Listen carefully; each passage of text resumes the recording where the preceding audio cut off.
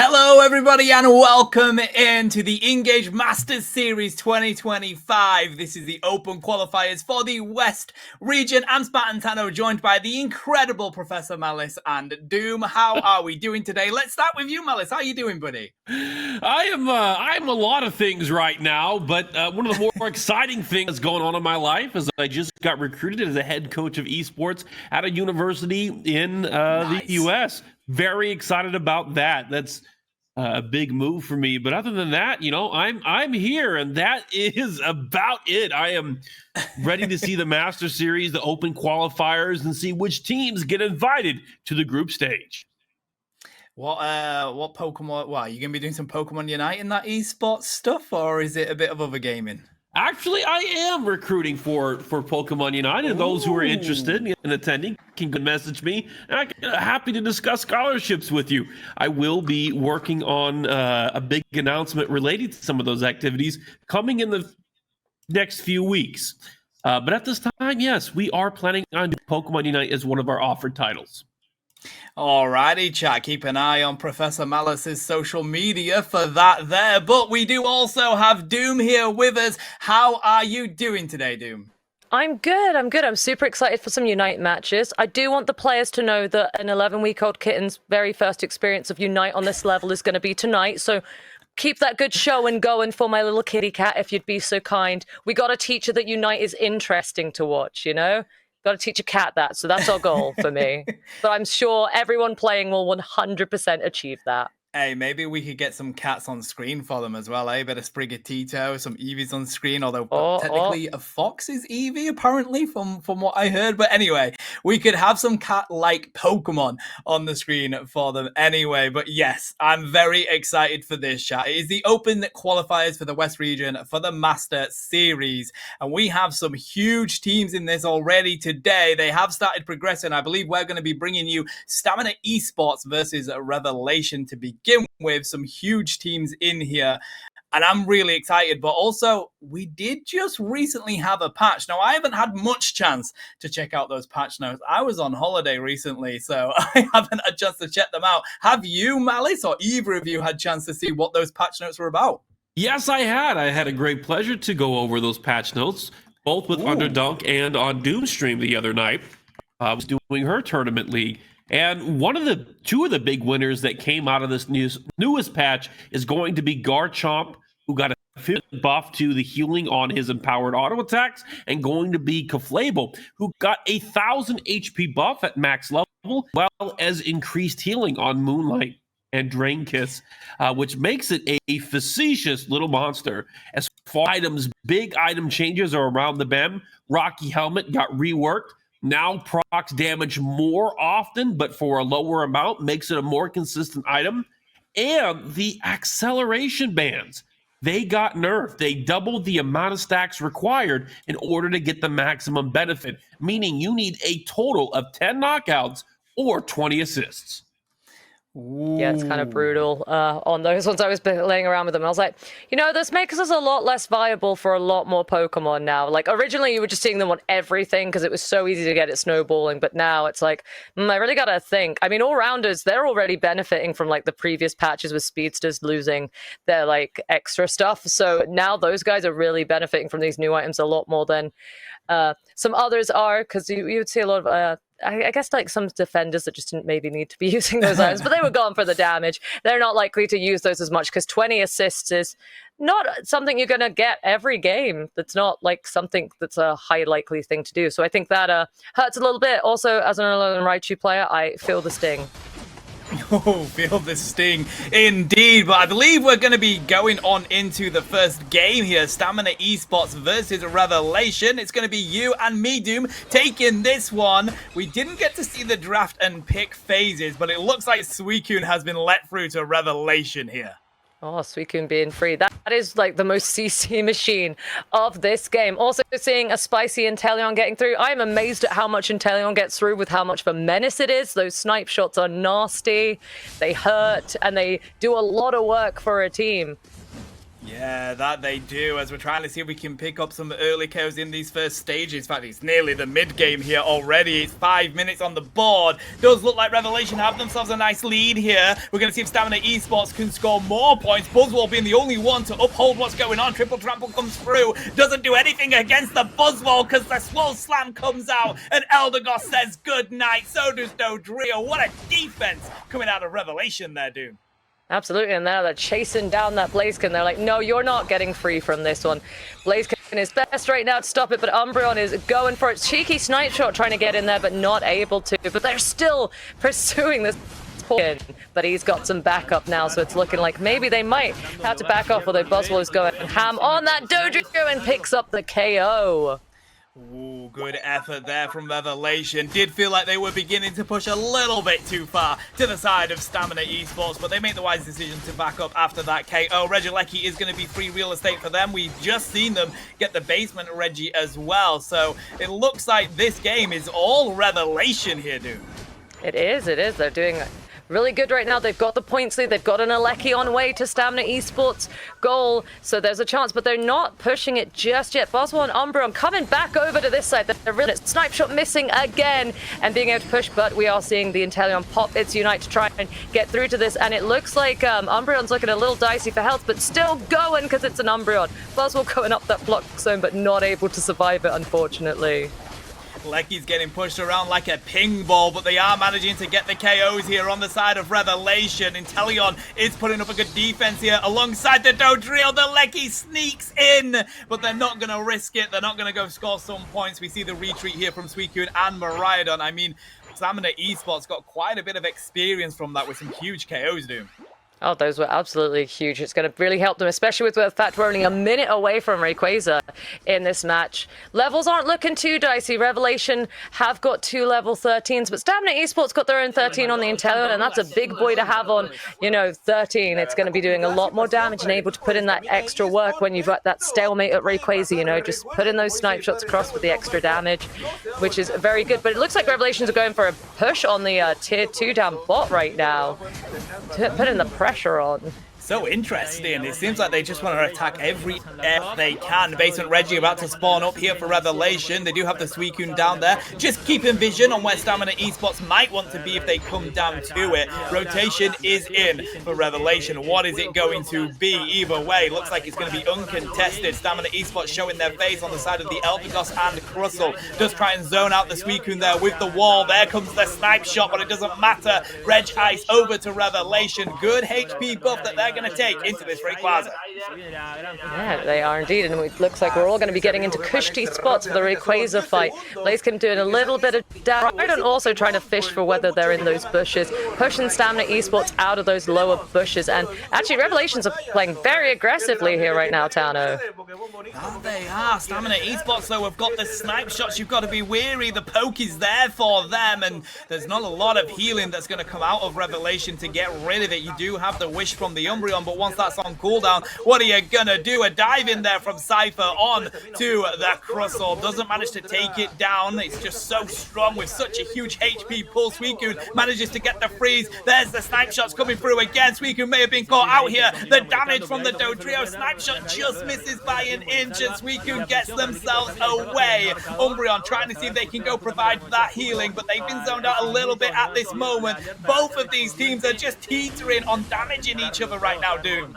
They are. They're just about to get on, but right now Revelation have the benefit. A minute of the Rayquaza time is almost gone, so it's on Stamina Esports to make some pressure here and make the move, but it's Revelations that are actually pushing forward and picking up the first KO in this Rayquaza fight, and the second one, snipe shot, not quite connecting. Revelations are pushing them out of that Rayquaza pit, and Stamina Esports are going to have 30 seconds or so on the respawns here, meaning Revelation could just Rayquaza, and it's looking very dicey for Stamina Esports, my friends. I wouldn't even go for the rip here, but they take it anyway. They do take down the Dodrio to boot, so a good flank that we saw from Buzzwole there, and they take down the members of Stamina Esports one by one. Just as a reminder on the previous bracket, by the way, Stamina Esports managed to defeat Micro and Cheese, who are already into the group stages for the Master Series, 2-0 coming into this one. It looks like Revelation are going to take this first game with a domination. And it's all about what Stamina Esports can do in the second game here, dude. Absolutely. I wonder if they'll be allowing them to get Suicune through this time, or if they'll take away some of that CC. The snipe shot not connecting again as they defend this base. But I'll be curious to see whether they're going to let such CC go through. And Miraidon, the reach on that was causing a bit of a problem for them at points, because they could just push in a lot of damage from quite far away. And it's very hard to get onto a Miraidon once that gets going. Yeah, very, very true. I do notice that down there, Stamina Esports have banned out the Blissey and the Clefable. The Clefable getting some huge buffs to it in the most recent patch was one that we didn't talk about, and we are seeing a bit more of. So maybe, dropping one of those this weekend.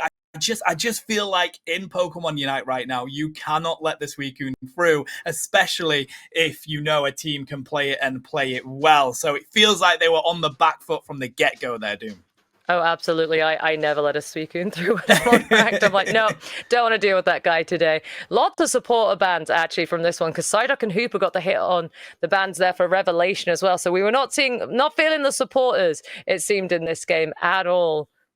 Okay, so let's see. A lot of damage coming on through. Pretty decent game. It looks like, as we expected, we joined that one roundabout halfway through. Revelation definitely managing to take not only the lead quite early on here, Doom, but actually managing to take nearly all of the objectives. Literally just missing one Lecky. The entirety of the rest was taken, and that's just a massive advantage throughout the entirety of this game. So we need to see some tweaks here from Stamina Esports. I think so. We do need to see a little bit of pressure, but I don't know. They were good picks on the bans. Blissey is a menace, getting that CC out the way, making sure that you can protect your team. It can put a lot of Pokemon out of play for that, and it would have. It's good to see it banned, but I'm like, do you let that one go, or do you let Clefable? Because like we said, that has had some major buffs in the most recent patch, and is actually like one of those sleeper kind of hits right now. It's very much a strong Pokemon.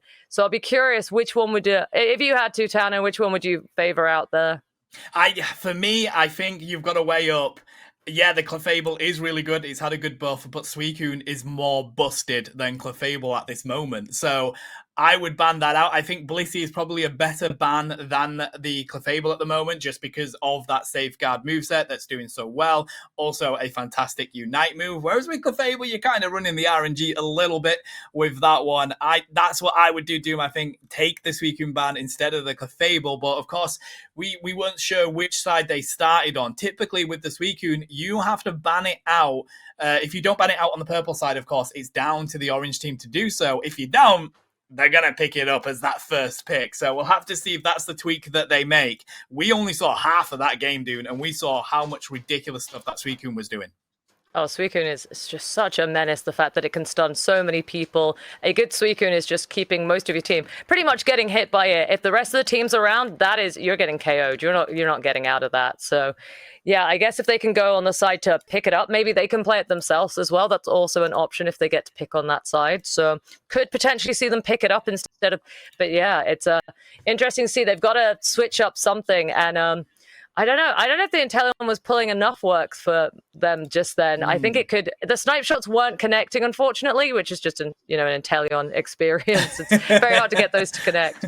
So I wonder, I'm very curious to see where they're going to go in the next round on what they're going to, are we going to see some more target bans? Was there a particular Pokemon? Because yeah, we only saw half the game, so I don't know what was maybe causing them some problems, which could have led to that. So I'll be curious to see what they end up targeting to get rid of and see if they can get themselves balling and rolling a little bit faster, Yeah, because I feel like if you're Revelation, you can just run it on back straight away, can't you? Don't fix it is what we say over here, and they felt like they were in control of the majority of that game. If they can get access to that Suicune again, they ain't going to complain about running that one back. So the ball is entirely in Stamina Esports core. After taking a 2-0 victory versus Micro and Cheese, they will have felt quite confident coming up against Revelation. But looking at the way that the seeding is done in this one, they are pretty evenly seeded. So quite an interesting match that we were going to have anyway.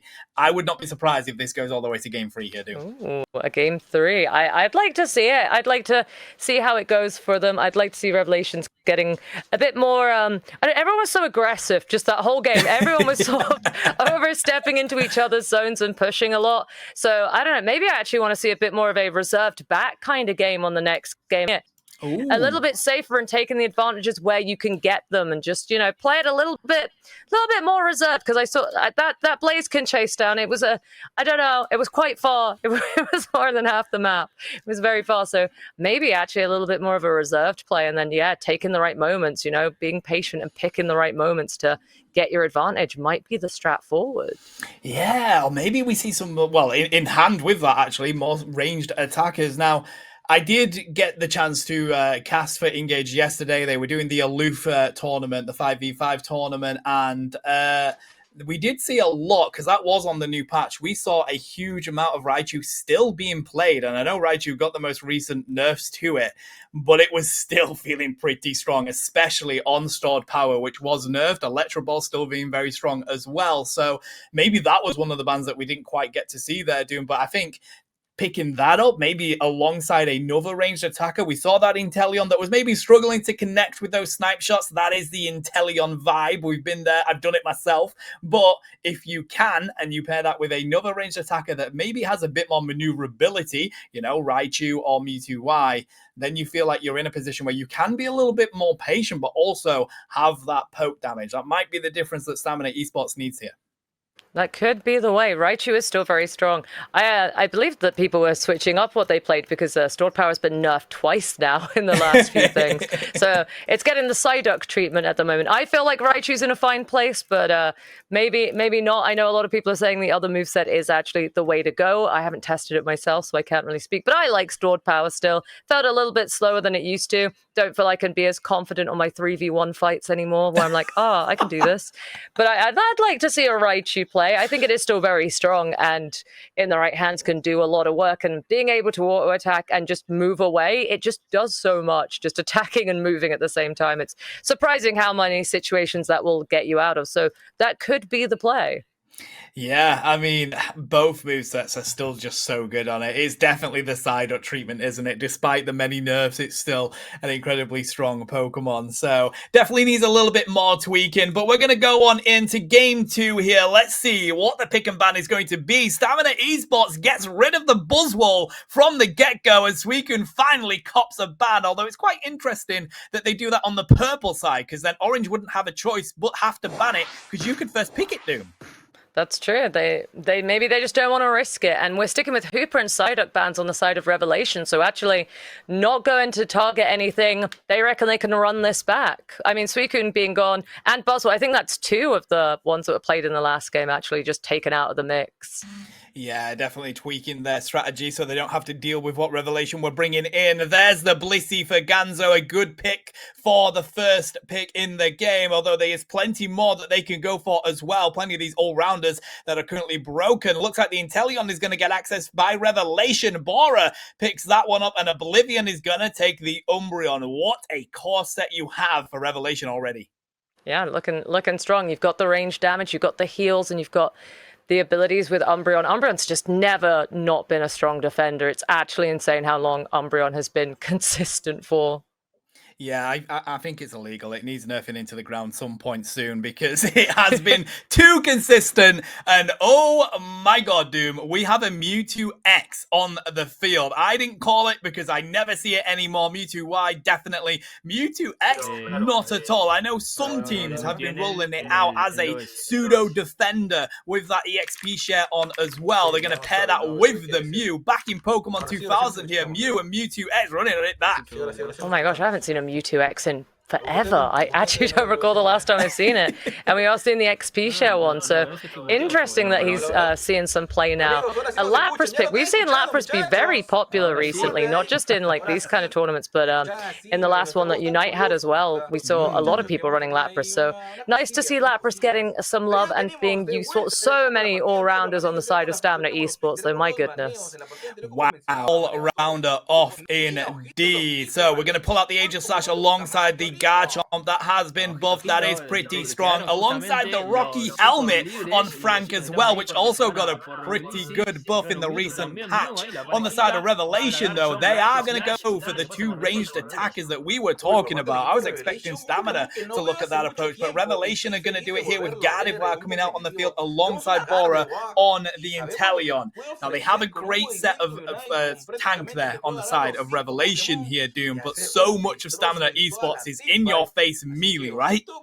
Yeah, it is, but Revelation having the ranged attackers as a all-rounder, that's kind of not what you want to see too much if you can't get on them. They're going to keep you at bay, and you want to be up in there, and you just can't do it with ranged attackers. So the Inteleon and Gardevoir should be looking to do a lot of work for Revelation in this game.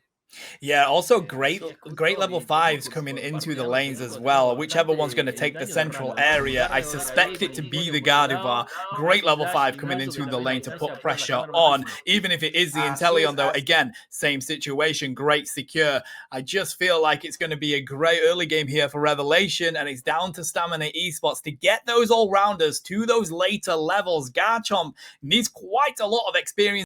That's why I expect that to be in the central area, but Aegislash can be in the same boat as well, Doom. That's true, it's true. I mean, I think I would throw the Garchomp in central area. I feel like if Garchomp gets stuck as a Gibble or a Gabite, it's having so much difficulty. I have underestimated the early Gibble as much as it's not super bad. Once it ramps up, I'm like, oh, actually, no, you are a threat. I should have been more, should have respected you. I'm really sorry about that. I disrespected you. I'm dead now, my bad. You know, it happens, but we shall see where they're going for. And it looks like the Aegislash is going to be taking the central area for Stamina Esports. And I think you're right on the Gardevoir taking it for Revelation, so getting that online early because that had, what, a good few patches ago. It now evolves earlier, so Gardevoir's going to be doing a lot here. Yeah, that's what we like to see. Maybe they felt like the Gibble can at least be underestimated in this top side, pick up a good KO or not, while the Aegislash goes for that rotation. I mean, it definitely wins awards for adorableness, Doom, because Gibble is adorable. Umbreon here, managing to get a couple of stacks in early. Set for Revelation here. Let's see if they can get these KOs, though, as we do see the approach coming in. They steal that one away from Torchic, but they don't get the KOs. No KOs for them at all on that one. Going for the stacks early in this is actually really brave. Since we've seen the nerfs on the new stacking items, we've seen everyone going back a little bit to the older hinting for stacks, you know? And it's very funny to see that kind of just switched up so quickly, because now it just takes too much time to get the new items going. With 20 stacks, you need to get on them across KOs and assists. They're not as early game strong anymore now, which is probably healthy for the game. Yeah, definitely so. The Gabite is on the field looking for one target. Torchic, I can't believe they managed to get away there. Gabite not spotting how weak they were. Gets back to the pad down here, though. Oblivion nearly hitting that level 5 on the Lapras. We get the Evo onto the Drizzile, and now Revelations are going to feel a little bit stronger down in this basement lane. They are indeed. I'll be curious to see how soon we can have Gardevoir online and able to. I know it popped its head up top, but decided to back out of that. Blissey Garchomp, though, very strong together with the safeguards going, able to put the pressure onto Revelations and push a little bit, going for their XP. Revelations not quite able to get them off of their goals. So, again, very aggressive plays from the players right now. Yeah, they are. To be fair, if it wasn't for that meme look, they may have been in a sticky situation. Side strike comes through here from Mewtwo X with Lapras putting on the pressure. Citrus Berry is picked up. Back to the pad they are. Drizzile here with the damage as well, though, means that they're likely going to take them down. Yes, they do. In the meantime, Aegislash wants to go for Gardevoir. They're on the field nice and early at that level 7 now, as you called, but they get cut down. Shing, and it is Drizzile that finds the 2 KO, gets that evolution. More stacks are going to rain on in, and I tell you what, these snipe shots are not missing, Doom. This time around, they're hitting really strong, and they are pushing through. A lot of points across the board there for Revelation with 65-5 right now, but it's so early. Lots of aggression in this early game as they're still fighting it out just before the basement Reggie even spawns, having a little shots at each other fired. Meanwhile, up top, it looks like Umbreon and Garchomp are having a little dance, while the rest of the teams are focusing on going for this bottom objective that's going to be here in a couple of seconds. Has forced Aegis to rotate up with the pressure that was getting put onto the Gabai. They connect on the Umbreon. The rip is here for the Regirock for Revelation. Oblivion getting the zoning in. Hits the Mewtwo X, but there's the side strike. It is going to be the Blaziken that takes the Regirock instead. Regieleki at least goes to Stamina Esports, so they are alleviating the pressure a slight bit, but 95 points to 5 at the moment. They need this to go in, and they need a good overcap if they can. Absolutely. They are able to get it in, though. Umbreon choosing to just let the Reggie go in and defend off the Garchomp. It's only one member. We can deal with the rest. We'll keep them out. And this Aegis Slash trying to come across and get those points and gets taken out by Revelation, who are able to just defend it off despite it having an Aleki in, meaning Stamina Esports are looking quite far away. So not too many points actually going across from that Reggie Aleki for them. And Revelation's putting another push onto their top tier. So close to having the Landshark online as well. Not able to pick up the Umbreon though. Moonlight Prance does come out, nearly hitting the level 9, but no! Gardevoir puts it on their pavement, takes them in. Good KOs from the Unite move, and they want to continue with the pressure here on the side of Revelation. Aegis Slash needs to be dealt with though. They've got their boosteds ready to go, and it looks like they've made the right decision here to actually retreat. The pressure spots maybe too much, and in fact it ends up being a Bliss assistance from a different postcode that comes through and gets a 2KO. Now Stamina Esports have the pressure on this T1 goal. It's all down to what Lapras can do. It's a mighty defender, but against 5 might be a tall order. The 35 goes in, breaks that pad. Will Lapras get out? They are getting zoned left, right, and center, and there we go. There's the KO. Stamina Esports now needs to get on the retreat, and I tell you what, going back to base there, Doom, is not a wise decision. No, it is not. I am very impressed with that. There was a huge solar beam from the Mew as well, chipping that damage over. Stamina Esports doing an immense push, 90 points to 139 points right now on the side of Revelations. Not too much in it. It's a 49-point difference. It's possible to do. Stamina Esports are currently getting their XP, and that meanwhile, Revelations are going onto this Regirock relatively uncontested right now. Gardevoir and Blaziken down bot ready to get that. This might just be a free Regirock for Revelation.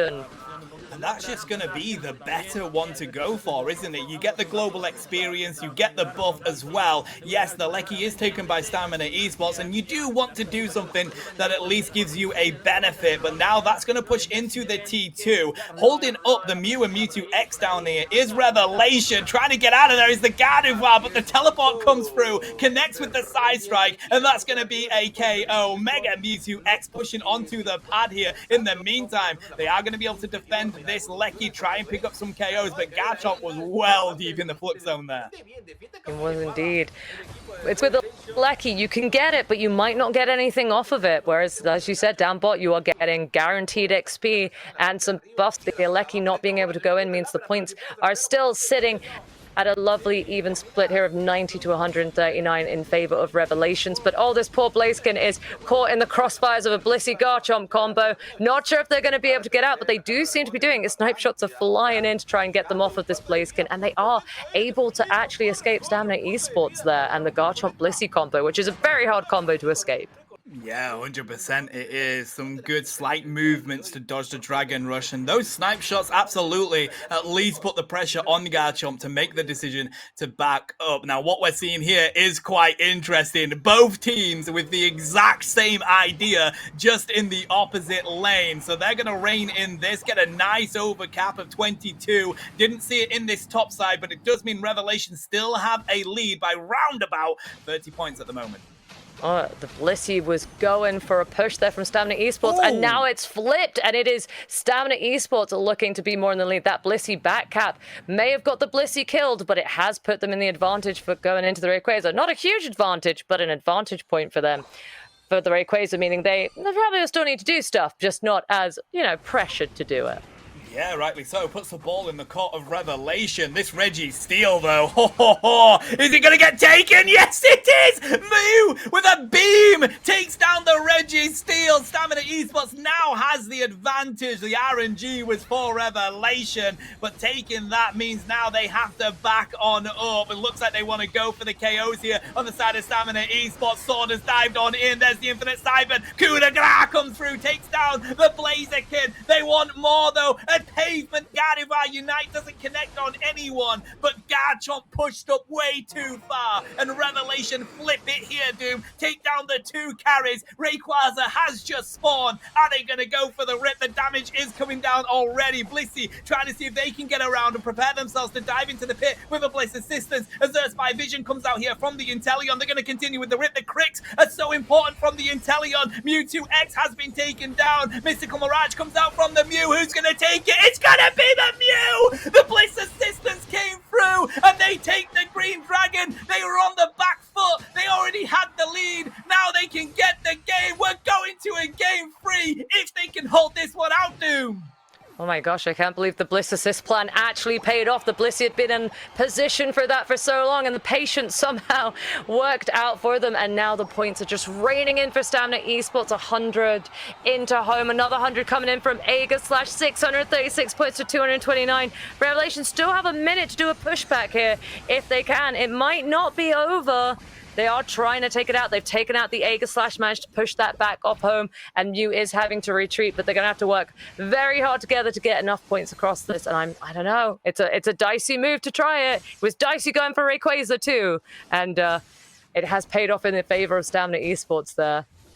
Yeah, definitely dicey is the right word, 100% for Revelation. They felt like they got the carries, went for the rip. They were trying to get a couple secures, but this Livid Outrage is going to come through and at least hold up Revelation a slight bit. Does mean their main carry is down at the moment. 684 points to 229. They need to all score here, realistically. Aegislash ready to jump on down. Looks like they might pick up Mew, but no, Mystical Mirage is still back. We're down to 15 seconds here. I don't think Revelation's going to get any points in, or at least enough. We are 100% going to game 3 on the first broadcasted set.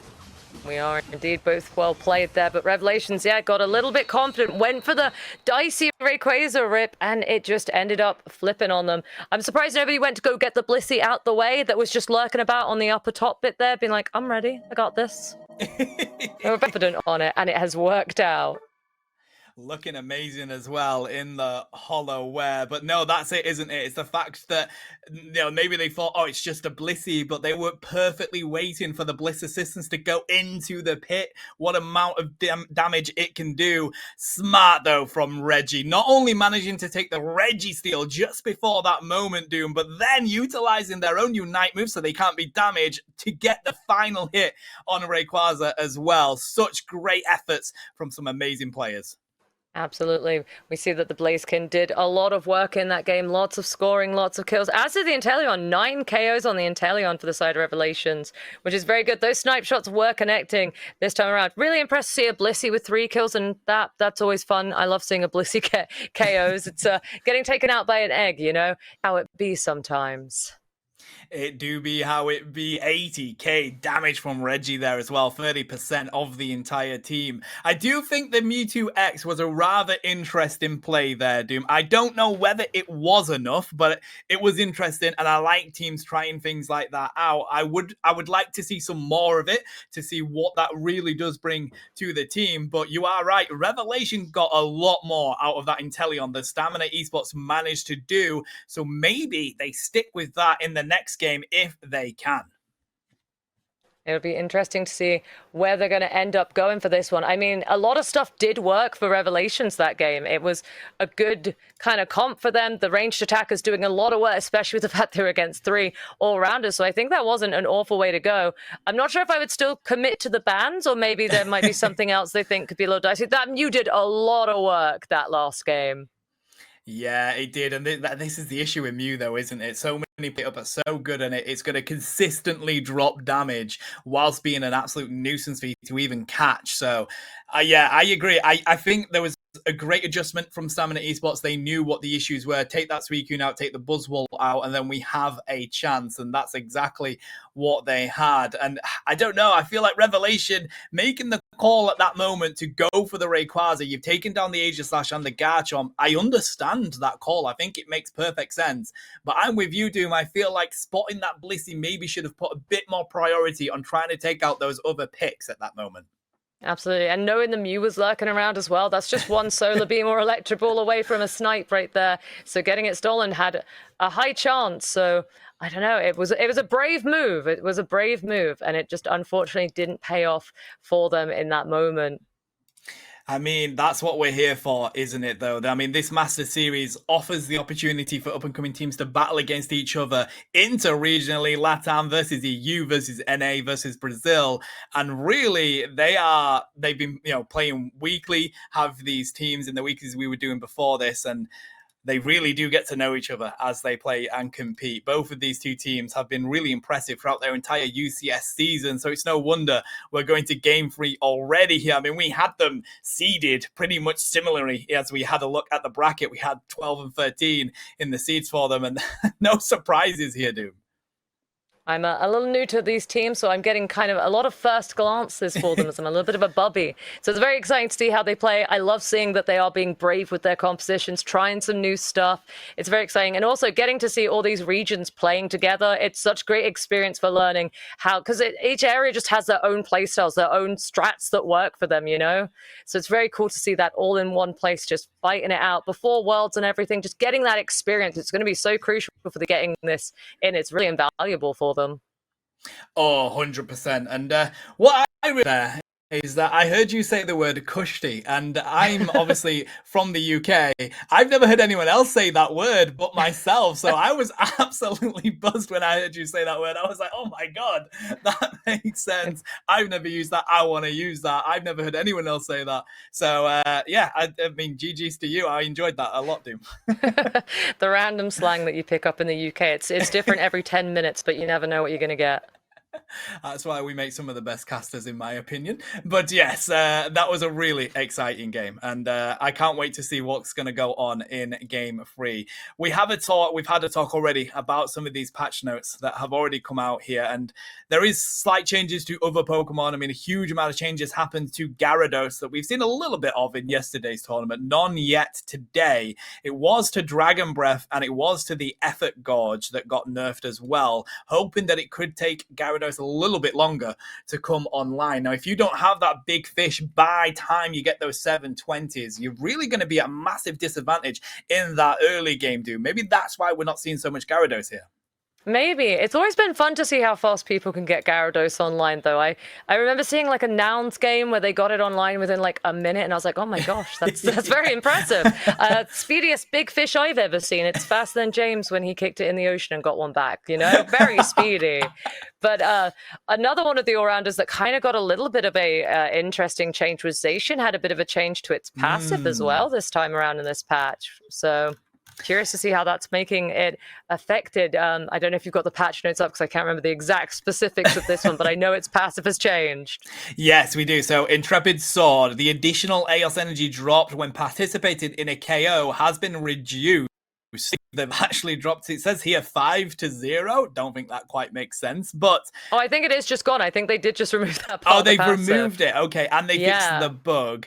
Play Rough got nerfed, so did Sacred Sword. Metal Claw, though, I think is my favorite moveset on Zacian, so that hasn't been touched just yet. But Zacian did feel like they were in a pretty good position after those speedster changes that came out. So it does feel like this patch is trying to punish a little bit of the dominant all-rounders that we saw. Blaziken, though, got plenty of buffs during this Doom, and we have seen quite a bit of it. I'm not sure whether it was enough to make it be the go-to all-rounder, as we've been seeing these teams do. Focus Blast got a buff, the Unite move, Spinning Flame Kick, and Fist got buffs as well, but I just feel like when I see it in games, it doesn't do as much as it used to do, and you could take a better all-rounder in those situations. I mean, I know it's really good at securing, but a lot of these other all-rounders are as well.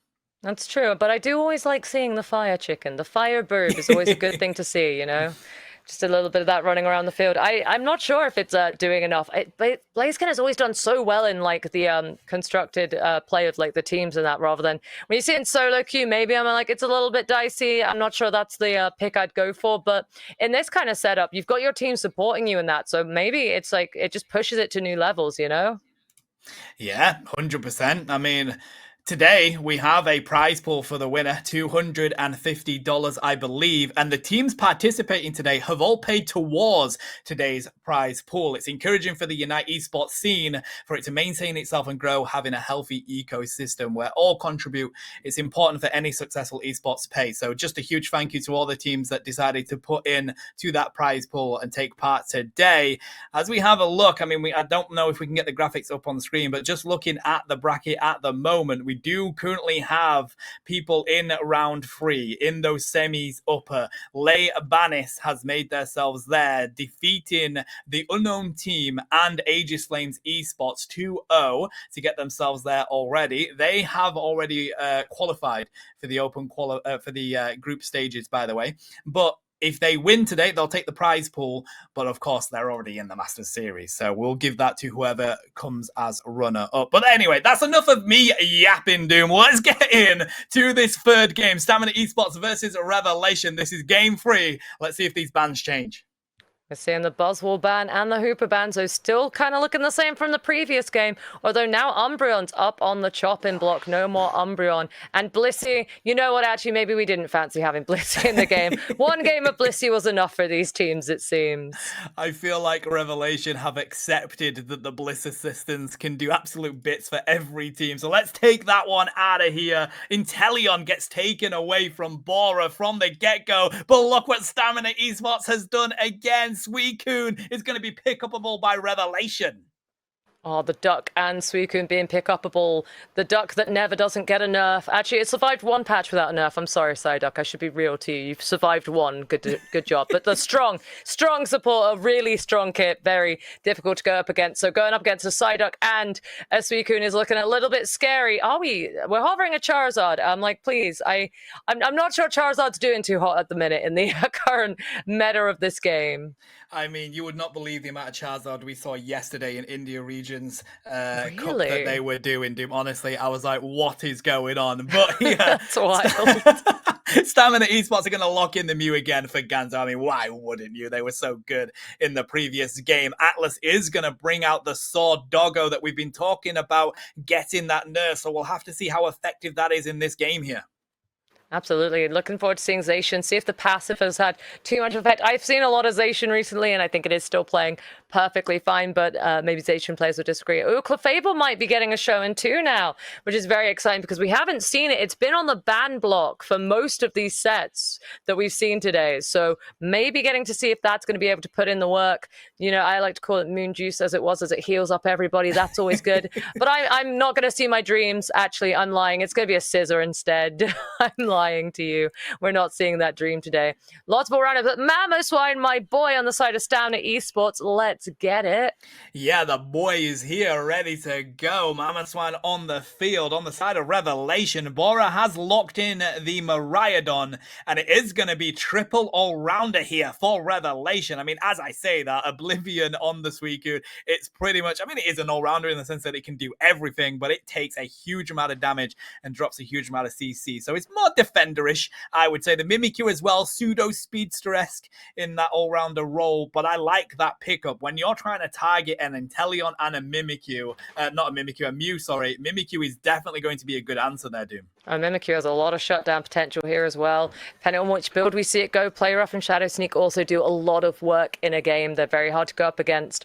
Curious to see if we're seeing Sizzle or Scyther, because I'm really bad at picking up which items are for which. Or terrible at knowing that one. So curious to see which way that goes, because that can go either way for that one. So I'll be excited to see that. Miraidon coming back out as well. We saw that in the first game, causing a lot of problems with its range and that. So bringing that back, it's one of the longest ranges in the game out there. So that's kind of scary to go up against. Yeah, I like it. When you know you're up against an Inteleon, you need range that can match it. Miraidon's probably one of the only ones in the game that can. I know Spirit Shackle's there on Decidueye, but it doesn't quite have what Miraidon can do with that enhanced charge beam. So, and as for the Scizor, I mean, the Scizor and Cypher, but you can use pretty much items for both as well, dude. So don't you worry about that. I would be surprised if it goes for Cypher here. I want it to, because I think the execute damage of Dual Wing Beat would be better for them to try and hunt down that Miraidon. But I think with just having that one all-rounder on their side as well, they might be looking for a bit more bulk, knowing that you've got 3 all-rounders on the side of Revelation.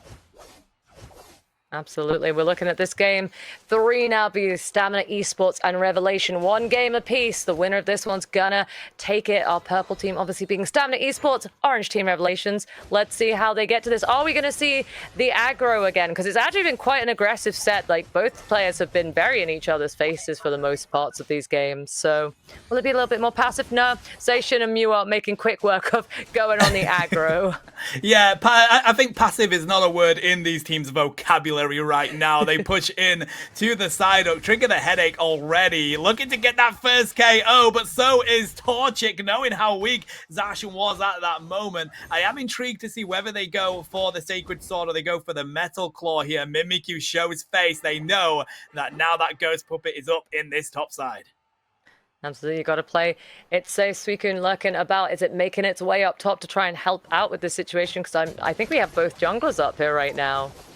Ooh, that we do, and it is going to be Cypher here. Dual Wingbeat was there, and it's going to be Zacian that finds the first KO. Torchic, though, takes down the Sword Doggo. Combustion is now on the field, and it looks like Cypher wants to go for that execute. Gets themselves in a sticky situation, though. Mew provides the coaching to keep them healthy, and they are eventually going to take down Psyduck. What an effort from Ganzo to keep Cypher around. Absolutely, no point really being put across right now. It's just 2 points on the side of Revelation, so it's all looking a pretty even split for them as they get ready for the middle birds that are going to be here in around 20 seconds. Both teams very, very much aggro, but still playing respectfully of each other, you know? They're not pushing it too much despite being in each other's faces, which is very nice to see, but we'll see how that goes with the mid birds in a second. I could be completely wrong about that.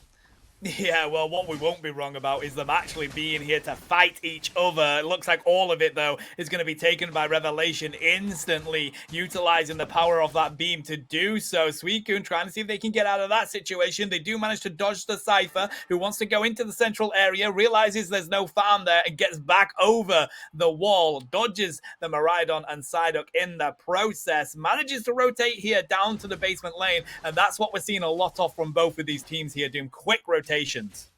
Absolutely. Not seeing too much KOs right now just over the board. We've seen a few points put over, so it's still all to play for right now and getting themselves prepped and online. We are going to be seeing a basement Reggie in about 20 seconds or so we can go in for the mid-bird tip. The Combustion managing to push it to their sides, but I think Mew managed to steal a good chunk of that with their solar beam just then.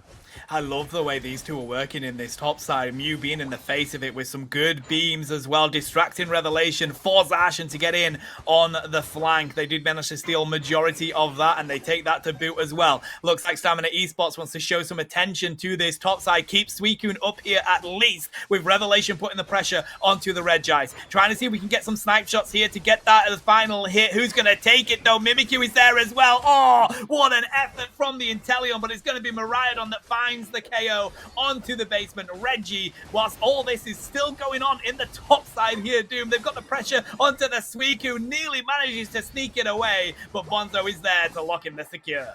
And now the Aleki will be heading their way. Also, beautiful play from the Mimikyu, deciding to unite the Pillow Swine there, to being able to try and steal the basement there. And now we're seeing points actually go a lot across on the side of Stamina Esports, and that top is that Aleki did get in, meaning Revelation not got the points across right now. But they're even Stevens for the most part on levels here. So it's still good fights ahead. Maybe they'll play a little bit more passive with each other for a second. Just a second, guys, at this point. You don't always have to be love tapping each other. It's okay. Yeah, they want to spread the love wherever they can. Miraidon manages to take down that Zacian there. And as we have a look over the board at these levels and points, yes, slight lead here for Stamina Esports, but Revelation is looking to break that right now. Levels-wise, it's pretty even on the board here, actually. Plenty of Unite moves across the board, and it looks like we're going to find some more KOs here in this basement lane. Absolutely, and up top we're getting a lot of points across for Revelations, but they are looking to be punished by the Zacian, who are going to get onto them and take them out. The Cypher and Zacian able to get rid of them, stop that offense, and actually get an overcap of around 15 points here in the top goal for them. Meanwhile, down bot, it seems Mew is solar beaming everybody. And oh, that shot just then, oh my gosh. Oh, poor Suicune thought they were going to get it. So did Psyduck, but no, you've got the beams and the snipe shots to take it down. The double ranged is working so well for Stamina Esports at this moment. Will Pillar get away though? In fact, they make the wise decision to try and break some ankles and allow that Inteleon to get themselves out. Mimikyu does connect onto the side of Mew. They're going to get KO'd as well. Revelation with a good moment down in this basement lane. They're going to score plenty of points into this T1. Cuts down that score lead even more. The flank attack from the Zacian gets spotted, gets taken down. Full power side comes through, preventing all of that damage, hitting Revelation. And now they flip this game on its head at this moment, Doom.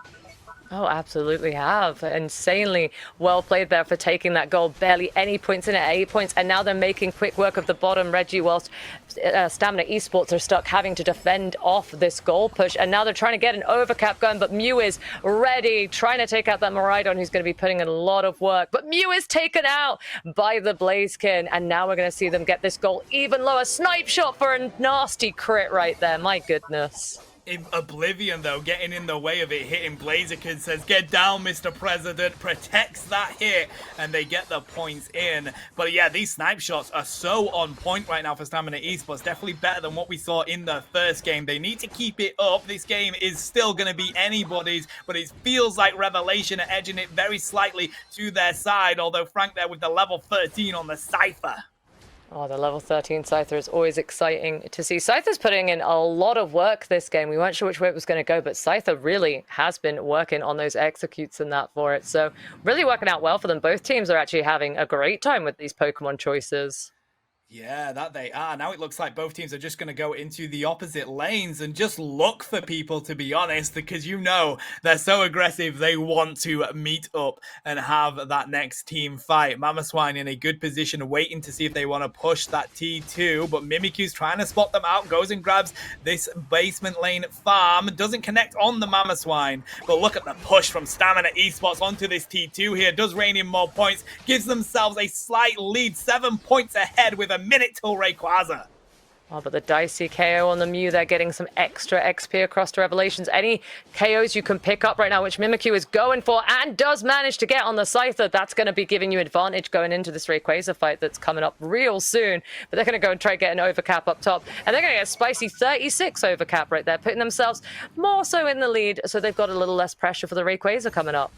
I mean, everything's gone their way there, to be honest. Mimikyu, their highest level Pokemon, takes down the opposite side's highest level Pokemon, the 13 Cypher, and now Mimikyu's happy at that level 14. Basement Reggie about to come on in. The entirety of Revelation is there for the rip. It's a Reggie Steel Doom. Couldn't get any better for Revelation right now. That's huge for Revelation, having the attack going up for them both in this Rayquaza fight. So they're now in a really, really strong position. They're actually getting onto the Mamo, trying to take him out. The defender for Stamina Esports down for 15 seconds at Rayquaza, and another KO, 2 of Stamina Esports down.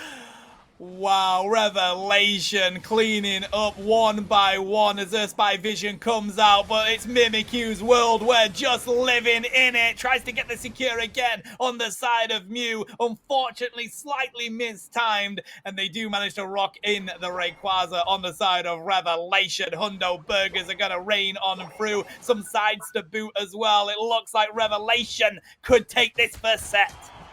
It does. Revelation, you with your dicey Rayquaza rips. There's people who can steal.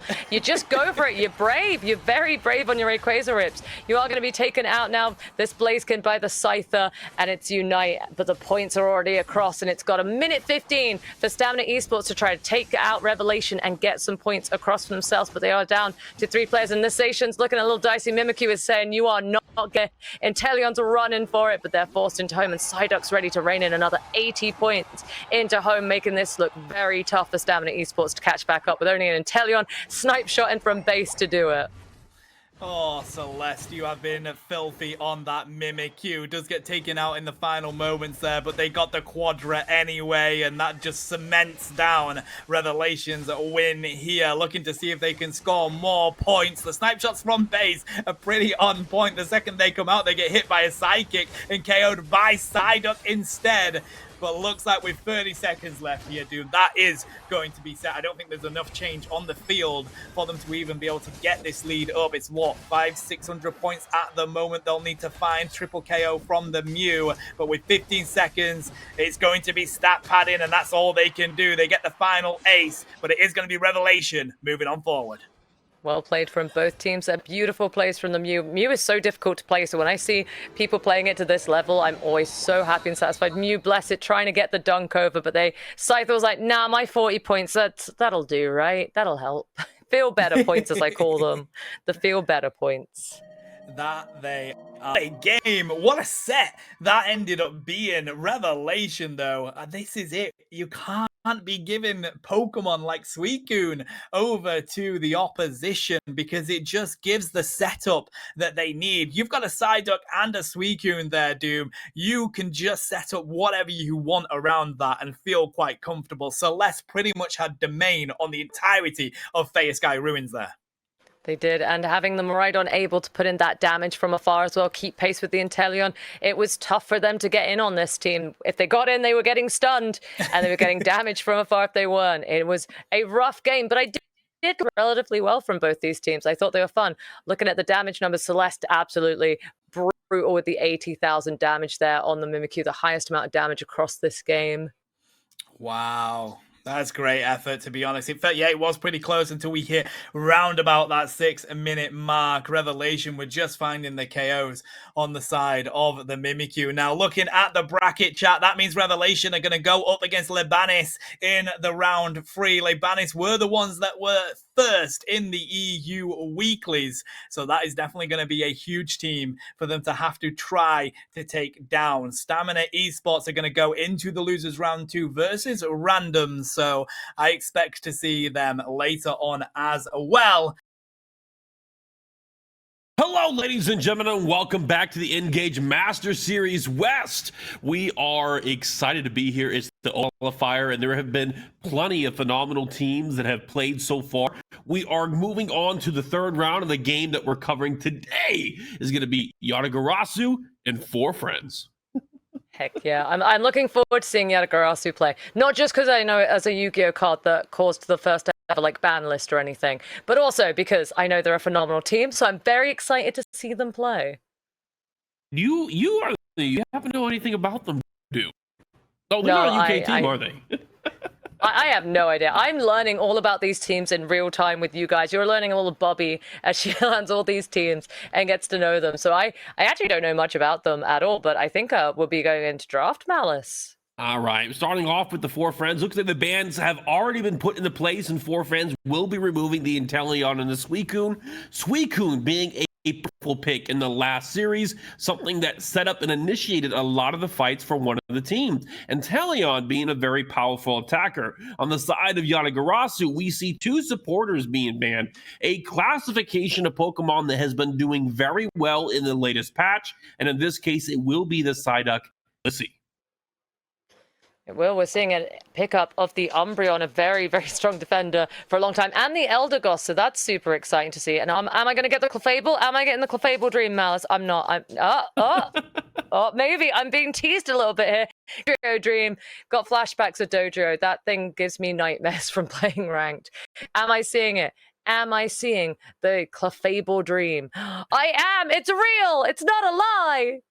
You heard it here first. On INGAGE Master Series, your dreams can come true. Clefable can appear in your game. Did not get banned out and selected. Very strong after the patch.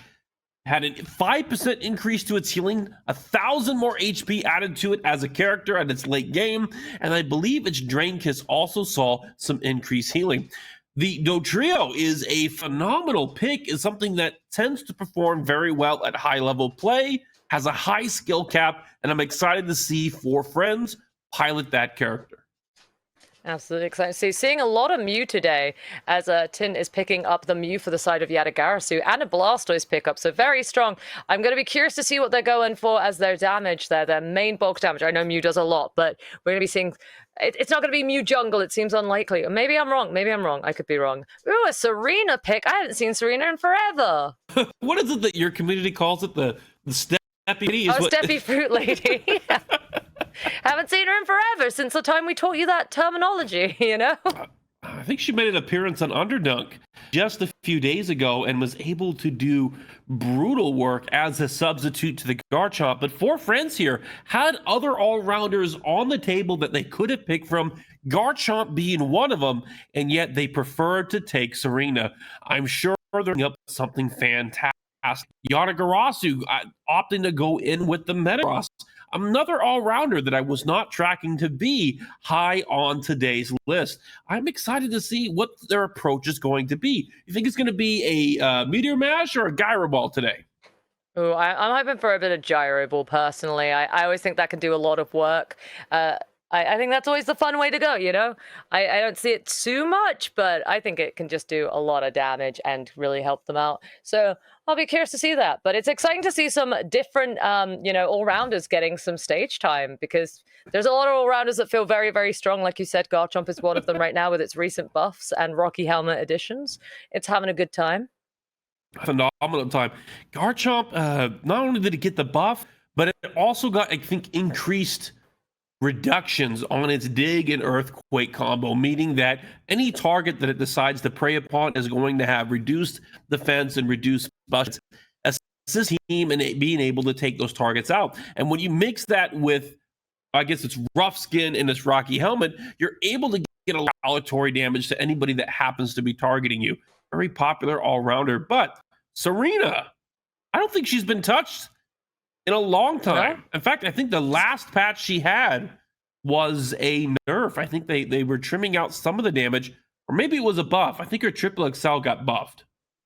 Oh yeah, I think that did get buffed, but I haven't seen it played very much, so I don't think it's made too much. But we're getting into the match. We're jumping in a couple of seconds in. By a couple, I mean 20 seconds. We're seeing the Beldum in the jungle for Yatagarasu and the Froakie in jungle for Four Friends. So a good old Greninja jungle. Meanwhile, Dodrio is just hanging out up top lane. Dodrio, is it a common thing? I'm often seeing Dodrio likes to be jungle because it's speedy on the ganks, but these teams are being aggressive too down bottom as well. Meanwhile, up top, actually, that Yatagarasu just playing quite aggressively. Dodrio trying to keep it back, but they're getting a lot of damage in onto Four Friends very early, Malice.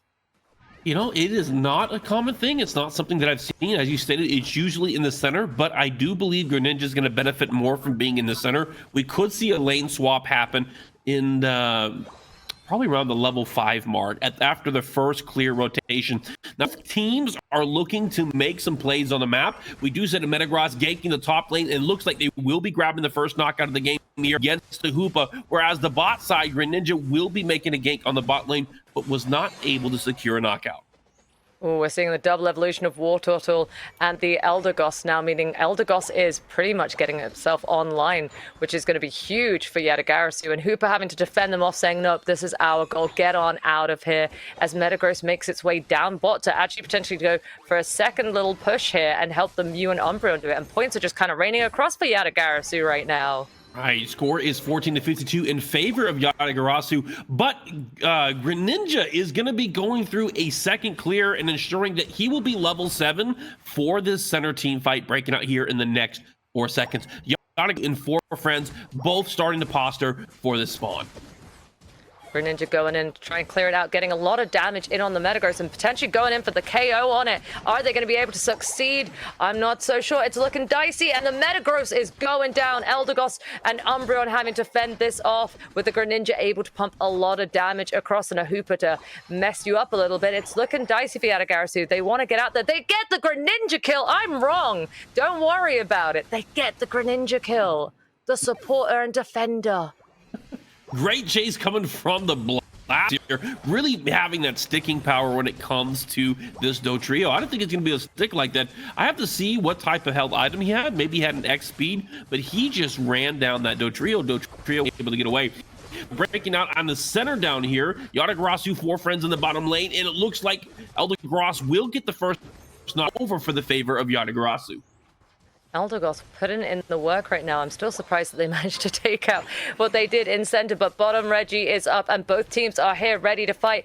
Serena going onto it, but Eldegoss is pushing them away from it, trying to zone them out from it. Four Friends being a little bit more passive on it, actually going to catch out the Metagross, which is huge for them, able to put on the pressure to Yatagarasu right now. But Blastoise putting in a lot of work. Rapid Spin Blastoise putting in the damage, but gets taken out along with the Eldegoss. Four Friends are clearing this up, Malice. Great play on Four Friends. There's a concept called ZOI, or Zone of Influence, that represents the position that the characters are on the map, and the range that they can have at any moment at the time. And you compare this with another concept called parallel trade, which is how close this zone of influence is between the different characters. And in that last team fight, we saw Blastoise move really far up and isolated, putting himself in a 1v4 situation. This is working in the favor of Yatagarasu in this fight right here, as they start to scatter apart 4 friends and get these picks. Like the no trio, Serena is in a tough position. She is one bounced out, but does get alive due to her dash, allowing her to put space between herself and the back line of Yatagarasu.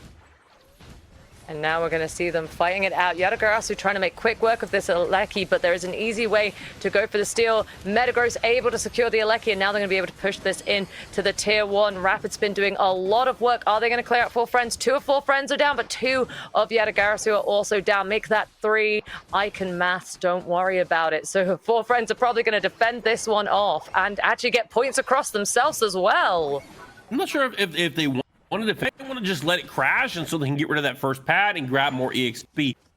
As I can't see how many points are left on that pad, that might not be the play, and 4 friends will go ahead and go with the defense. Though Trio roaming down to the bot lane here, picking up some of the wild Pokemon in order to get more EXP and EXP advantage. 4 friends currently up by several levels on most of their Pokemon. They are at the moment, and yet the team fights are just they're exchanging blows. It goes one way and then it will go the other way the next second. So these 2 teams are proper clashing it out right now. Umbreon just pestering, but Follow Me is saying, nah, none of that. The Clefable is going to be defending it off. Mew lurking in the bushes. We'll see what's going to go on for this bottom path. Mew trying to connect with anybody but not getting it. And Eldegoss dunking in the top pad up top, despite the fact that 4 friends are there to be like, hey, what you doing there, bro? They're gonna go jump onto the Blastoise here. Blastoise force uses Rapid Spin to get the increased defense and try to pivot away with the increased movement speed. But Serena is trying to stop them from getting away and goes with a knockback, but Blastoise and Eldegoss will both successfully escape. A new battle happening between the Metagross and Hoopa would be sent back to the Pokemon Center, while 4 friends rest their team to the bot lane to grab that Registeel, giving them a 20% buff to their attack and spell attack.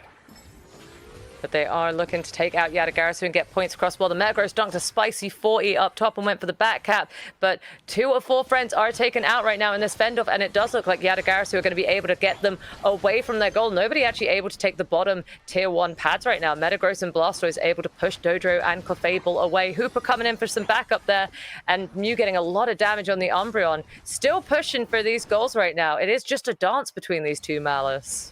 It certainly is right now, but it's a 3v4 in the bot lane. It looks like Greninja will be moving back towards his jungle in order to start grabbing some of those yellow dots and grab some more XP. Serena threatening the top lane objective right now, which is going to be the Regieleki, perhaps going to be able to grab that before Yatagarasu can respond.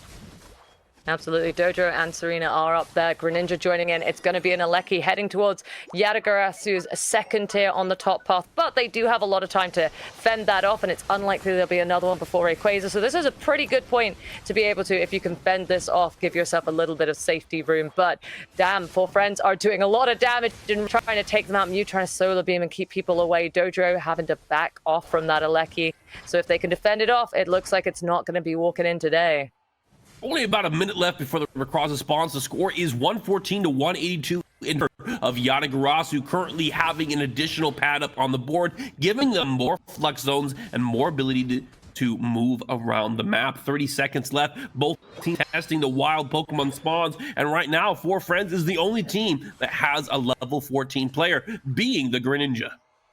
Oh, they do. Yatagarasu looking a little less on the levels there, having a little bit less advantage. But 14 on the Metagross now, so might actually be able to compete. Good to pick that up just before the Rayquaza fight. But they're still pushing at each other 14 seconds before Rayquaza. This is where you usually want to be setting up. But these 2 teams are like, no, we're gonna keep exchanging blows right now. I think a setup is conditional. With a team that's as mobile as 4 friends, their ability, their strength is going to come from splitting apart Yatagarasu into these smaller skirmishes, or coming from angles that is difficult to prepare for in order to isolate their targets. Now we have a fight breaking out here as Blastoise is using the Rapid Spin to get targets, but was not able to connect or deal a substantial amount of damage. 4 friends recovering around the Clefable as Blastoise looks for another to initiate this fight. It is a big old skirmish at the Rayquaza right now, and nobody's been knocked out just yet, so it's still possible. Mew going for the solar beams there. Hooper Unite, it's unbound. It's putting a lot of damage into Yatagarasu. Four Friends have lost their Greninja, which is a lot of their damage, but the Dojo's running on in through the Metagross. You know, 3 of 4 Friends are taken out. Malice right now with Yatagarasu looking very healthy with 5 of their team members around. A quadra knockout in the favor of Yatagarasu, now ripping the Ray at 70% HP. Blastoise in a very difficult position. Is possible to be stolen here, though Trio is looking for the opportunity. Does not have the Unite move. Will be able to hop in and grab the Eldegross, but it is too little, too late as music cues the Ray. This means that Yatagarasu, currently up by 70 points, is in a great position to get more in and secure the first game.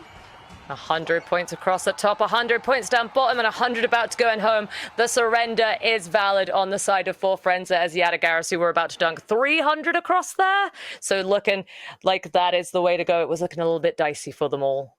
That was a really close match, to be honest. It could have gone either way, and both teams were doing this phenomenal dances back and forth, really playing to their strength. Yatagarasu wants to play this as a team fight. Excuse me.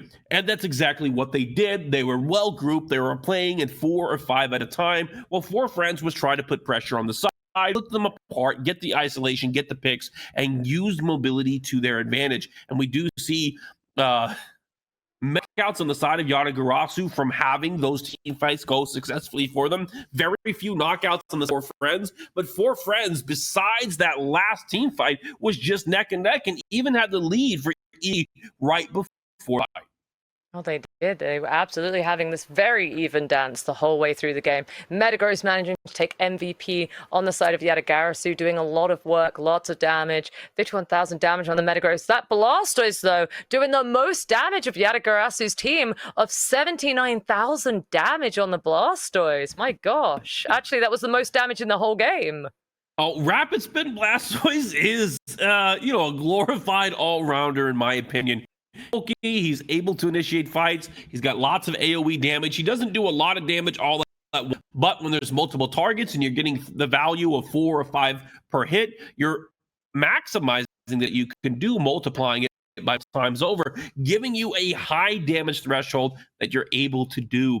And Blastoise playing around these team fights, phenomenal pick, phenomenal execution.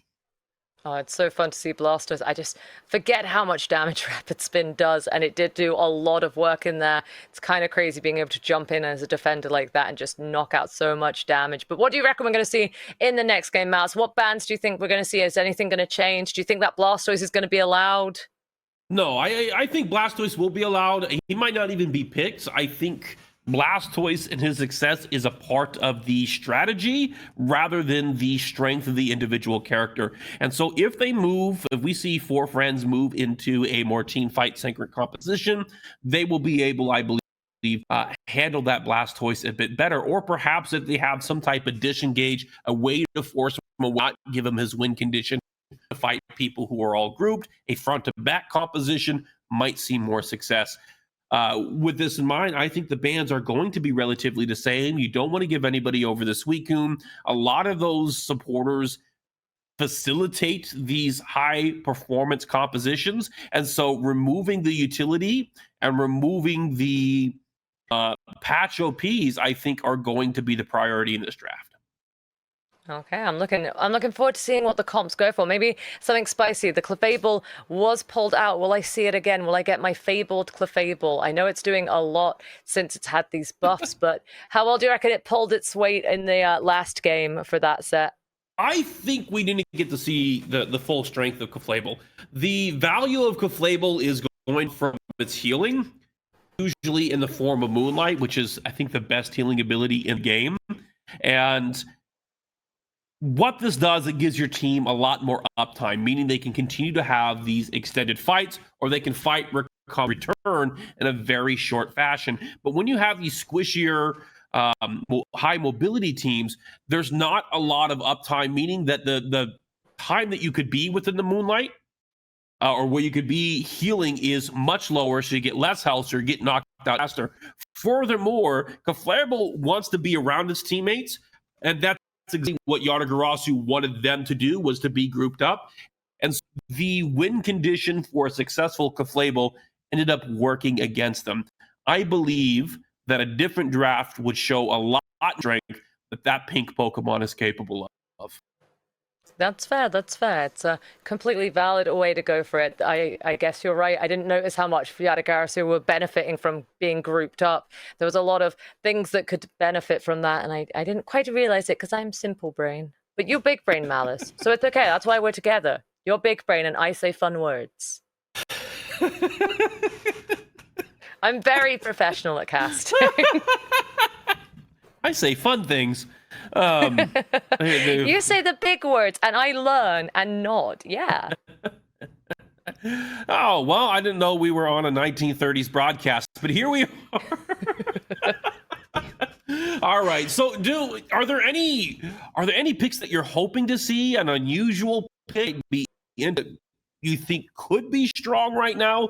Eldercross is something that caught me by surprise. It's been a popular supporter in the past, but not as of recently, with Hoopa, Psyduck, and Blissey really dominating the scene, and now Caflable being one of those top picks. Personally, I'd love to see a Machamp. I'm always down for a Machamp. I don't think he's super strong right now. He's not on the list of strong all-rounders in this all-rounder meta, but you know, I'm just a bit privy to a Machamp on screen. But we're going into the draft. Let's see how well we predicted, whether they're going to stick with these or not. 4 friends getting to do the first of the bands. Let's see where they're going to go. I'm lying, it's Yatagarasu. I'm really good at this job. All right, Yatagarasu is sticking with the same band. They're going to go ahead and get rid of the Psyduck, the Psy.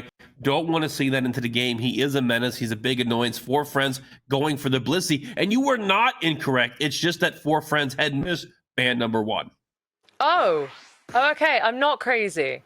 Good. Just a Blissey ban. Phenomenal. Love to see it. You know what? It's good to know that these misclicks happen to all of us and not just in my own events. Amen to that. Makes me feel a little better. Are we seeing a Raichu pick, or will this be a reset? No, we're seeing it. No, I say I'm wrong. I'm bad at this. Number 1 gets Hoopa, apparently. Oh, Hoopa his name is 1. Just 1. Just no, 1. He is the one. He is the one. He is him.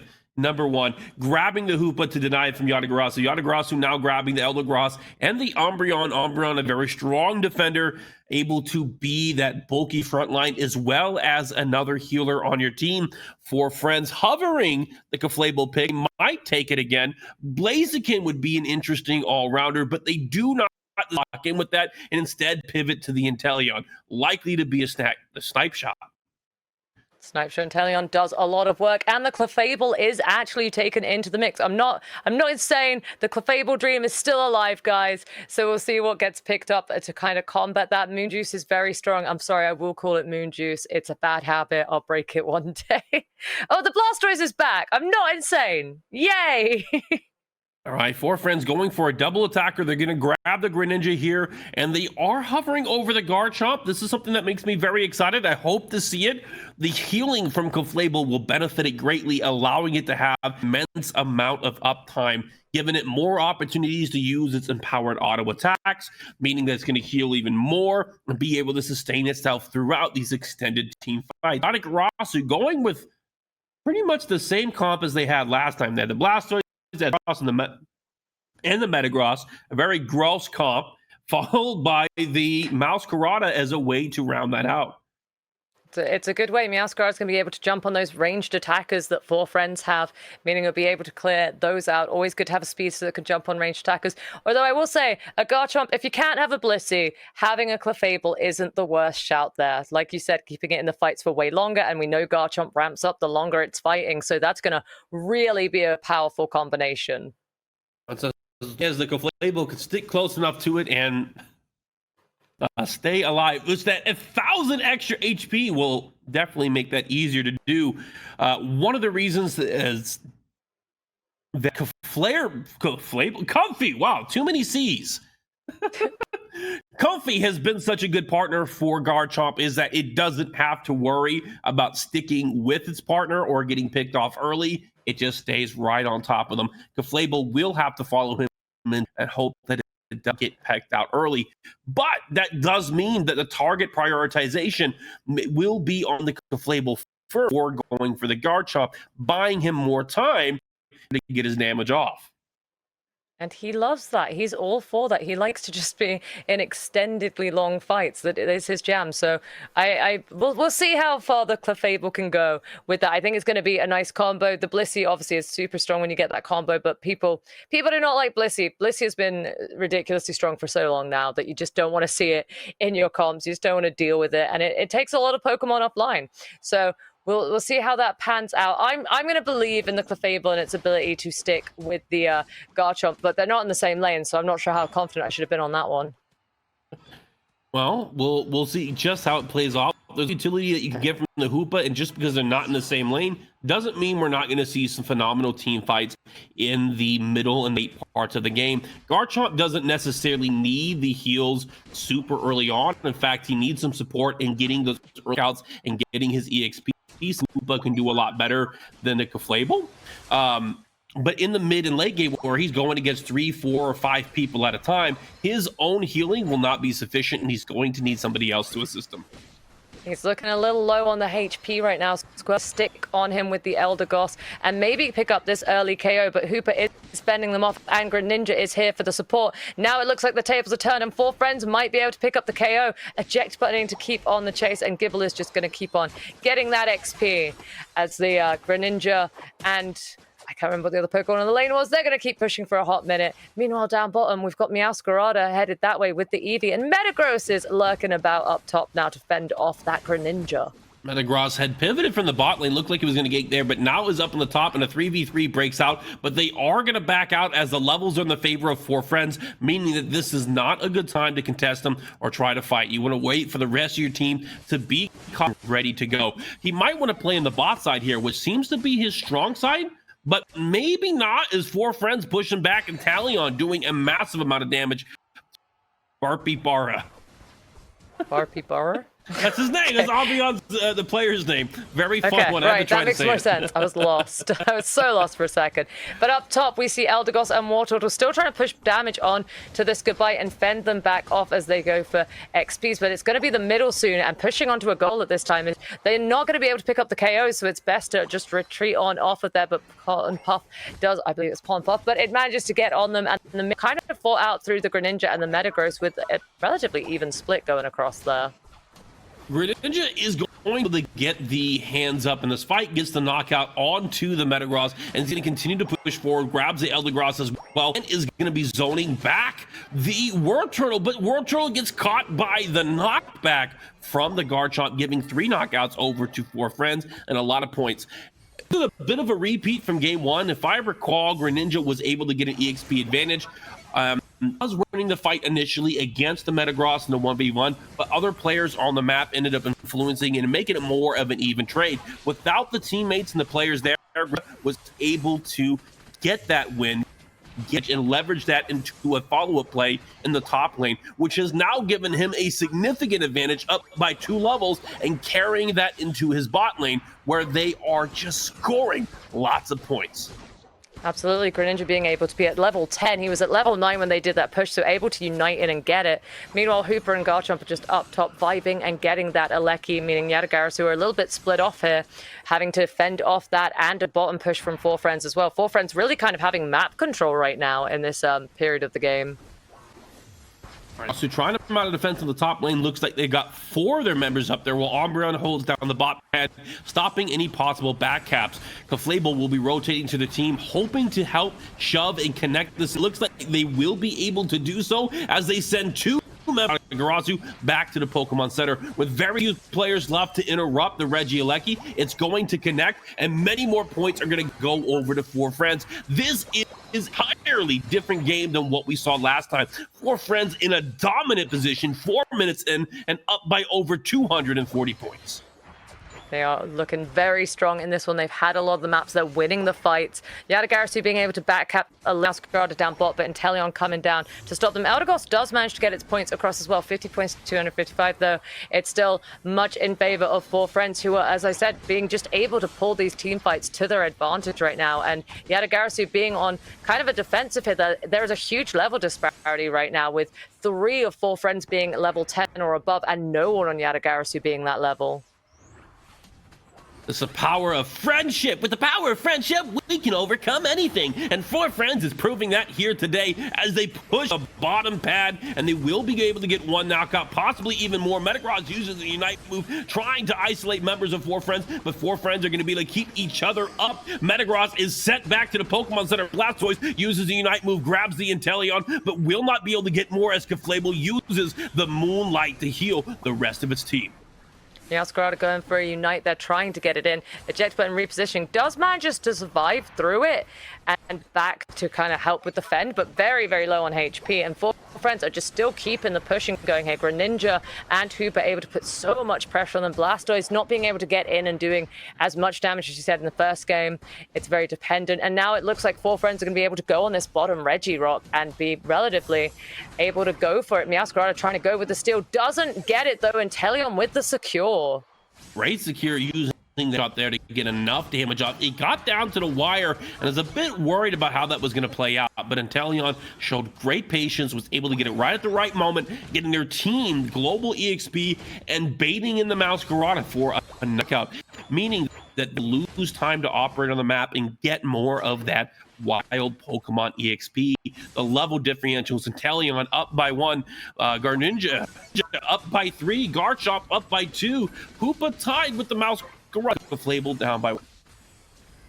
Looks like they're able to get the Regieleki, so they're going to be able to push that towards home. They do not have a tier like 1 or 2 on the top side for Yatagarasu, so they're going to have to kind of fend that off because they do not want that going in home. Getting in points in home right now would be huge for Four Friends, and it would put them in a massive advantage for what the pressure they're going to do for Rayquaza. And they're actually able to take advantage of the fact they need to defend this to put a load of points down in the second pad, and it's just Blastoise defending the Regieleki from home, while the rest of Yatagarasu have had to jump down and try to fend off Four Friends in this bottom pad. Unite from Greninja coming out doing a lot of work, but Hooper's gone down. Meowscarada's down. Can Yatagarasu get them off of this goal, or are they going to get taken out? Metagross has gone down. Garchomp's putting the pressure on with the Inteleon, and points are going across. Very small amounts of points, but they're points nonetheless. Oh, it's a massive amount of points. All together, they're now up by over 300 points, which is a 100-point lead from where we were before. Huge amount of points then. My badge. My badge on that front, but Garchomp's now making its way through the jungle of Yatagarasu, now trying to deny them any XP because it's the last minute before Rayquaza, and any levels they can get are going to help them potentially with this Rayquaza fight that they really are going to need to get at this point to be able to make a dent in this game and put Four Friends back on having to pressure them a lot more here. If they get that Rayquaza, it's kind of the only way right now Yatagarasu have to super get back into the game. It's only 30 seconds to Rayquaza, but they're actually going to go for a push on this top pad, maybe going for the overdunks on this one, potentially a 40 overdunk, so it's a little bit closer to the 385 to 176, but 20 seconds to Rayquaza. Phenomenal play. I gotta stop using that word. Now I'm being sensitive about the way that I speak, but they were able to make that they were, so they knew where they not. They're going for that bot lane, Reggie Ice, and so they knew that top pad was going to be available, and they got over 100 points in. But now Yatagarasu on the top side of the split here, while Four Friends are defending the bottom side. They don't need to initiate the Ray. They just need to keep Yatagarasu off and press them and force them to make a choice. Are they going to split and go for a back cap and get caught up that way, freeing up the Ray? Are they going to fight over the Ray? Are they going to sit there and take the chip damage? Is this going to go? And they have to make a choice soon because only a minute and 40 seconds are left in the game. Four Friends are able to sustain using the Conflable, keeping their team up, but Metagross will come from the backside, trying to get a flank on the backside. They may be able to pick off Inteleon, who's in a bad position. Clefable is able to get the Meowscarada, but we do see the Hoopa Unite move going in. Many of the members of Yatagarasu are incredibly low right now. Greninja is able to pick off the Eldegoss. 3 members of Yatagarasu down, and the ace goes through. Four Friends has managed to come back and take game 2 with an ace and a Ray. They found their way to game. Absolutely played that phenomenally. It was completely different to it. Four Friends had pretty much map controlled that entire game. So Yatagarasu are going to have to think of a bit of a different composition to go for. It was very similar to the first game. The strats maybe just didn't pull off. Four Friends were a little bit more wise to them. So the Greninja doing a hefty amount of work there with the KOs. The KOs very much being on the side of Four Friends, and Yatagarasu are going to need to, while the Blastoise was MVP for them, are going to need to do a lot more this time around. What would you change up there? Malice, what's the vibe? I don't actually have I don't know where to go with this. Yatagarasu tried to go with the same strategy, with the team fight composition, and got matched out by another team fighting. Actually, it's more of a front to back poke composition from Four Friends. And since Yatagarasu couldn't successfully get onto the back row and remove the threats like Greninja and Inteleon, both of which who are very mobile, they didn't have a way to really play to their strength. They tried to use the Blastoise as his all-rounder carry, but because he could not get to the back line, it was difficult to put them in a team fight like it was before. His damage was cut in half. And so, I think Yatagarasu needs to come up with a new strategy and pay more attention to the way that Four Friends is drafting. But Four Friends had a pretty deceptive draft, to be honest, because at the beginning it looked like they're going to be repeating much of the same strategy, and then they ended up pivoting to something different. They did. They also didn't ban anything as well in that game and still managed to completely kind of dominate through that game, which is surprising when they didn't have to do any bans. It was a bit of a more freedom for Yatagarasu, and yet that's how the game went. It ended up just going in the other way. So I'll be curious to see what gets let through right now. Obviously, Suicune, you don't want to let it through. It's too strong. It's ridiculous these days. It's so much CC. I'm not really sure what the answers to that CC is. Just everything I know dies to Suicune. If it gets a good hit on you, you kind of fumble in a bit there, because that's just the Suicune way. The solution is Blissey, but Bliss banned in like 80 or 90% of games. Right, so the solution gets banned, and then people are like, Suicune's fine. It's like, but the solution has gone. If there's no Blissey, you can't deal with the Suicune. I think we'll see much of the same bans going through. If they will or will not ban that first round, I couldn't tell if that was a mistake. Sometimes it's intentional. I haven't understood why there's an intention not to ban in this game, because there are so few. There's so few prio picks too. It's not even like it leaves more if you don't ban, forcing them to use a different ban so that you can get what you want. That doesn't work out so well in this game as it would compared to other MOBA games such as Legends. But I'm sure somebody much smarter than me can tell me the reason for that. It honestly could have just been a mistake as well, but a setback to set up for a comeback, and that's exactly what we saw with Four Friends. And I'm hoping to see some role swaps, or at least some composition swaps. Speaking of which, Doom, you get to say the smart stuff now. And I get to say the silly stuff. Oh no, I'm not playing with that today. Oh no, I don't have smart stuff to say. I'm just going to be curious to see. I think I need to see a little bit of change up on Yatagarasu, and maybe I'm actually going to I'm saved by production. Saved by production for him to say smart stuff. It's a ban phase, everybody, ban phase. And it looks like Blissey is getting banned out on the side of Yatagarasu, and Four Friends are not letting that Suicune through. There you go, Mals, the ye old classic of Blissey Suicune being the bans. Do not let those guys through. But now Yatagarasu are hovering a Greninja ban, and they're locking it in. No Greninja. They do not want to see that guy this game. And Clefable? Is Clefable getting the ban? The Moon Juice was too strong? Nope. It's back to Psyduck. My hopes were up for a second. It's Psyduck. It's okay, everybody. It's Psyduck. Every time I hear Moon Juice, I just start thinking we're a bunch of alcoholics, but maybe that's just me. Now, Greninja is a phenomenal ban. He had done very well in Game 1 and Game 2 and had been a threat. Utilizing that priority ban to grab the Hoopa for themselves this time. Four Friends having to come up with a response, and they go for 2 priority picks their own. They will be grabbing the I'm sorry for lack of a better word, and they will also be grabbing the Clefable.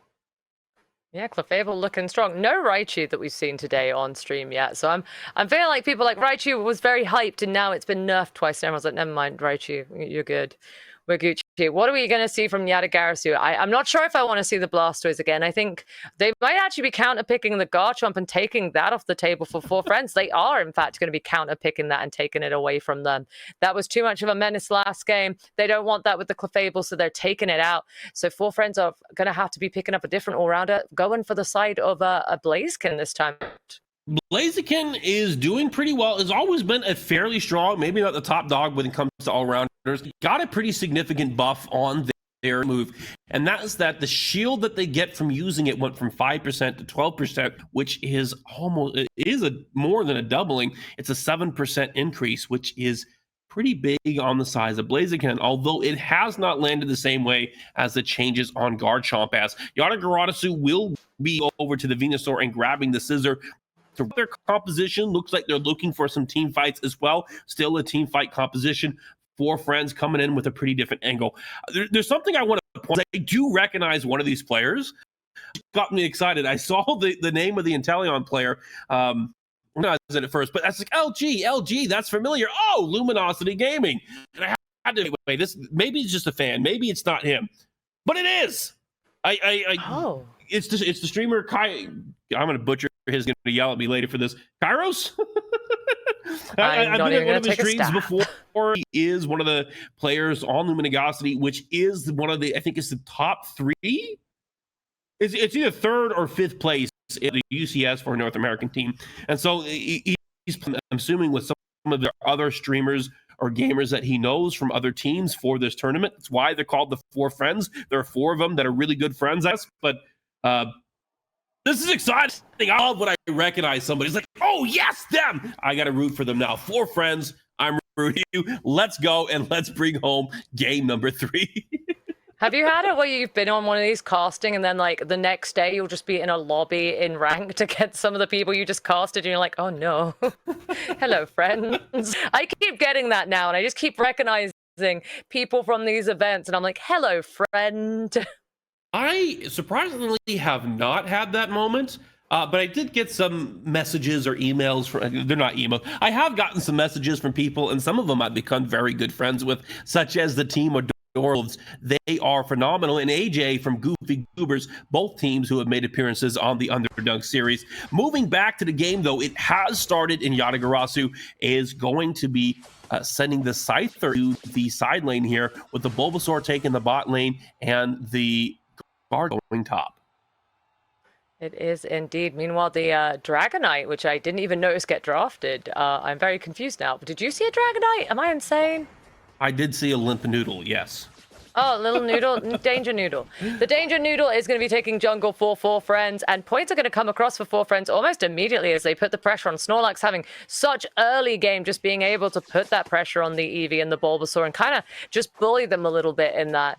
Snorlax has always been so lane dominant in the early, so it's always, look at him stealing some XP, but he's getting himself out there with eject button, and Torchic is going to be finding its way in to get that, but Bulbasaur, I think, is able to secure. Danger Noodle has turned up, also known as Dragonite, and it's going to be putting the pressure onto this bot lane, but Scyther has turned up for Yata, so no major KOs have been got on this game yet, Malice. It's a strong play for 4 friends. They're leveraging their early strength of the Snorlax to play aggressively, move those 2 Binaries up, steal some of that EXP, and get a level advantage, and having their jungle to come down to anticipate he's able to counter gank that and turn that into more of a new play or a net benefit for 4 friends. Now Scyther is going to be going back to a second clear, and it looks like it will be matched by the Dragonite, who's all clear right now. Some low exchanges happening in the tight now, but Kaflari is going to be able to heal their teammate using the Moonlight, kind of mitigating some of the damage that's been stacked on.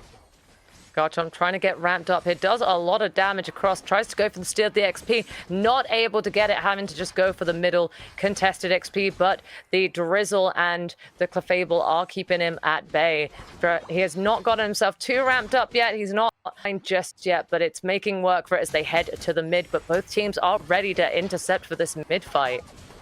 Fight breaking out, Umbreon coming in from the flank and will knock some of them back. It looks like the first knockout will be Kaflari going over to the Scyther, and it continues. Scyther picks up another knockout. Yata chasing down 4 friends as Snorlax is stuck as the only member on his team in the bot lane right now able to defend that pad. Combustion being forced back, but using the rest, Snorlax was able to buy some time for his team, and Talion coming in from the top side might be able to get a revenge knockout, trying to kite out with the Fell Stinger, but Yata will be able to get the pad, meaning there's stuff there to heal them, and Venusaur or Ivysaur will be able to pick up a double knockout while Talion is able to shut down the Gribble. Venusaur Dale Gribble. Drip. Yes. Venusaur now online. Hooper actually going for a dunk in the tier 2. Very risky Hooper play there. I mean, they don't have pads, so they can't stop it, but still very brave plays on the side of the Hooper to go for that. And now we're seeing a lot of people from making their way up top, prioritizing the Regieleki over the bottom basement Reggie, which Scyther is actually already on. So interesting, not going for the XP. I guess the XP levels are kind of even right now between the two. Scyther able to secure it for Yatagarasu, giving them a little bit of advantage. Dragonite going for the Hyper Beam secure for Four Friends, stealing away that Regieleki, sending it on the path towards Yatagarasu's tier 1 pad. Very aggressive play. Yatagarasu is up. It looks to be 3 total knockouts there. They have not stopped the Regieleki. They may be able to do so with the Venusaur, but even if they're not, they were able to leverage the window from those knockouts to get a similar amount of points in. They did neutralize the Reggie. It will be a net positive for Yatagarasu. Four Friends, not to be outdone though, has Snorlax on the bot side doing a backup and managed to make up just a sliver of those points.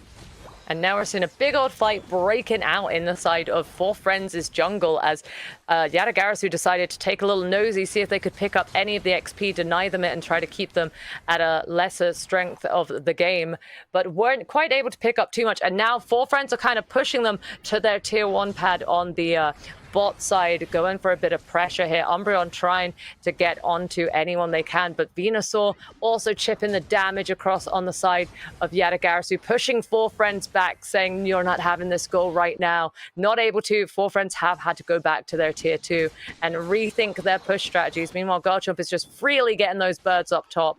It's a little bit of a keeping good respectful distance of each other, not trying to give anyone any extra KOs right now, it seems, from the two teams. Malice. It was an interesting read of the play. I thought Yatagarasu lapped on there as they went wide to try to retreat, but they ended up sending a detachment of their team in order to match Four Friends and where they could be, trying to limit the available plays that they could make. Both teams now posturing on the bot lane here, trying to be in position for the Reggie that's going to spawn. Four Friends having the superior position, getting some chip damage, and may be able to pick out the Umbreon. The snipe shot does miss, and Umbreon is going to be able to recover a little bit, but there is some distance that Dragonite is able to rip that with the rest of the team and with the Hyper Beam. Hyper Beam secure is really scary when you combo that with Blaziken as well, both with very strong secures. And now Four Friends are raining the points in on this bottom tier, but Yatagarasu are saying no to that. They've got the Hooper Unite. It's unbound. They're putting the pressure on, picking up a couple of KOs here, pressing Four Friends away from their goal. They might have got points, but it's 295 to 95 points, so a 200-point lead for Yatagarasu right now at around the midway point.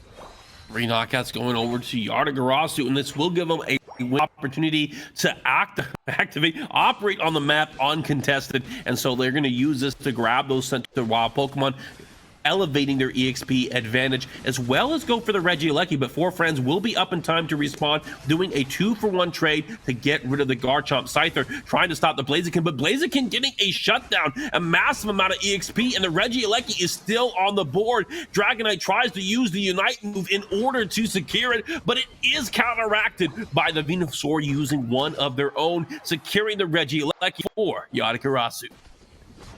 Good secure on the side of the Venusaur right there, managing to steal that Regieleki despite the Scyther getting done. That was a lot of XP that went over. It was the strongest on the board right now, so Four Friends are feeling spicy from that. Umbreon trying to stop them from getting their buffs alongside the Hooper, trying to keep this map pressure that Yatagarasu seem to have at the moment. There's only a minute or so before Rayquaza, so this is really where you want to be getting the catch-up on terms of levels, and that Four Friends not looking too bad on the levels, though, all things considered. No, not at all. It's pretty neck and neck right now. Yatagarasu has 2 level 13s, with their other carry being level 12, and Four Friends right now has 1 level 13, with 2 of their carries being level 12. It's only a 1 level disadvantage. One good team fight, one good play to put them back on the map. Four Friends is playing in the top lane right now, trying to get that pad. We'll get 5 points in, but Yatagarasu is pretty adamant about not giving it over, and so they're going to go ahead and defend that, throw some solar beams out there, and force Four Friends to retreat. Umbreon looking in the neck of it right now as they go in to Badger. Four Friends not wanting this to go their way. There is an Aleki. There's a Reggie down bottom. It's not an Aleki for certain. But no one is actually going for that. They're trying to get the priority of getting some KOs here and getting a bit of advantage ready for the Rayquaza setup. With only 10 seconds to go to Rayquaza, any KO right now is kind of huge. Snipe shots are flying, but not connecting right now. Umbreon's going in, and Garchomp's actually going to go in and pick up 2 KOs for the Rayquaza. Malice, take it on over. That's a double knockout for the side of Yatagarasu. Garchomp playing very aggressively here, was able to get a double knockout. This will give the tempo and the window to take that right over to Yatagarasu. But Blaziken is on the flank and looking for a way in. Scyther picks apart the Inteleon. Both players from Four Friends have been able to respond in return. This will now be a 4v5. Four Friends looking to keep the dream alive. A yawn coming in from the Snorlax, and then the rest getting multiple knockouts. This could be it. Solar Beam taking out the Snorlax. This is not looking for the side as the Hyper Beam comes in from the Dragonite. Is able to get 2 knockouts, but it will not be enough as Yatagarasu multiple players. But it's not over yet. Inteleon was able to respond with full HP. Garchomp happened to move away from the Ray to deal with the new enemy, and now he is back onto the Ray. But Four Friends is not out of the way just yet, because Snorlax has respawned, and he's trying to get in. He goes with the knockup, goes with the slam, but it will not be enough. Yes, it is. Kaflava was able to steal that with an auto attack. That is insane for the side of Four Friends. Now, with multiple players having their shields to press forward, and they have to score. Only 150 points away from their goal. Kaflavel's shield goes down, does not get it in. Dragonite doesn't have it either, but Snorlax will be able to get in 58. It is still not enough. Oh my gosh, that was a ridiculous sequence of events that just happened. Yeah, breathe. There was crazy stuff that went on. Not enough points across. It's only an 87-point difference between the two, so any Don could really take it. But as if that Rayquaza just sat there on HP low enough for an auto attack to take it. It was dicey going for the Rayquaza because Four Friends just kept coming in, and yet they still went for it on the side of Yatagarasu, and it almost cost him some points across from Snorlax. I'm not sure if it's not enough. I didn't get to see the numbers before they went off screen. I'm not actually sure who won that one. Yatagarasu took that. They had enough points that were able to buffer it out, which is a great defense from Yatagarasu. I was quite worried when that got stolen that Kaflavi was going to be able to have won the game for their team. That is such a minute chance of a steal there, but they were able to do it. Very well played by Four Friends. They will be moving on to the losers bracket, unfortunately, but that does mean there's an opportunity for them to go ahead and come back, and we could see them back later. No, they have some incredibly strong players on their roster. Absolutely. Well played from both teams on that side. Yatagarasu with the very brave rip of Ray. After Four Friends came back like 4 times, I'm not sure why you stayed on the Ray, but you tried it, you went for it, and a Clefable had a hope and a dream, and somehow it worked out, because sometimes it just goes that way. Well played from them all. The Scyther doing a lot of work on the side of Yatagarasu, then getting a lot of KOs, managing to keep Four Friends kind of away from a lot of the stuff. I'd be curious to see the damage numbers. Let me see those battle numbers. I know you love those so much, Malice. I love metrics. They always tell a story. Not a correct story, but they tell a story that's indeed. And one of the ways that metrics don't tell a great story is Four Friends here only has 7 knockouts, which is not a lot. Like Scyther has 7 all on his own, and yet Four Friends had a good late game, a really good final push there, and able to come back. Even the damage is not far behind when you take account just how far ahead Yatagarasu was in the first half of this game. Oh, absolutely. Four Friends kept on going for it at that Rayquaza. They just kept respawning and put in some pressure on Yatagarasu, and it was phenomenal to see. Venusaur getting 87,000 damage. The Solar Beams were putting in a lot of work in that last set of games, but both teams played phenomenally. It was super exciting to get to see them all play. I'm curious to see what your next matchups are going to be like, but that was a very, very fun set of games, and I'm really grateful to have gotten to have commentated those with you guys. I'm grateful to have worked with you too, Doom. I think it's been a fat minute since you and I have actually been casting on a stream together. Absolutely, it has. We have had a hot minute, but I think that's actually the last from me for this set of things when we go to break. So loving and leaving everybody. But Miles, it's always a pleasure to get to cast with you.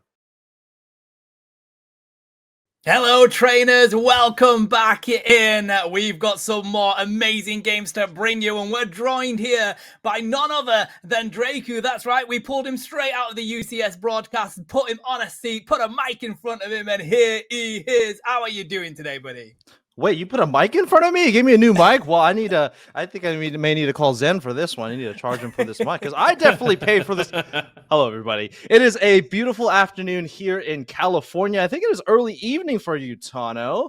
Thank you so much for the welcome. And it is my debut cast for the INGAGE Master Series, or just for the INGAGE organization. Really, really happy to be here. Yes, the Master Series is so exciting for a first one as well, buddy. This flagship event from INGAGE, what we know as the Master Series, sets the arena for grassroots teams, and semi-pro teams can train weekly to qualify for the group stages, where they're joined by the Open Qualifier winners and pro teams across various regions. It is pretty much the biggest inter-regional tournament going on for Pokemon Unite, LATAM versus EU versus NA versus Brazil. And I mean, Malice, we've already had 2 best of 3s on broadcast, buddy. How insane has this tournament been today? It's been like a ping pong battle, man. It goes from one side to the other, and not all of these games are close, but the series certainly are. And it's great to see the gears turning in the players' minds as they try to come up with a strategy to combat it. Just this last series alone, 4 friends had a neck-and-neck battle in Game 1. In Game 2, they dominated, and then it went to the reverse in Game 3. And so every team is really bringing out what they have to bring and putting it out on display today. Yeah, it's that fascination of these different regions fighting it out. Just as I have a look at the bracket here, Revelation beat Lebanis 2-0. Lebanis being the #1 for the EU weeklies for the EU region. So Revelation defeat them. Yatagarasu defeat 4 friends 2-1, who I believe are from NA with the mixture of friends. So it's so exciting, isn't it, Draku, when we've got all these different regions fighting it out to see who can come out on top. Yeah, what an absolutely high caliber of teams participating today. I mean, we are currently in the winners finals where we're going to be seeing at least one team that is currently qualified for Anaheim, the World Championships for Pokemon Unite. That is Yatagarasu. But on the other side of the winners finals, we have Revelation. They made it through to the North American Regional Finals top 8. Unfortunately, did not qualify for Worlds through that avenue. I don't know if they are going to be participating in the final stretch, which is in a little less than a month, but these are 2 very high caliber teams. And definitely for Revelation, this is probably a really good showing for them. It's quite scary, isn't it, when you have a look at the bracket, because even down in that loser's side, you've got Team YT, 4 friends there ready to try and fight through for the finals. Let's have a look at the upper bracket here and see the route that people have taken. So it is going to be Revelation versus Yatagarasu here in the winners finals. Them semis being Lebanis versus Revelation, and we just witnessed what 4 friends tried to do to Yatagarasu, but were unable to do so. They have been 2-0 victories for Yatagarasu so far, until they came up against 4 friends. So they were pushed to the wire a little bit. Let's see what they can do against Revelation, who yet again were pushed to the wire by Stamina Esports within those earlier stages. So a couple of these teams already having to go to that 3rd game here, Malice. I expect to see a lot more today. I'm optimistic that we'll see more, but with the strength of Yatagarasu, I think it's just as likely that we can see some clean 2-0 or even 3-0 sweeps. It really depends on just how they draft and how they play. As we saw, that draft had a big impact in that match between Yatagarasu and 4 friends.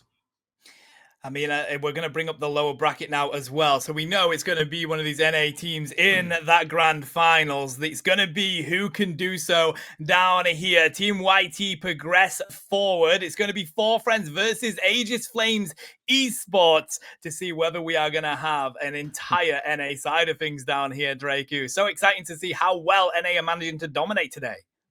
Honestly, anything can happen, Tano. In the loser's bracket, this is, I believe, best of one. So you lose one Rayquaza, it may be your way to the bench or your way home, or at least out of this tournament. But that Four Friends, Aegis Flames esports matchup, best of one. I mean, Aegis Flames had to come out over Stamina Esports, another team that has qualified for the World Championships, the representative for LATAM North. Four Friends, of course, has not the entirety of LG, actually just a very small piece of it with Kyrios on Four Friends. So Kyrios really trying to hold his team together against Aegis Flames, again, the representative for Brazil for the World Championships, and then YT just waiting in the wings there. But potentially, like you were saying, an all North American lower side of the bracket. It might be even more if Revelation loses the winner side. Ooh, that's exciting, is that? It's going to be quite proud of everyone within that region to see how well they're doing. I kind of feel like I want to root for Brazil just so we have a little bit of a mix-up there, but, you know, not being biased or anything. But what we have seen today, though, Malice, is quite a few of these Pokemon that were hit by this patch coming on out. Clefable, much to as much Doom really enjoyed it, is coming out into a couple of these games. Whether it's making the difference, I'm not sure on, but what is certain is that Metal Claw Zacian has been used quite a bit. Of course, they didn't touch Metal Claw in the patch. I don't know whether taking the passive away has been that much of a difference to it, Malice. What do you think?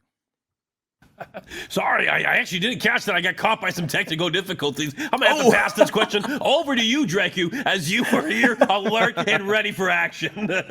You know, honestly, Zacian is a really interesting Pokemon. I feel like its kit just generally is a really strong Pokemon. Having the ability to have another ability on top of your enhanced ability. Your enhanced ability is already really strong, but quite literally rotating or cycling through an additional amount of abilities just makes it a really strong Pokemon. It doesn't have any evolutions, but it also has so much impact throughout the entirety of the game. And going back to something I talked about just before during this comment, it's interesting because all-rounders right now are so strong in the metagame. Yeah. You think about Buzzwole, you think about Blaziken, two all-rounders that most recently got buffed in the recent balance patch.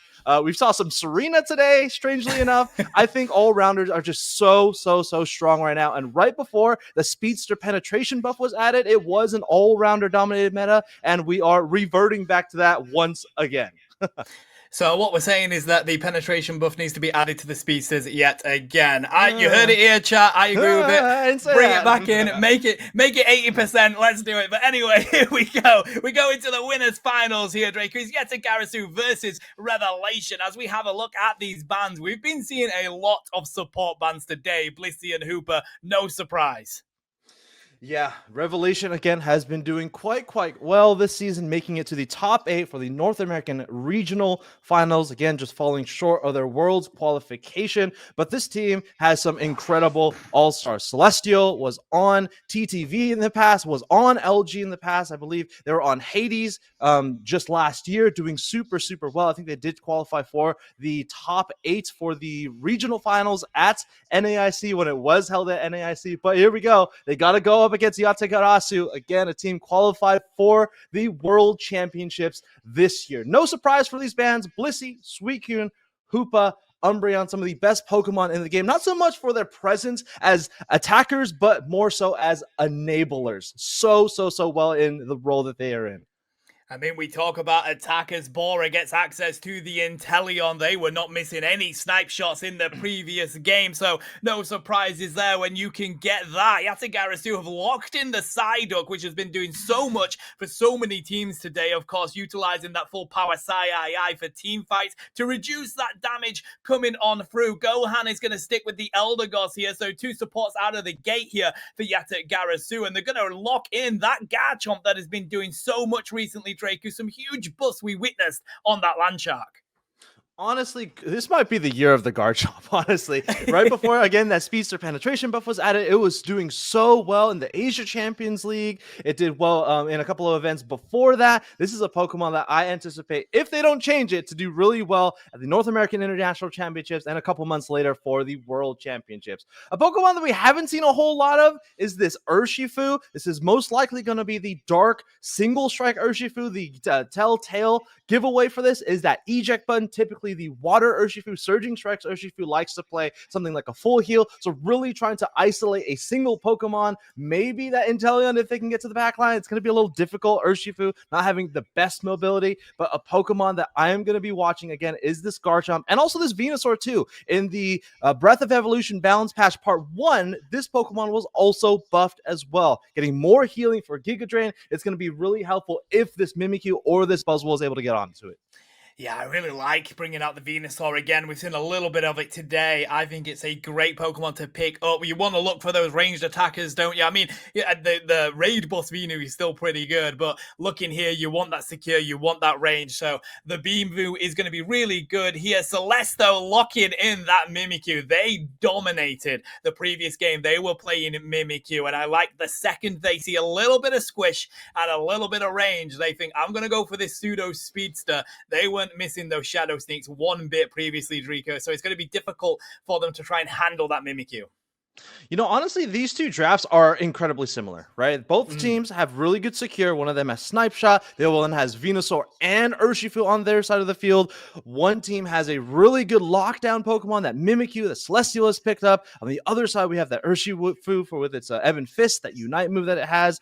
So this is really going to be about how the teams play against each other in terms of the micro. I think in terms of the individual team compositions, again, very similar. It's just going to be how they execute it. But here we go, Tano. Yate Karasu on our purple side, Revelation on our orange side. This is going to be the winner's final. Winner here is going to be the Grams. Alrighty, no surprises with what's going on down. It is going to be the Buzzwole going into that top side, trying to hit level 5 nice and early. Looks like the Elder Goss did pick up that red buff for Yatagarasu as well. Going to provide some assistance up there. Clefable going straight from some stacks here, whilst they try and see if they can handle this Gible. Yeah, Gible is really interesting in the early game. Unlike other all-rounders, it doesn't need to stack. You can still put it up into the top lane, typically an area with less EXP relative to the central area or the bottom path, but it does so well with these auto attacks. It has to outconfirm a Buzzwole, which is not easy to do, but it can go toe-to-toe with some of these other all-rounders because it doesn't need to stack. There we go again. Celestial showing their face quite early, looking to see if they can pick up some quick KOs here. The power of Clefable. I believe that was Training Kiss. They pair that with the Mimikyu to pick up the first KO. Plenty of points as well. Already raining in here. Going to get that Citrus Berry away from Gible. This is Revelation's lane right now, Draku. Yeah, I think in the early game it's Disarming Voice, and then they can choose to go Draining Kiss later on. I think it is at level 4, but it is going to be a Moonlight. It's a pretty good, decent secure in the early game for Clefable. Already at level 5, they have won the top path, but in the bottom path, as expected, this Urshifu getting that rotation down there is already at level 6. But Celestial, paired with Dispenza, moving into the central area. No surprises what Celestial's doing here. They did it in the previous set. They were running that Mimikyu. Continue with the pressure. Don't let go of that pedal to the metal as they take this central area away from Yatagarasu. That's going to limit this. Yes, it is still a Gible at this moment as we hit the 8-minute mark. You would hope for a Gabite, but this pressure from Revelation has been so on point. We do see the Shifu from Yatagarasu trying to see if they can do something on the opposite side and alleviate that pressure that's coming in here, Draku. But again, these central area birds are going to be taken by the entirety of Revelation. It's all their game at the moment. Yeah, they are moving on forward. They do see an Urshifu in their side of the battlefield, so this bear maybe have wandered too far into the jungle. It's not in the right side of the map here. They are going to go for a 3v1, and the central area Pokemon for Yategarasu. Very quick back to the Pokemon Center, and a huge rotation for Revelation in this bottom path, more like an exodus for this team, as we have 5 members down here really dominating both the top path, the bottom path, anywhere they decide to go. I think the Pokemon, or at least the pairing that I'm going to be watching, are this Clefable here. This Clefable, again, recently got a buff, 5% more Moonlight healing, and especially for a Buzzwole, they are going to really appreciate all the healing that it provides.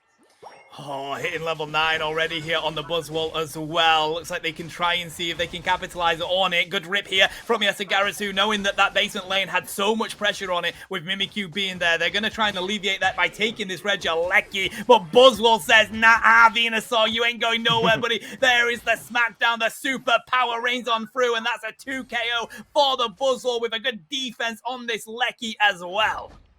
Yeah, I think a Pokemon that we need to get online for Yate Garasu is this Garchomp. That's really the only Pokemon that can go toe-to-toe with the Buzzwole. It's not the easiest matchup as well, because Buzzwole has so many instances of crowd control. You have Superpower, Smackdown, potentially Unite move online already for this Pokemon as well. 2 level 10s, they are outscaling the enemy team's carries Venusaur, and this Urshifu still at level 9. Gonna rain in a couple more points here on this T2 where they can. 29 coming on in from the Buzzwole, just making sure they have an even stronger lead here. 241 to 66. They are in the central area and they're looking for the KOs. Looks like they can find a couple here, but the disruption was enough to push them back. There's the beam that rains on through, but the Swole and the Mimikyu haven't stopped hunting for them. That's a free KO across the board, and they're gonna get some more experience to boot for it as well, Draku. They need to find some sort of angle. You have to cut off. You finally do get Garchomp online, so you can see their picture change on the left side of your screen. You know, this Venusaur is going to be very helpful, especially for this Clefable, right? Trying to deal with the healing that this Pokemon provides. That Solar Beam, again, is a AoE, area of effect, damaging ability. If you're able to land it onto multiple Pokemon, it's going to be very, very valuable. But it is only at level 10. They need to get to level 13. Really nice Venusaur. Solar Beam right there, going directly into the Mimikyu. And Yate Garasu finally finding a win somewhere. They may be able to get some more here. Lumiere forced back to the right side, but a really nice Dragon Rush combo is going to get the KO with the Unite move. That's huge as well. Buzzwole was on level 11 for Revelation. A huge amount of experience now means Garchomp is on par with it. Maybe a little bit of a misplay by Revelation at that moment. That's the difficulty of being in the lead here, Draku. We see the pressure coming in from the Shifu. Wicked Blow ready to go, but the block from the Clefable trying to buy a little bit of zoning here for Revelation as they look to lock this in. As their Spy Vision does come out. Play with me from the Mimikyu. Tries to lock them down, but it's going to be the mighty Landshot that locks in the Reg Ice. Looks like they want more KOs here as well. The Dragon Rush onto the Inteleon Felstinger gets them out of the situation, but they're going to clean up the rest on the side of Yatagarasu. Revelation has been backed up here. Block from the Snorlax isn't going to stop the score coming on through. And finally, a moment of brilliance from Yatagarasu. No, they are finding the wind underneath their wings, Tano! A KO streak of 2! The jungle is back! The jungle bear is back! And a really nice Solar Beam finds its way onto the Buzzwole! Find the raid because the bug is out! Oh my god, they've just flipped this game entirely on its head. Yes, they don't have the points to match just yet, but that's about to change as well. They've got the levels. We've got 2 free 12s on the side of Yatagarasu now. This game has literally been flipped. This 20's gonna go in. A nice overcap that can be. And now we're literally cut down to 20 points between them. All of the steam has since evaporated for Revelation, and the winds are starting to blow for Yate Garasu as the tailwind blowing right behind them in their direction as we head into the final quarter of the game. Tano, let's take a look at the field state. Level 13 on your Venusaur. It's exactly where you want to be for this Pokemon. Solar Beam Plus does so much damage, but you can also get cooldown reduction on enemies that you're hit. So if you're able to hit the Clefable, plus some of the Pokemon that are standing right next to the Clefable that's taking advantage of that Moonlight healing, you can just continually fire off these massively powerful Solar Beams. And it's really going to be up to this Mimikyu to get to the back line, because if you're the Snipe Shot Inteleon, you're the only Pokemon on your team that can potentially range the Venusaur, but you have to shoot it directly, as it's not an ability that can pierce like the Solar Beam or like Spirit Shackle and Decidueye. Yeah, 100%. We have this Basement Reggie about to spawn on in. Looks like Yatagarasu is definitely going to show face for it. We've got the ranged attackers just dancing blows at the moment. It's a Reggie steal as well, Draku. A good hit there from the Snorlax. It's going to zone out Yatagarasu, except it's going to be the Shifu in the face of Revelation. Mimikyu gets burned back to the Pokemon Center. Garchomp here holding up a huge defense. Is going to take down the Inteleon. No Felstinger for you, but a 2 KO streak for the Garchomp. No Reggie steal for either team as we're about to have the Rayquaza spawn on in. Clefable gets blown up back to the Pokemon Center, and Yatagarasu now just has to get the rip onto the Rayquaza. They have a Garchomp, but Snorlax doesn't want to let that happen. There goes the Power Nap. It's enough to get the rest of Revelation here into the pit. The Ultra Slow Slam comes through. They get the KO though on the side of the Mimikyu, and Yatagarasu will not be stopped. Inteleon here with the Azure Spy Vision, but they've got a Shifu to deal with. The Bear is going to shut them down. Oh boy, that's a triple KO, Draku, as we have the rip continuing onto the Rayquaza. It's going to be taken by Yanagarasu, and they can call and get all these Hundo Burgers in. It's a Quadra. Oh my god, Draku, what a fight that was. How can they stop this wrecking ball of a team that is Yate Garasu? As soon as that Garchomp came online, it was almost like the entire game previous to that was nulled completely. 252 to 228, but that does not tell the story of this game. Early game, it was all revelation, and it honestly does make sense. Three Pokemon actually, that do not need evolution. They, of course, love that experience, but can actually provide some impact in the earlier parts of the game. But high scaling, high tempo for Yategarasu, level 7 on the Venusaur, getting that Unite move at level 9 makes it so impactful. Lockdown with that Urshifu Unite move, and then the Garchomp. Is this Discovery Channel that I tuned into, Tano? Because it might be Shark Week. Oh, wow. I mean, you just couldn't stop it, could you? That's the power of being able to hit that level 9 and just have a huge power spike, mate. Yategarasu with an absolute statement in the final moments of that game. Now, yeah, you're right. Revelation, they definitely had the Pokemon for the early stages. I do feel like there were some slight missteps a couple of times in that game. They gave away some important KOs. I mean, the second that Garchomp took out the Buzzwole and hit level 11 at the same time, that pretty much was the game flipping on its head there, buddy. Yeah, I love talking about Garchomp. Honestly, those two Pokemon in particular, Garchomp and Buzzwole, those are, I think, for myself personally, my most two picked all-rounders in my personal gaming experience with Pokemon Unite. But talking about Garchomp, right? Garchomp is a level 9, stage 3 evolution Pokemon. It needs a lot of experience to get to a Garchomp, again, at level 9. But unlike other stage 3 Pokemon, think about Tyranitar or Metagross or Gengar or those other stage 3 level 9 evolution Pokemon, Garchomp, in my opinion, has impact at all phases of the game. The early game does really well at counter stacking against a Buzzwole, for example, in the top path, or might it be some other all-rounder in the top path. Those auto attacks are deceptively damaging. They can do so much damage. It gets you a little bit of life steal as you're damaging them. And there's also Reflect, the rough skin from the passive ability, reflecting some of that damage back to the Buzzwole. So even if it is in the top lane, it can do super well. Level 5, you get that pull of Dragon Rush. Level 7, that crowd control gets even better because you then have Dragon Claw, and then Unite move at level 9. Level 11, you get faster auto attack speed, and level 13, you're going to Infinite. Right? So this is a Pokemon that I just love talking about because it's a stage 3 evolution, and by design, it shouldn't be very good. Early stages in the game, it did kind of get rolled over in the early stages of the game, but once it gets to level 9, it can really take over the game like it did then. Yeah, and I feel like it's deceptively good as a Gible anyway, because you just see it and you think it's small, it's adorable, I can handle it, but it does and it is, but it definitely does a decent amount of damage, buddy. But we're going to go into the pick ban phase here for the second game of these winner finals. Let's see what the adjustment is going to be. So far, no changes here with the Blissey and Hooper being banned. Would expect to see the Suicune and the Umbreon coming on through as well. Revelation in a few more seconds to select that final ban for the team. They are going to go with the Psyduck this time. So Umbreon selected or able to be selected on either side.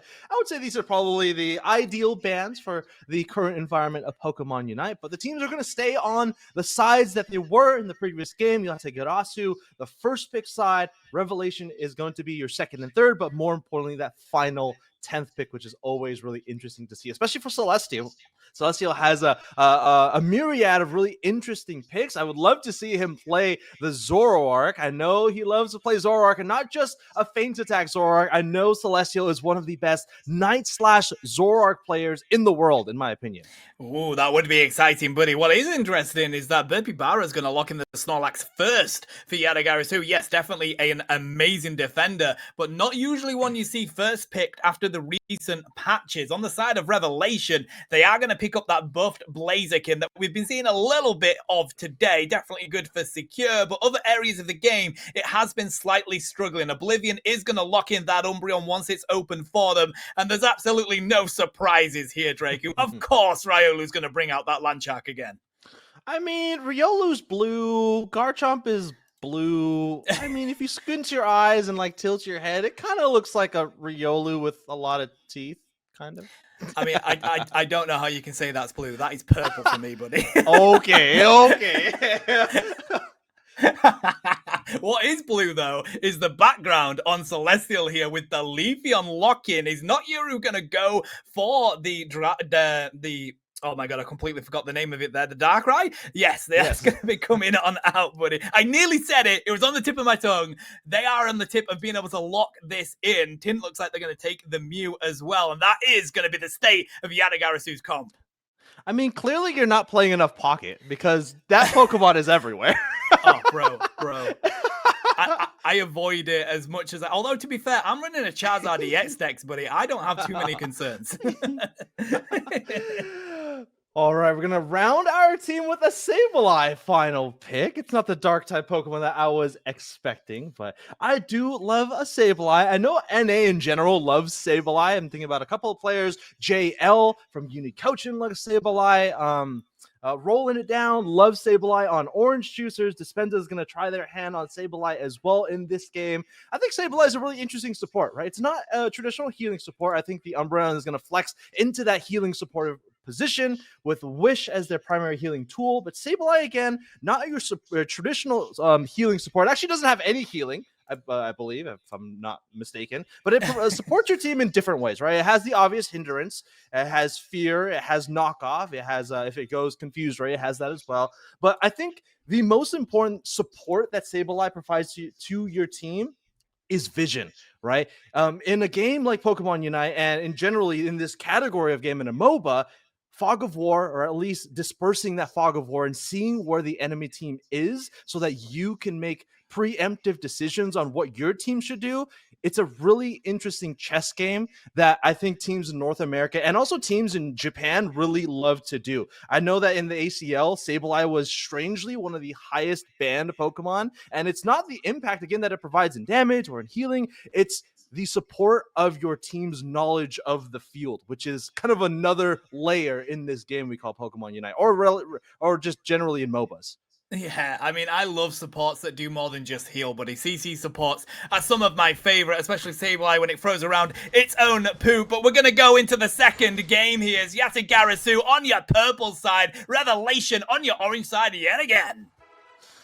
Gonna go ahead and split the central area. Pokemon we don't see in the central. Actually, we have a lot of Pokemon in the central area.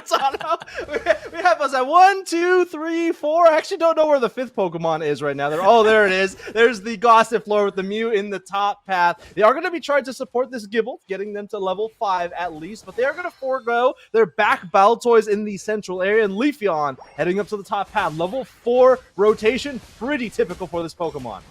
Yeah, this is the power of Leafeon. We see so many teams utilize it, but then the power of the Mew comes back to bite them alongside that Gible. So nearly hitting level 5 at these stages. The support they've got from Yadagarasu has been on point for them. Umbreon not too far from being on the field either at these first moments. So interesting from Yadagarasu to ensure that nearly everyone on the team got a bit of that central area there, Draku.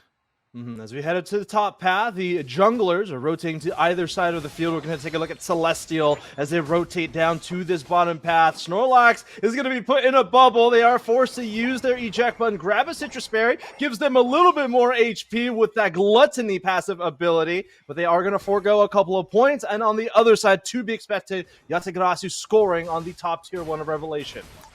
And there's the assistance of the Sableye, knowing that the invasion was on for the central area. They're going to be able to get themselves out of there, but it does prevent that central area from being taken away from Revelation. Looks like they want to find the KOs here, though. The mean look does come through. The CC from Sableye as well just means Leafeon does what it needs to do, and it's actually a 2 KO to the Sableye, but Revelation finding the answer to Yadagarasu so far.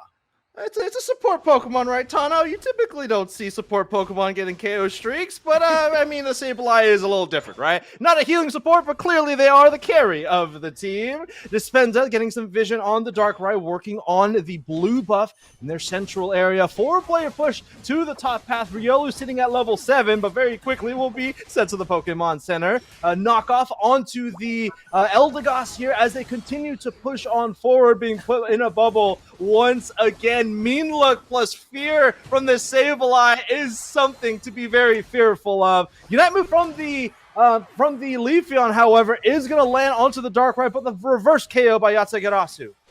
Good defense there from Yatagarasu, and we're about to see Riolu hit those higher levels, nearly being able to get that Garchomp if they hit that extra one. This poor Umbreon here uses the Wish, but there's so much damage, buddy. There's not a lot more that you can do. So now Yatagarasu have given themselves a decent lead here, 104 to 39. Does open up that extra area of experience, though, for Revelation to find.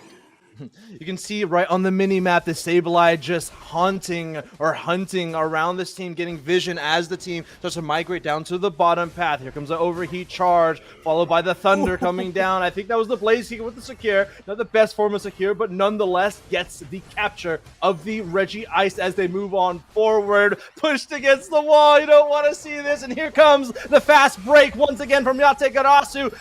The Sledgehammer coming in from the rest of the team as they continue to pile on this tier 1. 26 from the Snorlax, 11 from the Garchomp, I believe, and a small break positioning in favor of Yatagarasu. Oh my god, buddy. What's funny is that, I mean, Revelation, they may be able to find the odd objective and get some things going, but Yatagarasu is absolutely swarming them the second they get anything. It's working for them. They've got themselves the lead. Levels are on board. Garchomp is here looking for even more experience as they rotate up towards this Lecky. Definitely feels like Yatagarasu are at that moment in this game, like previously, where they feel like they can really put the pressure on now.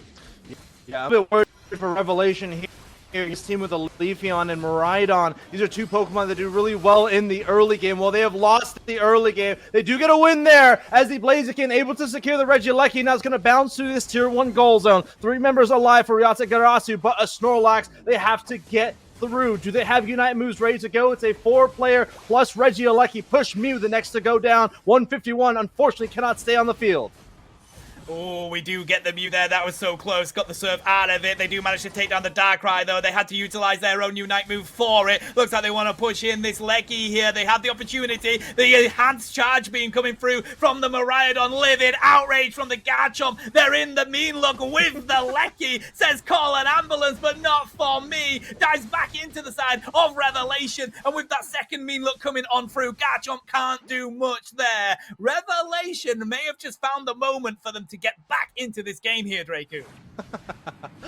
Garchomp probably doesn't like being put in a bubble multiple times. I would say that. You know, it's probably the thing that's going to keep the Garchomp in place the best as can be for Revelation, right? They even use that Livid Outrage. You cannot escape the mean look unless it's cleansed at somewhat of an awkward time. I honestly don't even know how to full heal it sometimes, but Revelation, they have at least found a couple of wins in these objectives. They have not been winning these team fights very well. Here comes the Overheat. Really good Secure. Going to burn that Reggie Ice off of the field. But, I mean, they get the objectives, but they aren't winning these team fights. So even if they are getting this experience, they are handing it right back over to Yatagarasu in full because of these knockouts.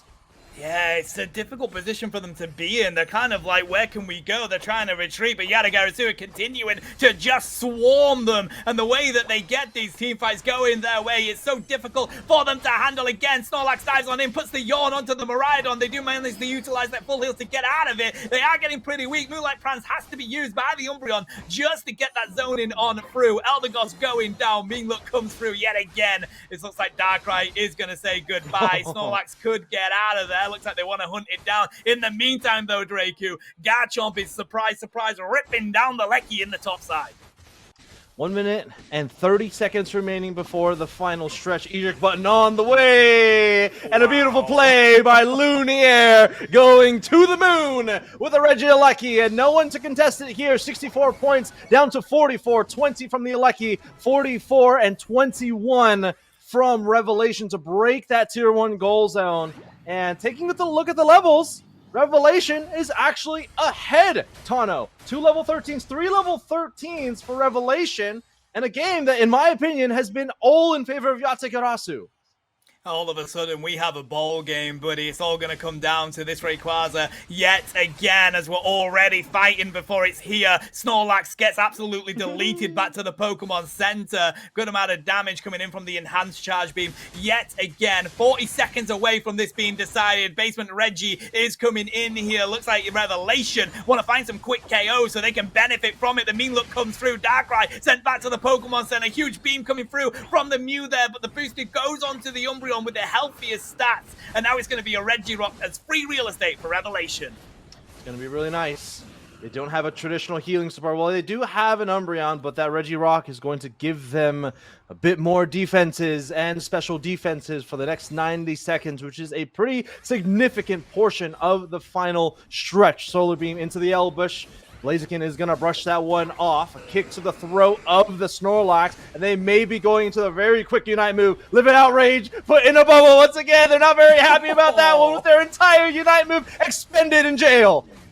Oh, there goes the Emerald two-step. Doesn't find any KOs for it, though, but the Razor Leaf does. Goodbye, Eldegoss, and now we have to use the Mystical Mirage from the Mew just to keep that damage coming on through. The charge beams from the Miraidon is going to connect. Darkrai taken down. Revelation are finding the KOs right here, buddy. It's just Mew and Snorlax left. The rip on the Rayquaza is coming through. Snorlax is trying to do what they can do at the moment. There's the yawn. It's going to be there. Can Mew get the damage? No, they can't, because Sableye stops them, and it's going to be Revelation that could take this game and bring us to a game 3 yet again, Draku.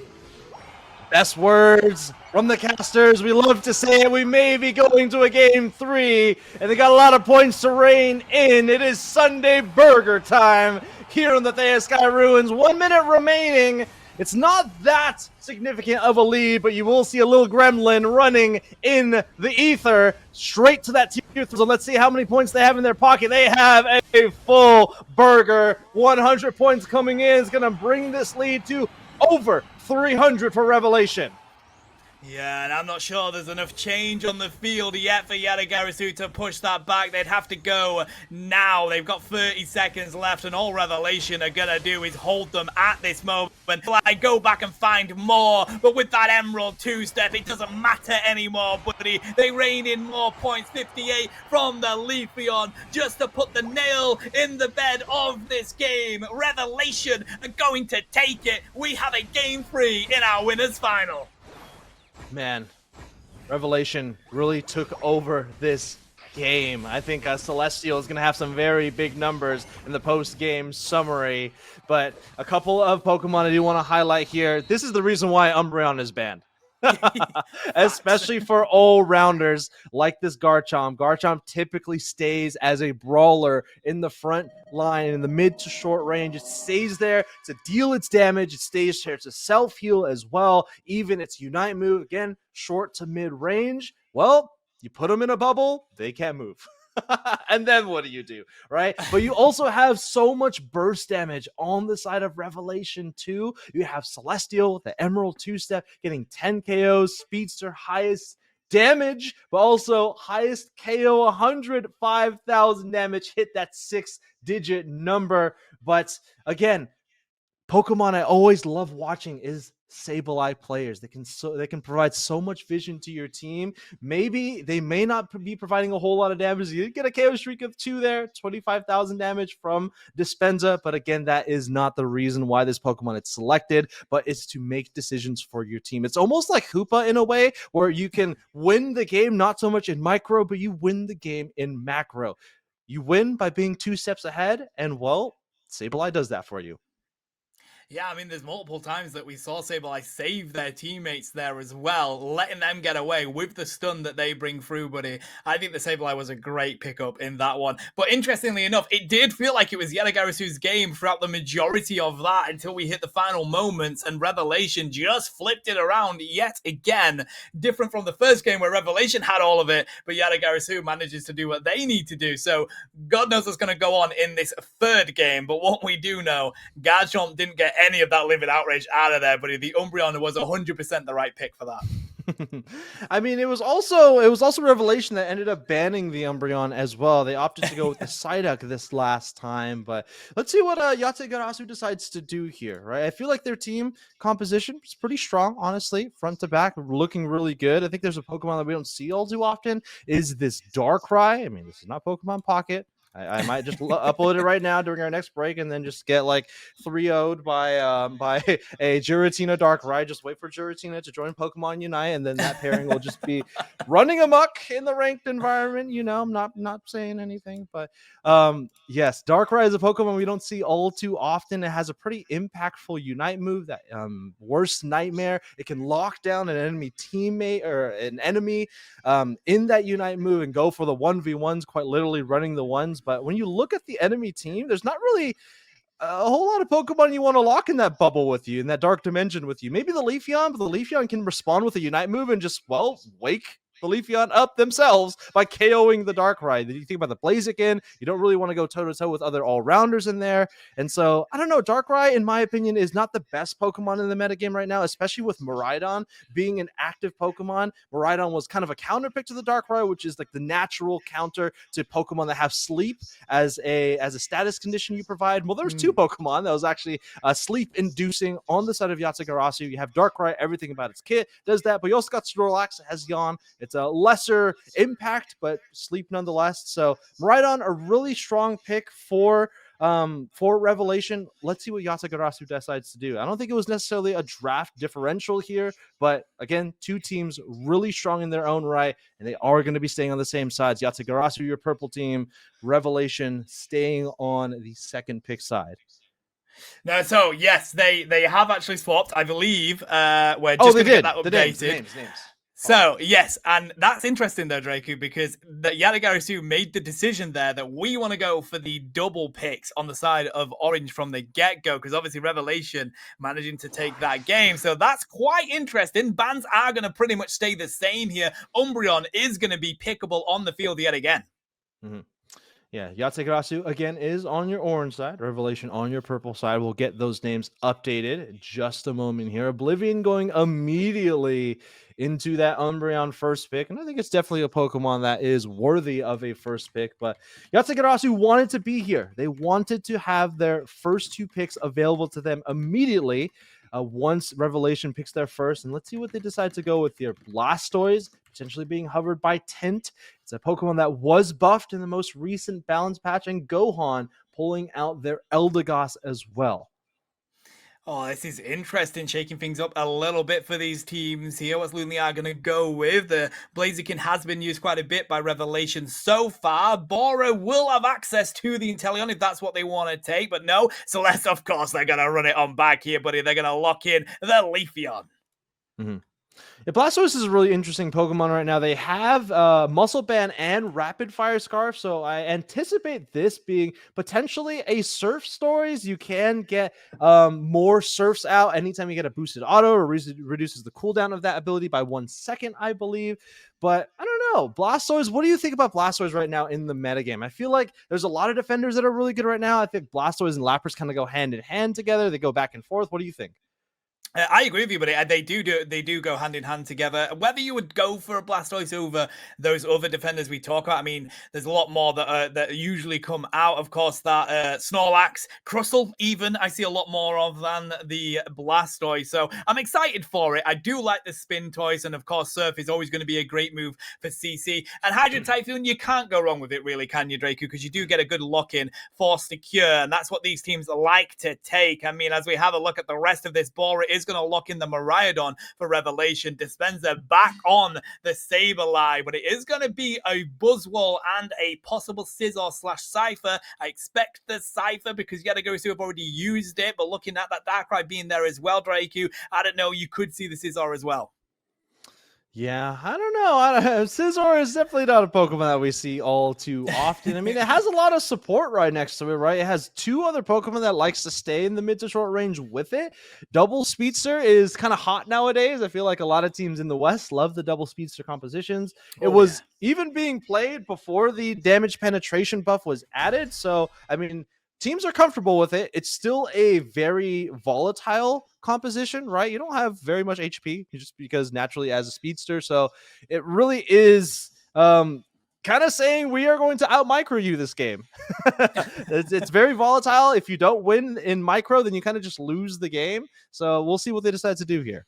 I like the commitment, mate. I do. And as we talk about commitment, the teams participating today, as a reminder, chat, all paid towards today's prize pool. They're all fighting it out for that $250 prize pool, as well as getting entered into the group stages of the Master Series. This is really encouraging for the United esports scene, for it to maintain itself and grow. Having a healthy ecosystem where we all contribute is important for any successful esports scene. As we say that, we're going to go on into this game 3 here, Draco. It's Revelation on your purple side. Yannick Garasu here on your orange side. You know, I do love a really healthy ecosystem talk. If you didn't know, Tano, most people don't know, I did get my degree in ecology, so I do love talking about a healthy ecosystem, not only in Pokemon Unite, but just generally as a community. But something you do see in ecosystems quite often are battles between members within the ecosystem, and right now, Revolution and Yatagarasu is in a war territory, and that territory is the Grand Finals. Oh, they're going to get plenty of stacks in there on the side of Umbreon. They do get taken down, but they're going to be evoed as soon as they get back into this lane. In the meantime, though, Leafeon straight into that stages, and we do see the Darkrai find the connection. Good pressure here from Squirtle and Gohan. Looks like they're going to take their Citrus Berry away. Having Miraidon on the back foot a little bit there with Umbreon not being here has kind of flipped it to their side a little bit.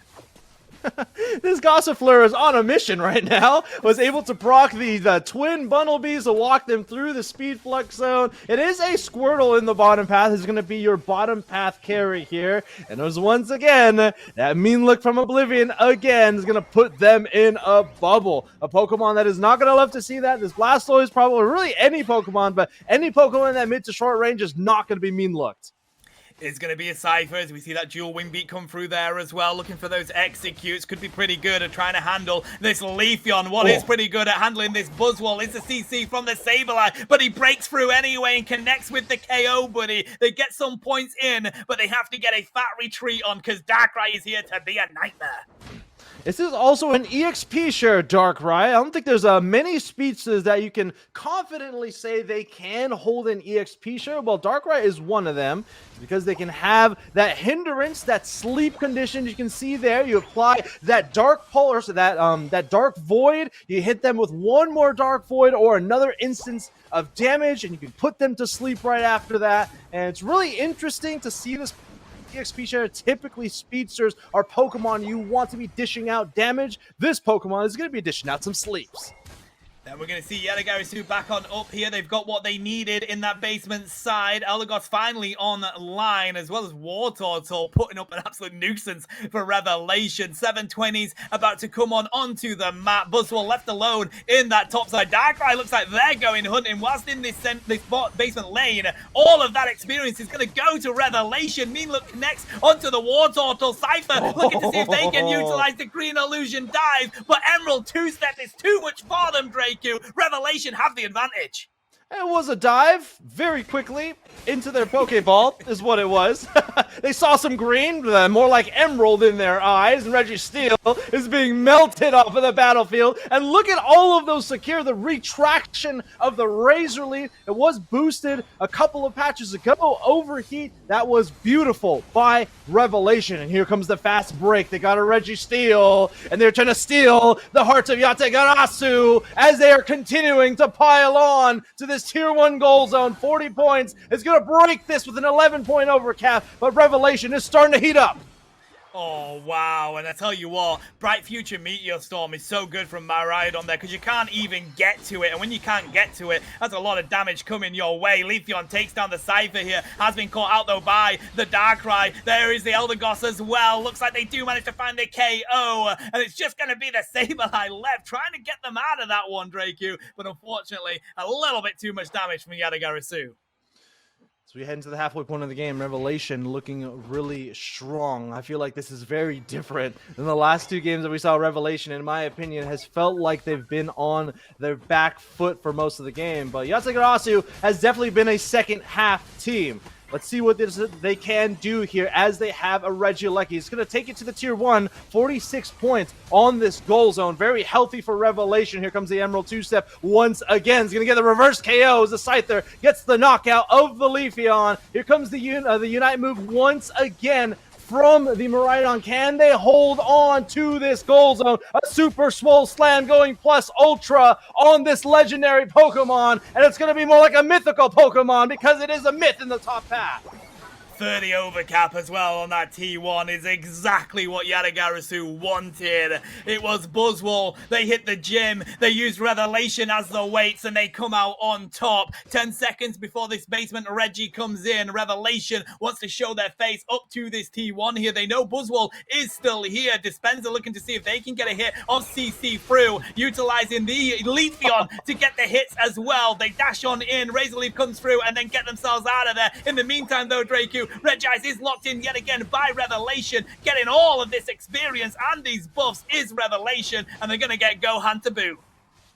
Revelation clearly has gotten their reps in playing with a Blaziken on their team. They have secured so many objectives, taking it down with precision and then securing it with accuracy. With that ability right there, mind you, this is an ability that I can't recall which balance patch it was. It was nerfed several balance patches ago, but you can see Lunier, doesn't even matter, has the confidence to take objectives time and time again. 2 minutes before the final stretch begins, and Yatagarasu is starting to work on this bottom path, but Umbreon's going to make some quick work out of that, push them off their goal zone.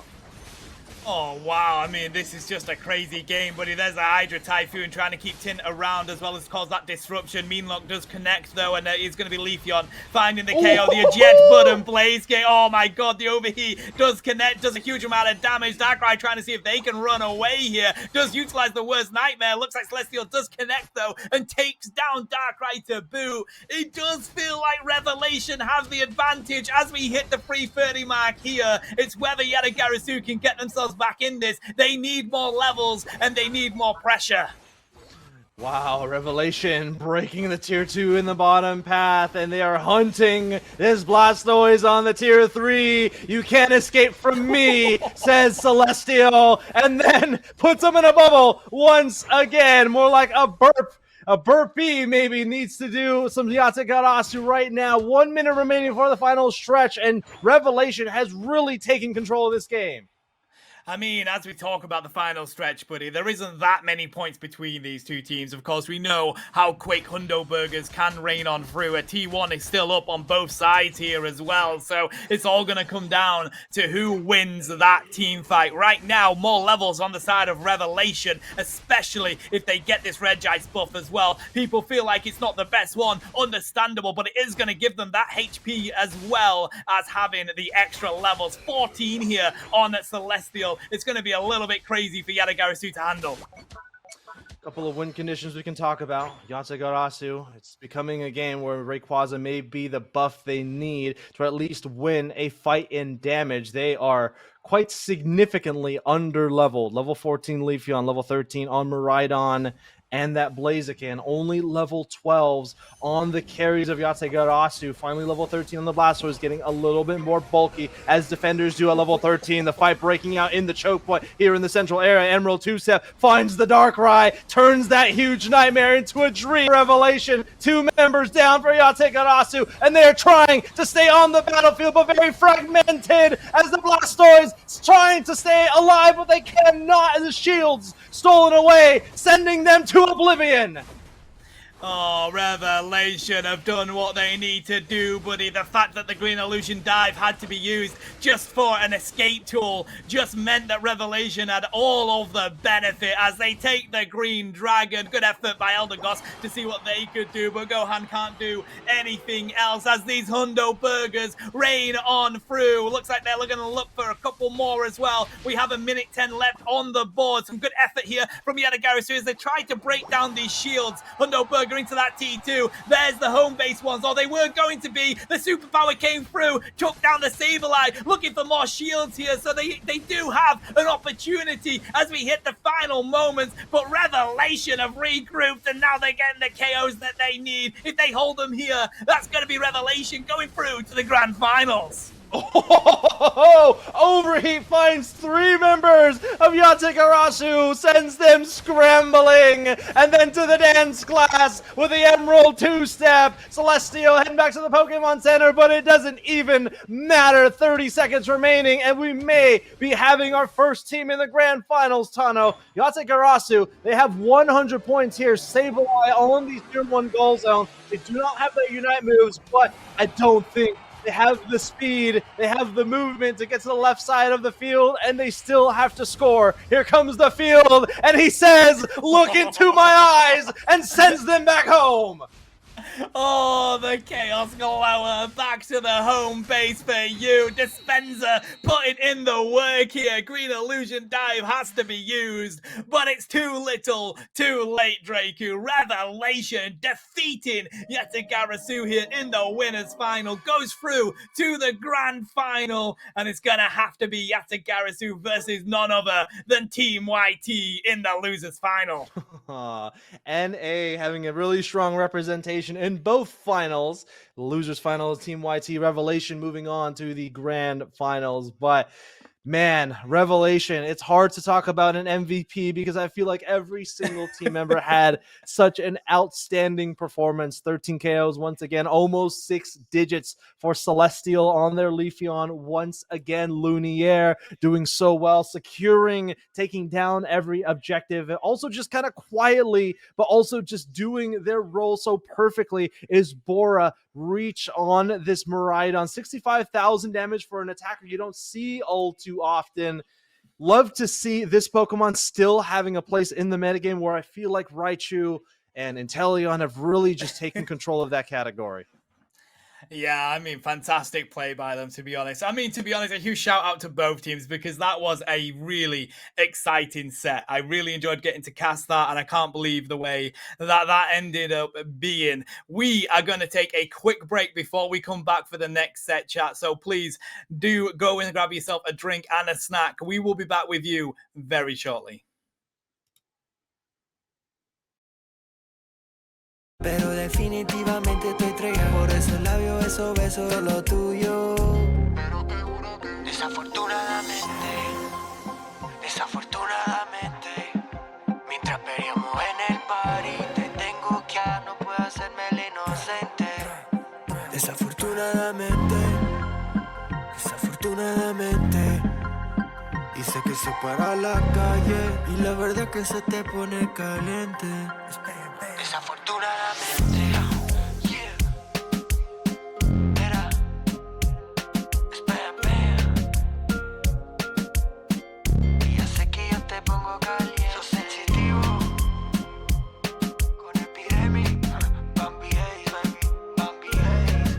Con Don Bay en la pista, ¿viste? Yeah. Oye, baby.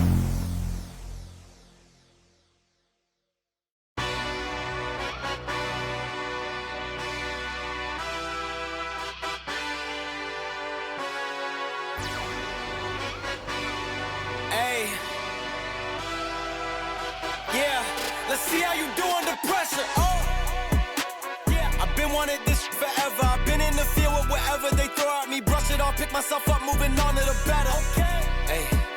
Yeah. Ain't no errors, baby. It's a new era. I wake up early, feeling rich like I'm Kesha. I get to the paper, boy. Extra.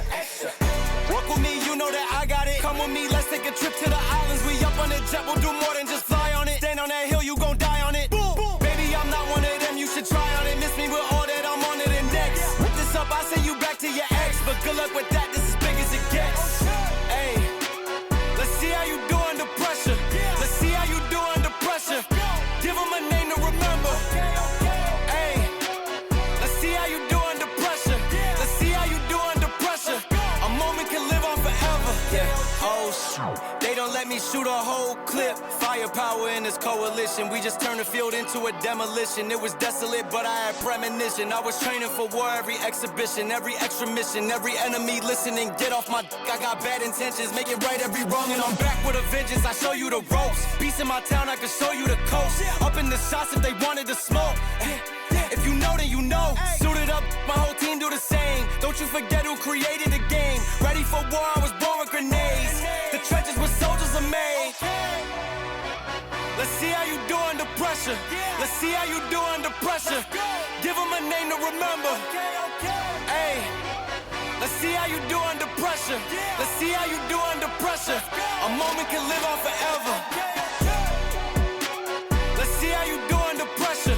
Let's see how you do under pressure. Give them a name to remember. Hey, let's see how you do under pressure. Let's see how you do under pressure. A moment can live on forever.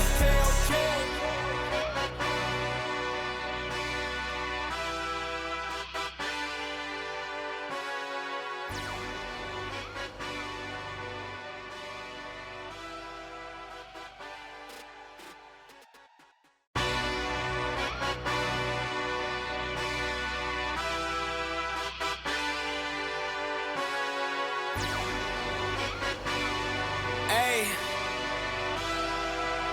yeah, let's see how you do under pressure. Oh, yeah, I've been wanting this forever. I've been in the field with whatever they throw at me. Brush it off, pick myself up, moving on to the better.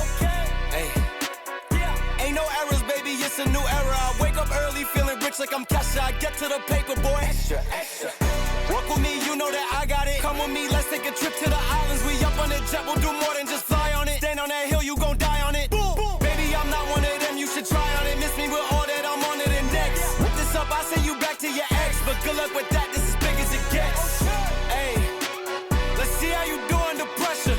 Let's see how you do under pressure. Give them a name to remember. Hey, let's see how you do under pressure. Let's see how you do under pressure. A moment can live on forever. Yeah, oh shoot. They don't let me shoot a whole clip. Firepower in this coalition. We just turned the field into a demolition. It was desolate, but I had premonition. I was training for war every exhibition, every extra mission, every enemy listening. Get off my dick, I got bad intentions. Make it right every wrong, and I'm back with a vengeance. I show you the ropes. Peace in my town, I can show you the coast. Up in the shots if they wanted to smoke. If you know, then you know. Suited up, my whole team do the same. Don't you forget who created the game. Ready for war, I was born with grenades. The trenches where soldiers are made. Let's see how you do under pressure. Let's see how you do under pressure. Give them a name to remember. Hey, let's see how you do under pressure. Let's see how you do under pressure. A moment can live on forever. Let's see how you do under pressure. Let's see how you do under pressure. Give them a name to remember. Hey, let's see how you do under pressure. Let's see how you do under pressure. A moment can live on forever.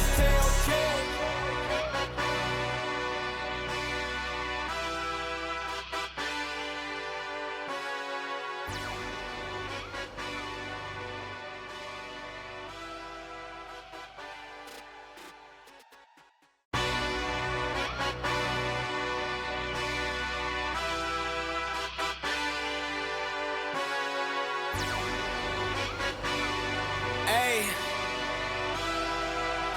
yeah, let's see how you do under pressure. Oh, yeah, I've been wanting this forever. I've been in the field with whatever they throw at me. Brush it off, pick myself up, moving on to the better. Hey, yeah, ain't no errors, baby, it's a new era. I wake up early, feeling rich like I'm Kesha. I get to the paper, boy. Extra, extra. Work with me, you know that I got it. Come with me, let's take a trip to the islands. We up on the jet, we'll do more than just fly on it. Stand on that hill, you gon' die on it. Boom, boom. Baby, I'm not one of them, you should try on it. Miss me with all that, I'm on it and next. Whip this up, I send you back to your ex. But good luck with that, this is big as it gets. Hey, let's see how you do under pressure. Let's see how you do under pressure. Welcome back, trainers. What a day we are having here. Plenty of game threes. We've got a losers finals to bring you yet. Malice is back on in. How are you finding these games today, buddy? Educational. It's been great to see a lot of these world-class teams come in, and having a reference for the type of characters they're playing and how they're performing, I think has been very insightful for me. I'm going to be going to NAIC next month, and so hopefully I can pick up on this. Yeah, very exciting. Now, just before we kick off this game, we just want to say, please do support our efforts by contributing to the prize pool as spectators. We've already had a huge donation by Paladin Knight, so thank you so much for that. It really helps to make sure that this esports scene is pretty balanced and a good ecosystem, as Driku likes to say.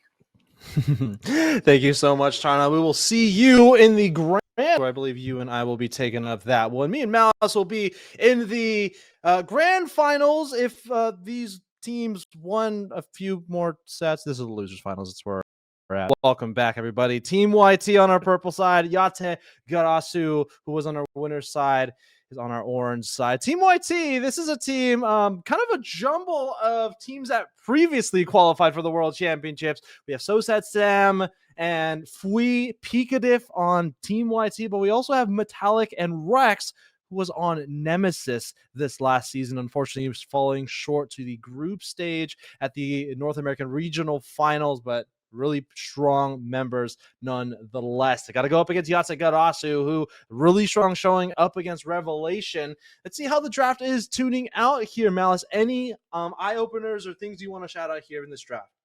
No, it's about as I expected. We see the Italian, we see Venusaur, both very strong attackers at this moment. And for the all-rounders, you got Buzzwole, who got buffed a patch or two ago. I think it was two patches ago. And Garchomp, who just got buffed on this one. And of course, we still see the Snorlax, a very strong defender, although a little bit less popular right now with Lapras gaining popularity. And Umbreon, who has been a core staple of the meta for God knows when, forever, seemingly.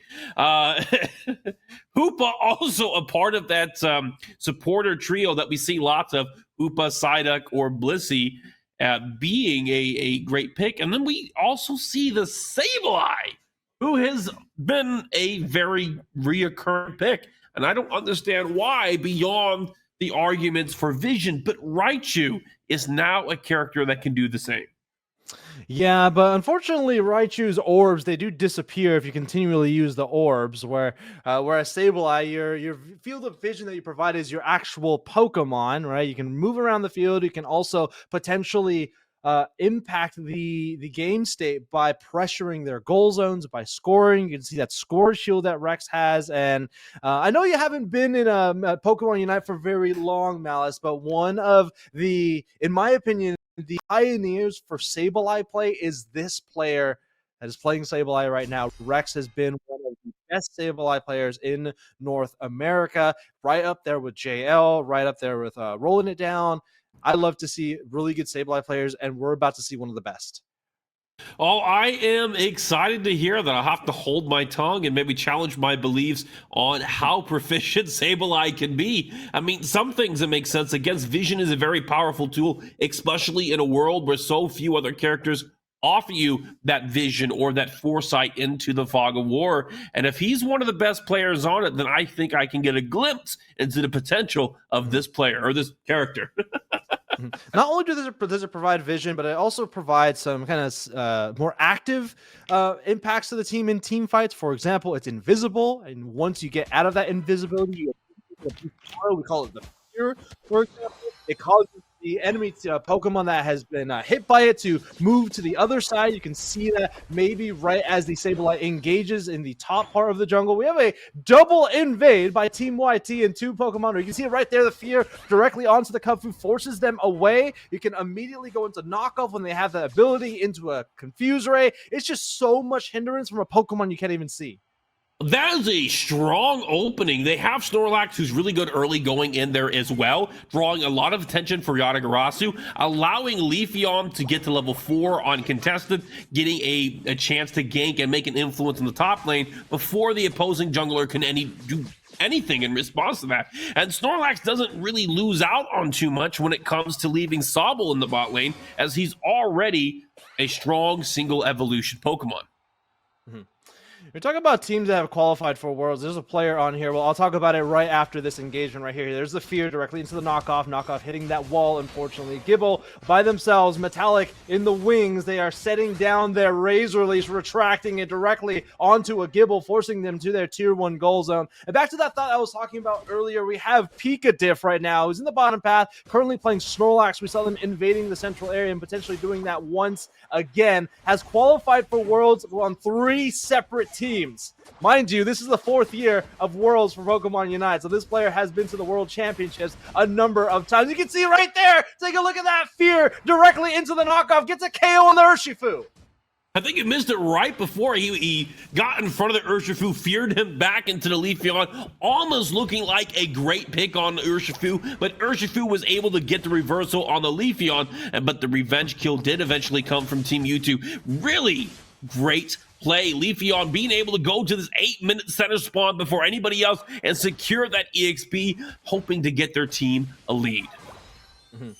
Yeah, whenever you have a Sableye plus a Speedster on one of the teams, you know, you talk about certain phases of the game, like the laning phase, then you go into the team fighting phase once the goal zone starts to break down and objectives start to come onto the field. Well, in the early game, there's not really a laning phase. As you can see here, Leafeon, Sableye, Snorlax, they're all over the place. They're not in your traditional top and bottom path Pokemon. You're kind of leaving all of that responsibility to Fui on the Buzzwole, also just generally one of the best Buzzwole players in North America. You have Team YT on some of their aces, and this is going to be a really fun game to see, and you can already see Team YT already taking control of this game. All right, Yatagarasu does get a retaliatory play in the top lane. They're able to pick apart the Biswole and get a good number of points. It looks like they took the lead 60-39. This will give them a window of opportunity to go for that Regieleki. But if you know where they are, you know where they're not. And this is an opportunity for Team YT to go ahead and grab that bot lane Reggie. What it looks like Inteleon is already getting a head start. You know, as Team YT, I wanted to take a look at the team composition really quickly here. It makes sense that Team YT takes control of this early game. Buzzwole, Leafeon, and Inteleon really strong in their own right, but this kind of reminds me of Game 1 for Yatagarasu in the Winners Finals against Revelation. They had a very similar team composition to this. This might be the exact same, actually. Two Pokemon really good secure, really high scaling across their carries. Venusaur needs to get to level 7, Garchomp to level 9. Again, recall what happened in Game 1 of the Winners Finals. They lost the early game, but won the game spectacularly in the end game. Certainly a setback is a setup for a comeback, and they're not even that far behind. They're only down by a couple of points, but EXP is pretty neck and neck across the board as Yatagarasu's carries start to come online. They're in a great position. Great pick coming from the Urshifu play there as Leafeon is set back. What a combo! Oh, I'm going crazy because the Hoopa just broke Metallic's ankles. He got the Phantom Force, and the Leafeon was trying to hone in with the boosted auto that Leafeon gets, but retracted. You can see the Hoopa right here. They didn't retract through the portal just right there, but broke the ankles and got the reverse KO anyway for Yatagarasu. Love to see that small little micro plays for Yatagarasu. Right, Buzzwole trying to make an escape here. Will get picked up by Yatagarasu in the Hoopa as he is sent back to the Pokemon Center. Both teams now posturing around, looking for the next play. It could be one of the pads. It could be the Regieleki in the top lane. Only time will tell. But Sableye being a disruptor, getting a surprise knockout on the Hoopa before being forced back into the push by Team Yatagarasu. Oh no! Oh, he's taking so much time away. The Sableye gets away. It gets no way! Here, into the computer, Garchomp off and send him back to the Urshifu. It's incredible. Love it. If anybody has the Excel item, they're cursing out Pokemon right now for nerfing that item. It was by a sliver of HP, and the stats made all the difference. Yatagarasu now pushing for the bot lane. Reggie still trying to grab that buff. Looks like 4 or 5 of their members are there. Hoopa opening the portal, trying to get up in time to defend that top lane pad. Uses the Unite move, but the rest of the team does not teleport with them. In fact, they stay to go push the bot lane pad. Oh, look at Pikachu trying to make some works happen here, but unfortunately the shield from Block that was most recently buffed for that Pokemon taken away by the Umbreon's Unite moves, able to steal shielding away from the enemy team. And Yatagarasu's going that tier 1 goal zone. Team YT, Regieleki sending that to the tier 2 as well, but Yatagarasu, like you say yourself, Malice, if you can see the enemy team, you know where they are not. And now Yatagarasu may have been too far on the left Team YT, because here is a team fight. Here goes the Ebon Fist. He's going to punch Fui up into the air, and Unite move is going to land onto the Buzzwole. He get the confirmation of the KO. So Sad Sam just missing shyly on their snipe shot. Inteleon hits the Venusaur there, and potentially the pass from Team YT. You know, sometimes I forget what esport I'm watching. It looks like Madden to me when you've got these two big hulky dudes. You got Snorlax and you got Buzzwole just running at you. You're trying to get away, but they're going to grab you and make a touchdown happen anyways. And that is exactly the play that we saw before us. Only 1 minute left in the game before the race spawn. Score neck and neck, 192 to 188 in favor of Team YT. But Team Yatagarasu starting to really scale in here. This can go either way, and it's going to come down to one single play. Yeah. Pokemon to watch here in the end game. I always like to point out Pokemon with bounded Unite moves. Again, those are Unite moves that target a singular Pokemon, doing so much damage to them, crowd control to them as well. There's only one Pokemon that has that here, and it's going to be this Pokemon right in the Pixel Bush, that Urshifu, with the single strike. If they are able to land it onto, most of the Pokemon on Team YT, they're most likely going to get a knockout there. Maybe the Snorlax, if they're going to use the Unite move there, probably not the most amount of value, but the team fight, the final stretch, might be beginning early. Fui, the first to fall. Unite move from the Sableye, I think I did see it activate there, and Yatagarasu is doing a really good job at insulating their goal zone, but also just using it for support, getting the healing, and then pushing Team YT back to their side of the map. A lot of confidence from Yatagarasu. They did save the Unite moves from their team coming up for this Ray fight, knowing that they have the Hoopa, and that will give them an advantage with these Unite moves. Hoopa using his Unite so that his teammate can regroup the fight. A 5v4 for Yatagarasu here. Garchomp going in the backline, trying to get onto the Inteleon. Leafeon getting knocked out and sent home by the Venusaur. Yatagarasu currently up by multiple members, being able to take out the Snorlax, but Buzzwole is not going to go down without a fight, but gets hit by a Solar Beam, and Yatagarasu takes the Ray. Like I was saying, lose the early game, win the end game in a second half push by Yatagarasu. Again, it makes sense. Very similar to the winners finals against Revelation. Yatagarasu had this very exact team composition, at least for their carries.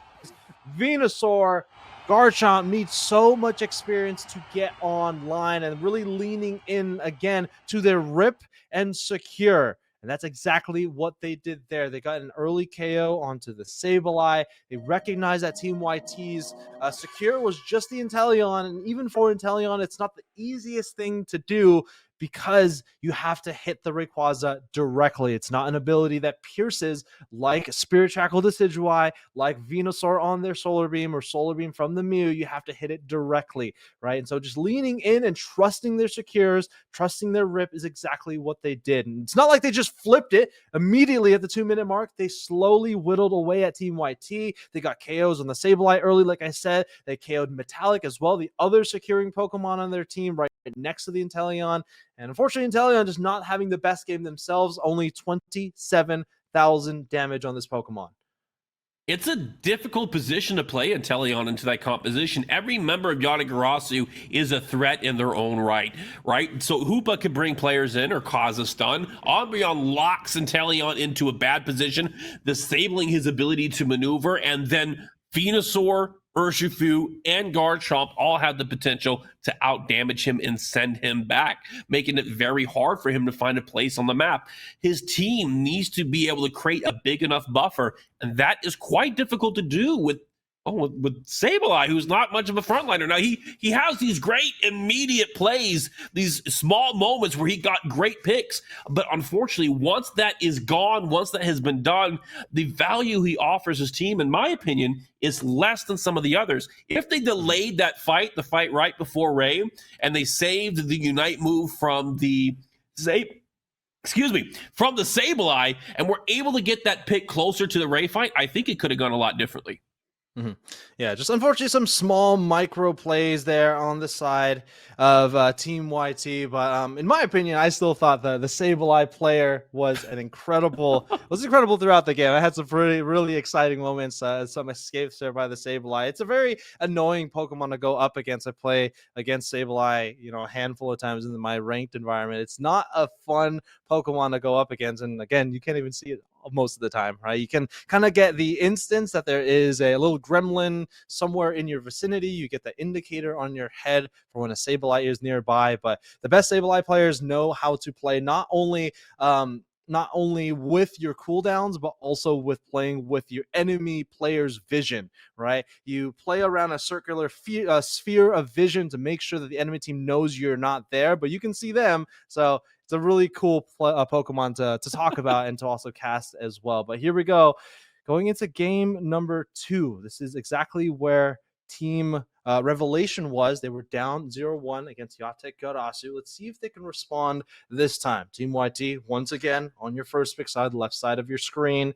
Yate Garasu, your second pick team, and your final picking team, your right side. Blissey, Psyduck, supporters, some of the best Pokemon in the game, heading up to the ban slots. Pokemon that is kind of a support. I mean, like I like to say, if you squint your eyes, tilt your head, it's a Pokemon that will hold an EXP share occasionally. It's Mewtwo Y, Psystrike, a really good utility for slowing, but also hindering the enemy team if they're able to hit it with the orb at the very end. And what a respect ban. Yate Garasu, Sableye, and the Psyduck for Team YT not being able to be selected.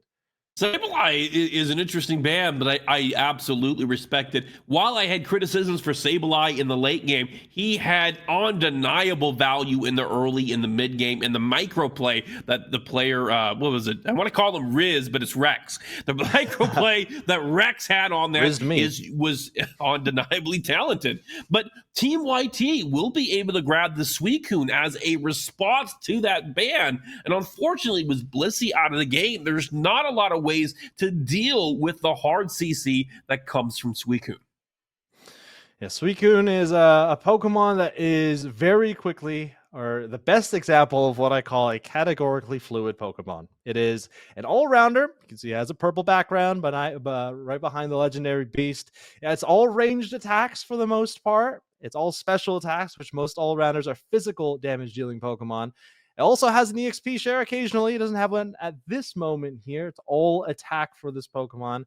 It's also very bulky. It's a defender. It has a lot of hindrances. I don't know what this Pokemon is. I don't know what categorically it is. It's an all-rounder that's an attacker sometimes. It's a supporter sometimes. It's a defender sometimes. It's a Pokemon that is a jack of all trades and even a master of some of those. It's an all-rounder in every sense of the word. It can be whatever it wants to be. And in 2025, that's okay. So Team UYT, rounding out the rest of the team, they're going to go ahead and grab the Slowbro, and they will also be taking the Blastoise. And Blastoise is something that I've seen a couple times on the stream, and every time it's been picked as more as an all-rounder, some type of attack carry bulk champion, rather than for its traditional defensive abilities, such as with Hydro Pump and Surge, the displacements. Although I might argue that Blastoise has been outclassed when it comes to displacements, leaving the Rapid Spin as the strongest build available for him. It's a very bulky Pokemon, right? It already has that focus band attached to it, but once it gets to level 13, you get more defensive with rapid.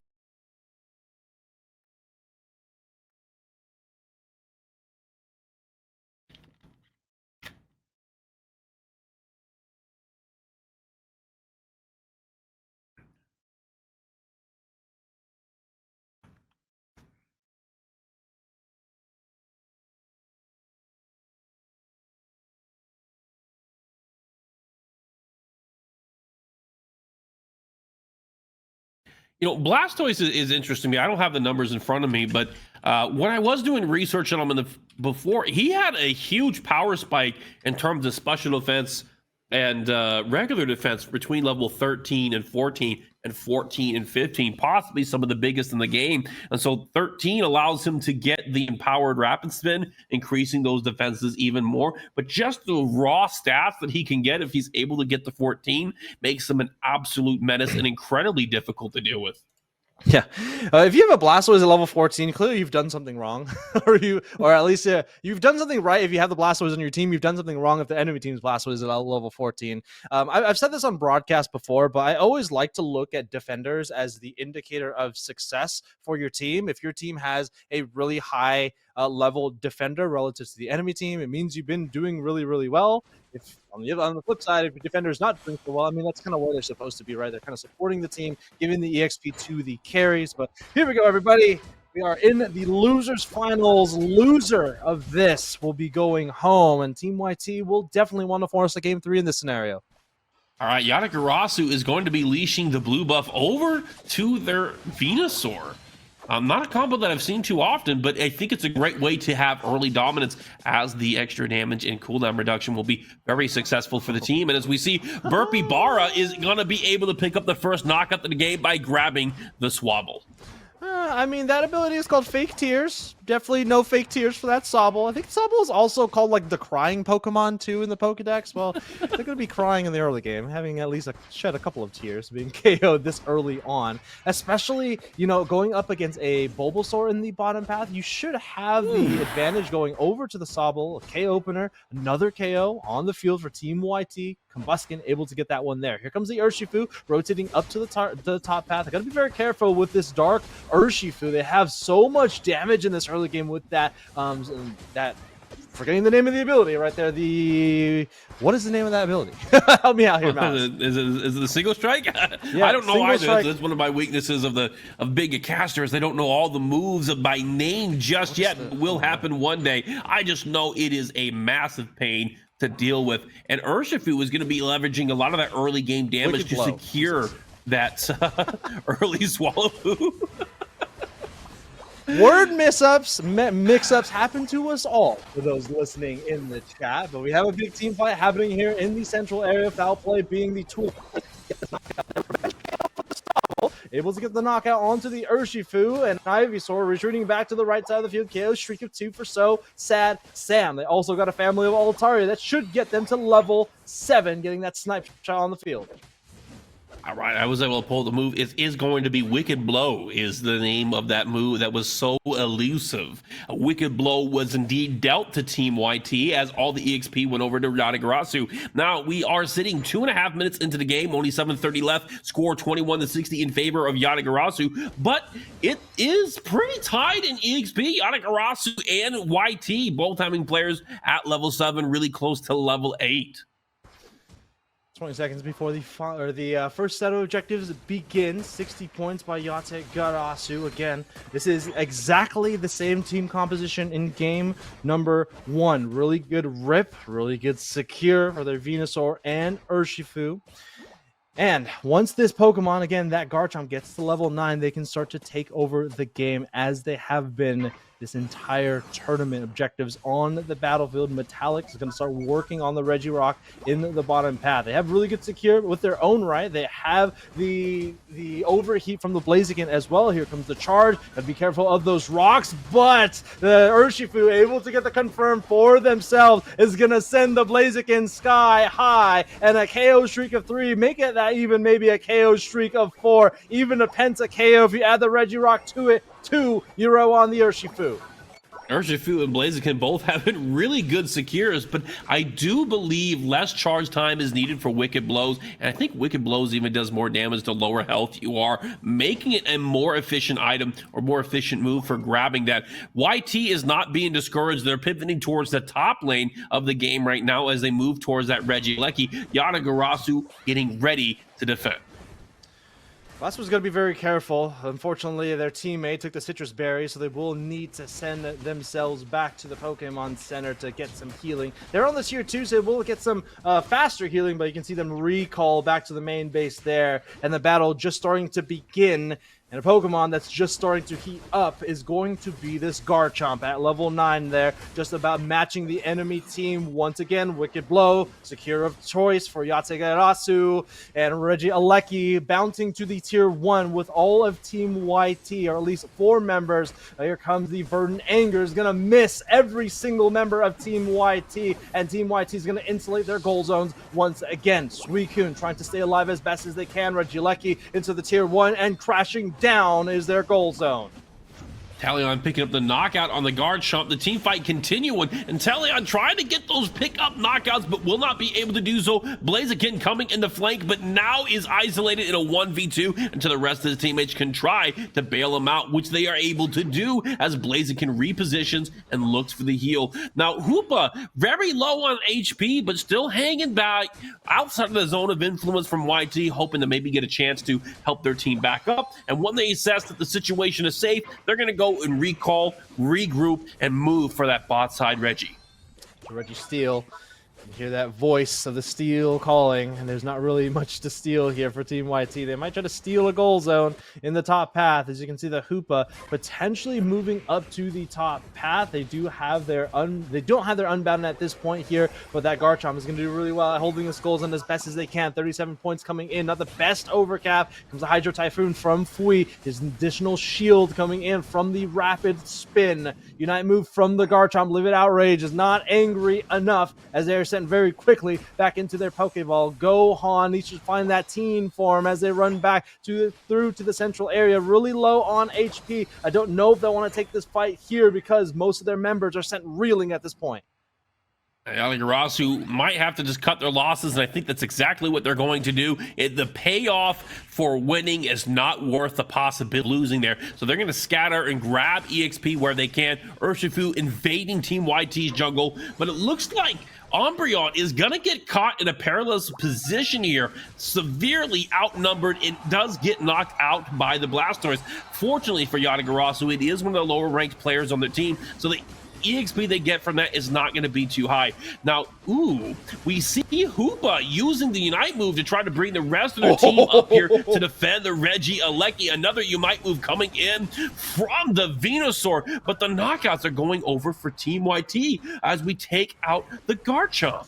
Oh man, it's a really tough thing to see for Yatagarasu. A really nice Venusaur Verdant Anger Unite move lands on 3 or 4. As you can see on the right side of your screen though, level 11 on your Venusaur is just not going to cut it in damage. Not able to get a singular valuable KO from Team YT. And a couple of things to point out here. Kind of under level on that Venusaur like we were talking about, just now hitting level 12. Maybe they can get to level 13. I think it would be really strong Solar Beam Plus into Pokemon that don't have a whole lot of mobility. I'm talking about the Suicune, Blaziken, even that Inteleon in the backline. It's really the only thing that's going to be contesting that Inteleon at range like I was talking about in the previous set with this relationship. Yeah, as they can keep him up, they can keep him alive. He'll be able to do a lot as long as Yatagarasu cannot reach him and dive. Yatagarasu on the bot lane right now going for the Registeel and will be able to grab that at 20% buff to their attack and special attack right before the Ray fight. 10 seconds before the final stretch. Pokemon at range, snipe shots flying, able to hit the Urshifu. It's going to retreat back to the main base. You can see in the top left corner of your screen. Again, Yatagarasu has one of the team compositions that has been so successful for them this entire event. Rip and flip, isolate and KO. Really nice pull back there from the Trick Phantom Force from the Hoopa. And the Pokemon to watch here is going to be that Urshifu. Once they engage, the fast break is going to be very scary. Teams are posturing, looking for the opportunity to get in right now. Team YT poking out with the Inteleon, trying to get some tip damage onto Yatagarasu. It looks like it's working fairly successfully. Rayquaza only about 20% damage being dealt to it, 80% up. Umbreon really low right now using the wishes, trying to recover a dance and tango going top lane between the Urshifu and the Blaziken. We do see Umbreon recall. Here comes the Unite move coming in from the Hoopa, and the fight is about to break out. Inteleon goes and grabs the Hoopa. This is the moment that we have waited for. Team YT trying to grab onto the Umbreon. The fight breaking out with the Solar Beam coming in from Venusaur, but no connection is yet to be made. The dream is still alive and yet to be saved. 40 seconds left in 107 to 290 in favor of Yatagarasu. Inteleon trying to get the damage. Umbreon uses the Unite move. Wicked Blow comes in, and Inteleon is set back and taken out of the fight. Garchomp using the Unite move. Ray fight down at 20, 10, and it's out of here. Suicune is able to secure the Ray. Clearly, I need some reverb on my own microphone, but the Suicune able to capture the Rayquaza. But let me take a look at the time. 10 seconds remaining on the clock, and it's off to the races. Suicune, can they get their scores in on Tier 1? I don't think so. Looks like the Blastoise onto the Tier 3. Blaziken is going to score 100, followed by a 95 from the Slowbro. Is that enough? We will need to go to the scorers table here because we just do not know. And the winner of this is going to be Yatagarasu, moving on to the grand finals once again. Phenomenal raise there at the end. Suikun's going to be able to steal, but was not enough. Yatagarasu puts up a defense, and not only are they able to try to slow them down, but they have other members continuing to score to offset whatever points Team YT gets in there, and it is enough to get them through this series. I think this was the first 2-0 series we've had on streams. I think everything's been 2-1 today. An incredible showcase by both of these teams, man. Also, just composure generally, too. Both attackers in the back line, Sam, Venusaur, hitting so many of their shots at range. Gohan also just made a very risky push. Unfortunately, just did not pay off for them. They used their Hoopa Unbounded to Unite move to chase down Sam, who was at, I believe, at 50%, being hit by a solar beam. Kind of sent them reeling. Unfortunately, Sam was able to win the 1v1 against the Hoopa in their own central area. But showing of magnificence for both of these teams. And I got to say, a really good showcase for what's to come in the grand finals. Oh, I can't wait to see the grand finals. And a lot of these teams and these players are world-class players. I can't wait to see the world tournament. I'm already at the edge of my seat, and we're not there yet.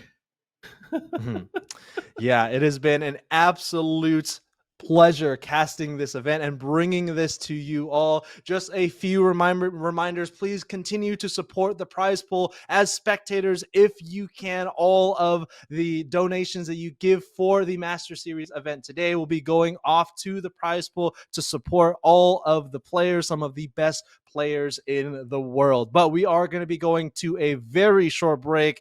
Tano and I will be back to bring you the grand finals between Revelation and Yatagarasu, going at it once again in a war of attrition. Winner of that will be winning the grand prize for today and also qualifying for themselves for the Master Series events to come. Do not go anywhere. The Master Series Open Qualifiers rumbles on very soon.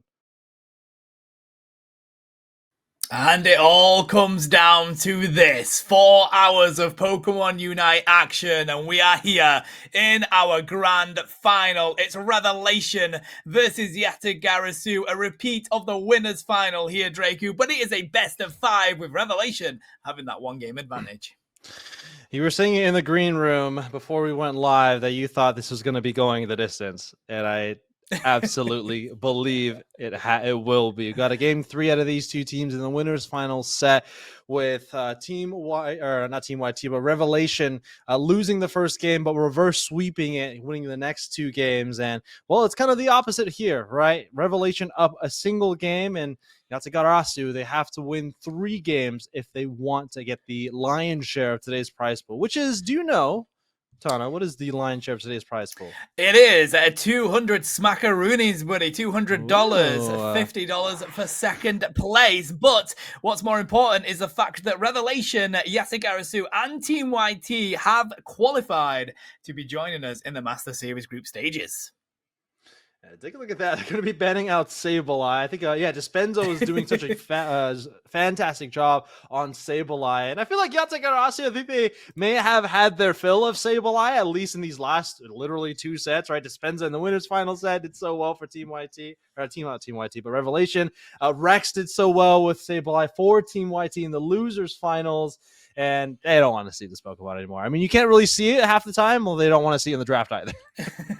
Get it on out of there. Gohan is going to lock in the Mewtwo Y here. Different strategies we're seeing Yatagarasu pull out against Revelation. Obviously losing that previous set against them. They were utilizing the Eldegoss and the Garchomp so much right now, sticking with the Urshifu and the Mewtwo Y. Revelation looks like they're going to stick with what works for them. Oblivion taking the Umbreon, Lunia there on the Blaziken. Would not be surprised with Bora taking the Inteleon here.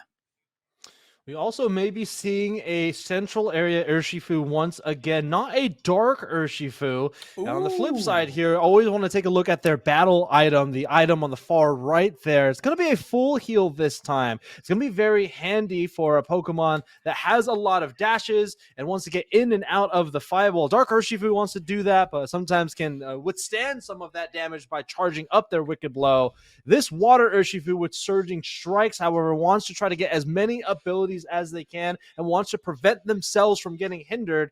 Well, Revelation has a decent amount of that. Is that Pokemon, the big pink one there? It's not only really good in Pokemon Unite, but also really good in Pokemon Pocket. It's that Wigglytuff. Sing is just such a strong status condition. We saw it with Sleep earlier today with Darkrai and Snorlax. This is just another one of those Pokemon that can provide Sleep as a status condition.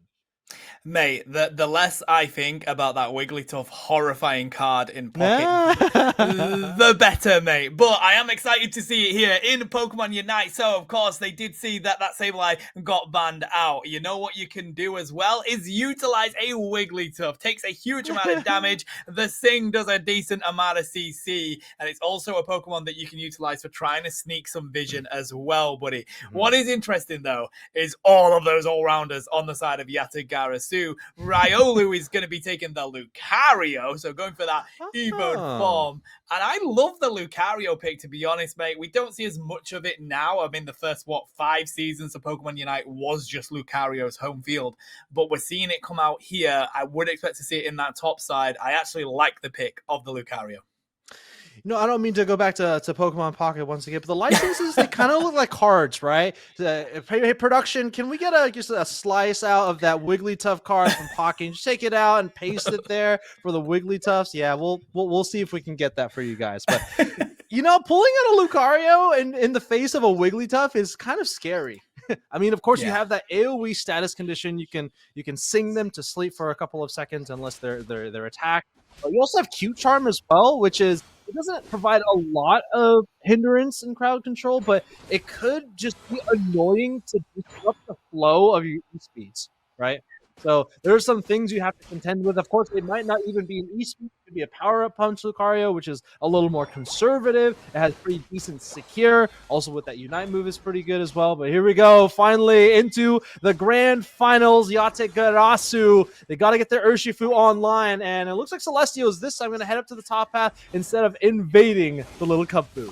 Yeah, interesting. They want to capitalize on these KOs from the get-go. Torchic finds that one, and this is the power of this early game for Revelation here. Puts the pressure on, reins in the points, capitalizes on how slow of a rotation the Shifu is in that central area. So pretty much where Revelation want to be right now as they go back looking for some more farm. Yeah, and of course, they don't even need to take all of their central area Pokemon, that is that Leafeon, because they can get a couple of KOs in the top path and get their experience elsewhere. Here comes the Dark Urshifu. I don't know if it changed their battle item. I guess we'll see it if they use their eject button, if we hear the pop of that full heal, but this is going to be a single strike Wicked Blow Urshifu, potentially with a full heal.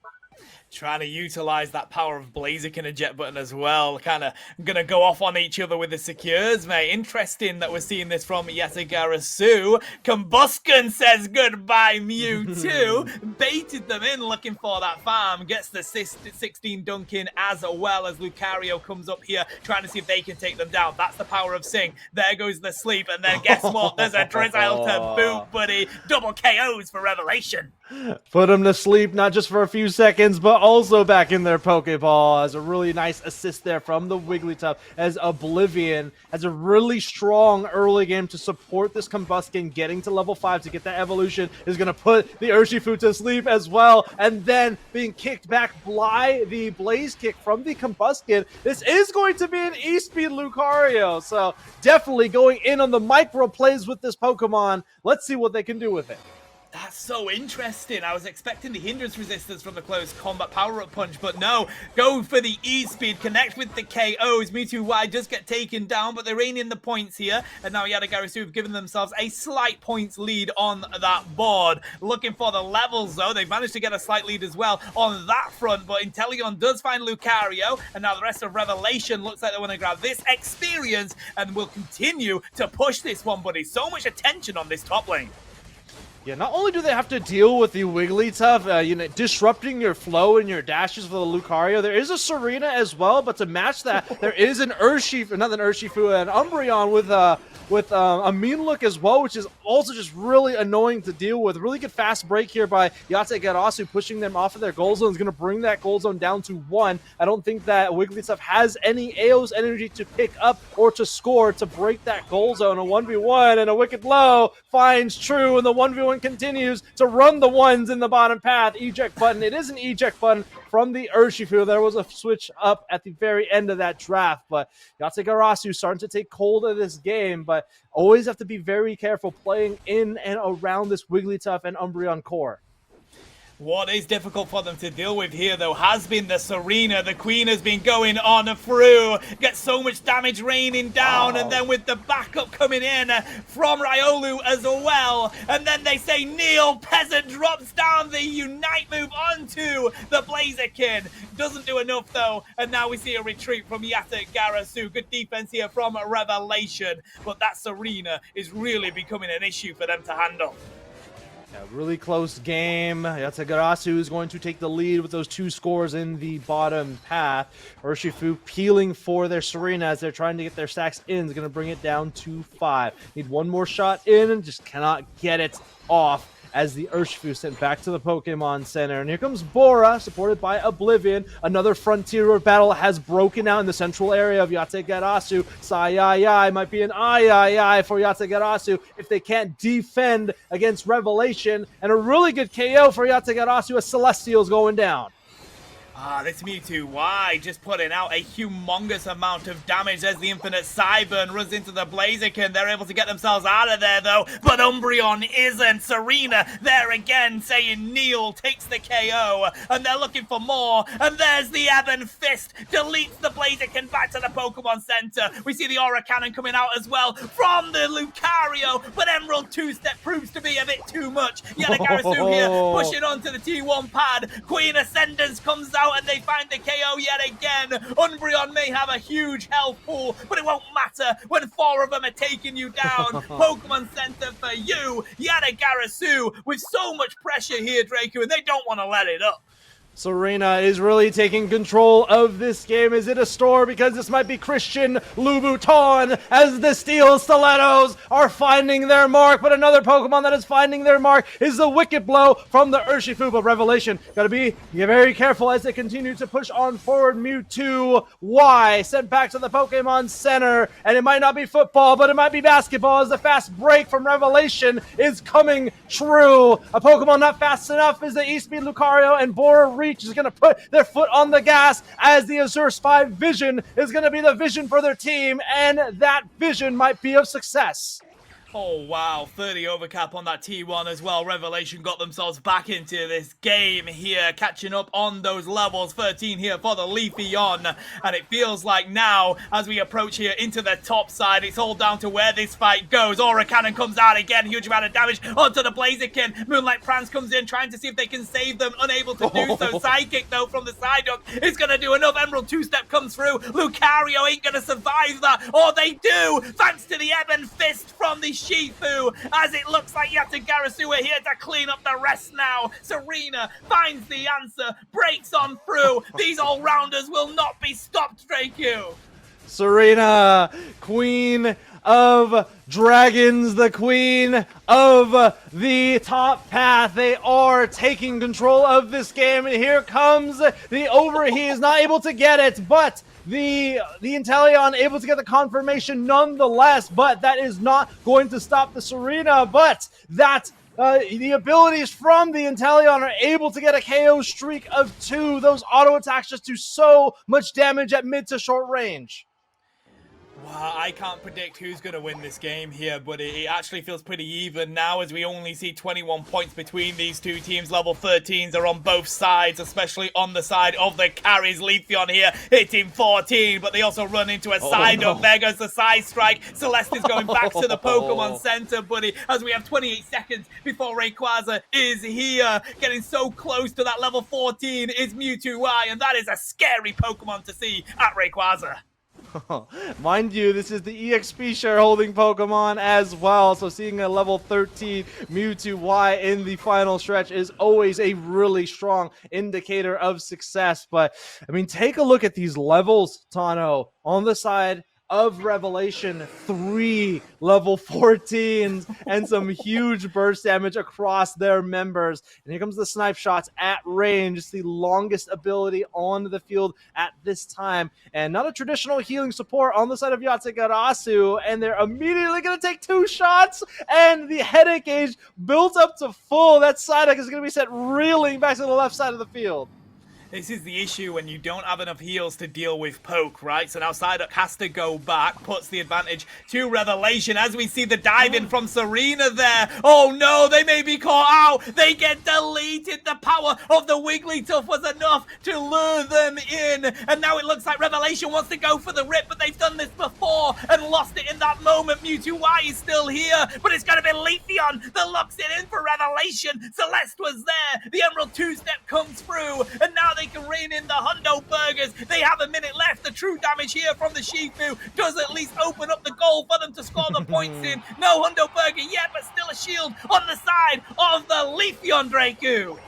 Unfortunately, the Queen cannot protect her throne against 3 members of Revelation. They're going to be put in a mean look, in a bubble. They are trying their best to stay on the battlefield. Here's the Queenly Ascent. He's going to break that shield at least, but the reverse KO from Bora Reach is going to send Yatagarasu reaching for the stars as best as they can, coming crashing down by the moonlight of this Umbreon. A couple of things I do want to point out. The Serena lock trying to get to the Inteleon in the final stretch, but a beautiful Unite move by Oblivion on their Wigglytuff. That Unite move there cleanses your entire team. It's basically a full team-wide full heal, protecting that Inteleon as that Serena tries to push forward.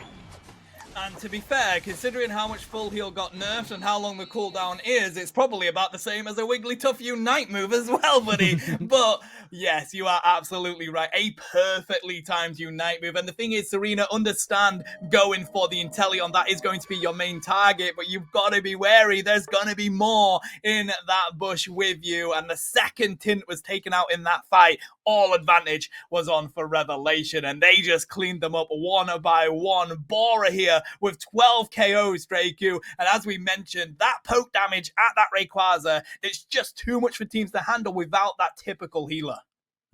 12 knockouts for Bora Reach on their Inteleon, and Oblivion 14 assists on their Wigglytuff. Gotta highlight these 2 players specifically. Feel like they had definitely an MVP performance. And take a look at that. 110,000 damage on your Inteleon has hit that 6-digit margin, just like Celestial did in the last time they met. What's fascinating is 110k is only 30% of the damage for their team, buddy. That is how good of a game they had, with Celeste dropping that 87 as well, 89 on Lunia. What a game that ended up being, mate. And it did honestly feel like it could go either way. Both teams had some great moments during that game. They managed to get themselves back into it whenever they were losing some lanes, and it all came down to that Rayquaza battle yet again. But that does mean Revelation are here with 2 wins. We are officially on match point. Yeah, I gotta say, like, running 2 dive-centric all-rounders into a Wigglytuff is definitely a bold move. I actually don't recall like when Wigglytuff was picked in the draft, but Q-Charm is just a really annoying ability to deal with, and you have to deal with it right next to Sing as being the primary hindrance tool for Wigglytuff. It's just a really difficult Pokemon to deal with for a lot of all-rounders. I'm going to pull up the card really quickly. This is exactly what this is exactly what they saw at the in the top half. This is this Pokemon right here. Yep, they saw that Pokemon sitting there at level 4. It's like, oh no, we got to deal with this thing for the entirety of the game. And well, Oblivion definitely took over the game, not in an attacker role, but in a supportive role for his team. I love it, mate. I love it when we see these picks that aren't conventional in Pokemon Unite at the moment. Of course, we have many Pokemon that are very good in this game right now. Wigglytuff is not bad by any means, but you just don't see it. You really don't. But they do have some, on the side of Revelation, they like to use those kind of supporters where they do more than just heal. They do that, the hindrance that they drop, and they give vision. Wigglytuff you could use that way as well, but then they utilize that, as you said, full team, full heal to be able to make sure that their team could continue to fight in those team fights. And it was the answer for them. So what are they going to do on the side of Yatagarasu to shake things up a little bit? Because as we said, it was a close game, Draku. That could have gone either way. Yeah. You could potentially go back to their roots. That one of them, their game one against Revelation. That was the double poke from Venusaur Urshifu, I think, or it might have been Venusaur Blaziken. I can't recall which one. Right next to a Garchomp with 2 supportive cores. Right next to those 2. But I mean, it's going to be tough. It's going to be tough. I think for Revelation, they should be feeling really comfortable and in the pocket right now. In the last 4 games against this team, they won the last 3 of them. They're currently on a 3-game win streak against Yatagarasu. Yatagarasu only winning the first game of the winners final set. It's almost like 2 hours ago now. So Yatagarasu, they have a lot of momentum going against them right now. And I don't know what they're going to do, because I feel like they went something completely different. They kind of went double poke in the past, but now they went like double dive, and that didn't work very well. They got picked apart by Wigglytuff of all things. So Revelation clearly can draft, and they can clearly counter Yatagarasu and what they're doing. Yeah, and that's the biggest thing, though, isn't it? Is they say a lot of these games are won or lost at the draft phase. I was having plenty of conversations with Gatlu about it, and he was mentioning that a lot of these games, they can be won or lost at this draft phase, and Revelation are so good at working out what a counter pick could be for them. We did see the ban here for the Leafeon on the side of Yatagarasu, trying to see if they can hit Celestial there, but it does mean Burpee Barrett is going to take the Psyduck, and again, Revelation are going to get access to this Suicune with Dispenser locking that in, Draku. Yeah, so you got to be very careful of what you decide to put in the mid-range. And if they do a Sarita, I don't know if that's going to be very helpful. Wigglytuff is already a difficult Pokemon to go up against, but Suicune even more so, as it's one of the most banned Pokemon in Pokemon Unite right now. And one of the interesting things about Oblivion is he's kind of a trailblazer when it comes to his supportive picks. I think for a good portion of the UCS season, he was last picking Phalanx for as their defender. We saw in the last game, he's not uncomfortable playing off-meta picks like Wigglytuff. You can see him hovering over a Crustle right here, which is also another off-meta pick. And there are innate strengths to picking off-meta, and that's just simply familiarity of the enemy team, right? It might not be the best Pokemon in this category. Obviously, Snorlax is a better defender. Lapras might be a better defender, or even Blastoise might be a better defender. But Pokemon that aren't picked very often, they have a strength with your team, with the enemy team, just not playing against them enough. Yeah, it does mean that they have to have a think about, wait, how do we deal with that in this comp? Yeah. I mean, Yatagarasu here are going to lock in yet again. I do say 3 all-rounders, but I honestly think that is going to be a Cypher. Do really like the pick by Gohan, though, on the Mr. Mime. We were talking about how we like these supports that may not do just healing, they do cause CC, and that is what Mime is there for. And surprising, though, Yatagarasu don't go for a healer yet again, buddy. They have got some self-sustain across the board there on the rest of their team, but no typical healer here. Neither does Revelation, though, realistically. This is going to be so interesting. It's all about how much damage can come out and who can get that self-sustain going.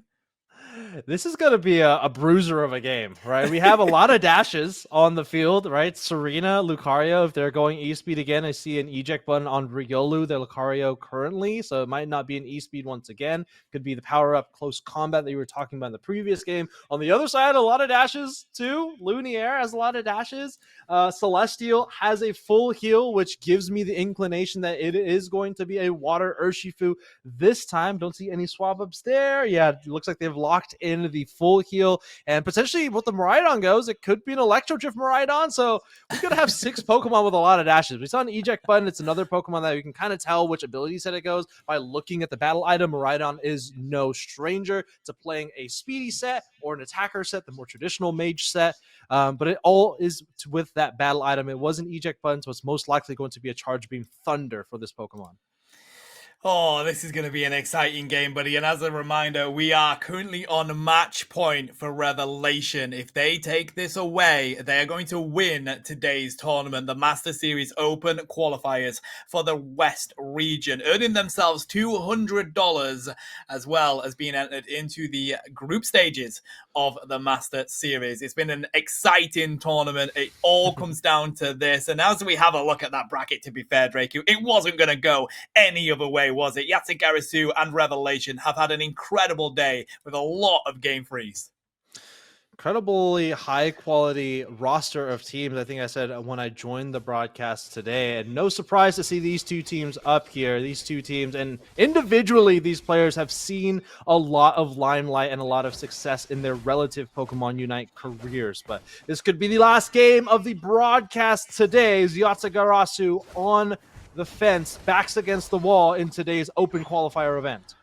Ooh, pushing Dispenser away there on the side of the Lucario. They are going to get back to their side, though. And yes, it is going to be Cypher. They've hit level 5. I think I saw a dual wing beat there. So that is going to be what they look for with those executes. Celesti's going to come down here to the basement lane for Revelation as the 850s are about to spawn on in. It is going to be a Water Urshifu, surging strikes to help them stay on the battlefield and in the faces of Yatsik Garasu. Getting like glimpses of nightmares here of Water Urshifu's running it down into the Speed Flux zone, but not going to push a Mr. Mime and a Sini in their central area, but this time going to pressure the central area of Yatsik Garasu. Mr. Mime is going to be there to try to defend that goal zone, or not goal zone, but the central area, but just try to delay the inevitable. As the Scyther may be going into the central area, no, is going to help defend the goal zone in the bottom path. But I had reminiscing of the Shifu days where it was first brought in and was broken with it being up that flux zone there. Cypher does get taken down here. I mean, they do have Execute with that dual wing beat, but free Pokemon is a bit too much to ask for. Who's going to take this one away? Good block there with the walls going up by Mime. Means that red buff does go to Lucario, but it doesn't matter. Shifu, they've set up their tent, buddy. They're staying in this central area. Mm-hmm. All of that experience going over to Revelation, level 6, now level 7 on the Miraidon.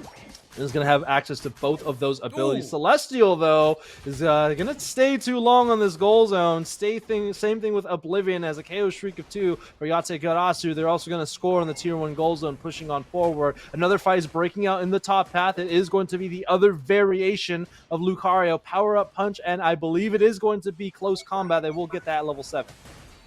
Such a close game here yet again. Levels wise though, does feel like it's getting more on the side of Revelation as they grab more of this experience in their top side. Dispenser gets hit with quite a bit of damage there, rains on through. They look like they're going to be able to get on out as Serena has arrived, and that's going to be a KO. It's so important for Yadagarasu up in that top side. Now it's just Blaziken here, hasn't hit that level 9 yet, so doesn't have the Unite move ready to go. Serena has to back up because there is a level difference there anyway. Enhanced Charge Beam from Miraidon does enough to get the KO onto Mime. The rip on that basement Reggie is here for Revelation. What can Blaziken do, though, against this Lecky? They have the overheat ready to go, and they take it, buddy. That is huge for Revelation.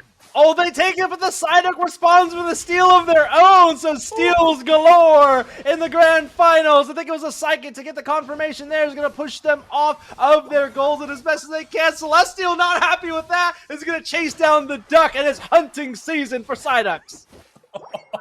Oh my god, this game has it. Oh, Mr. Mime tries to get away, but they are going to be hunted down. Good effort here from Revelation to put pressure onto the T2. Bright Future Meteor Storm coming out from the Miraidon does give them the space they need to actually retreat. And it looks like Cypher wants to go hunting here, Draku. A 1v1, but it is level 11, but Celestial trying to stay alive, unfortunately cannot.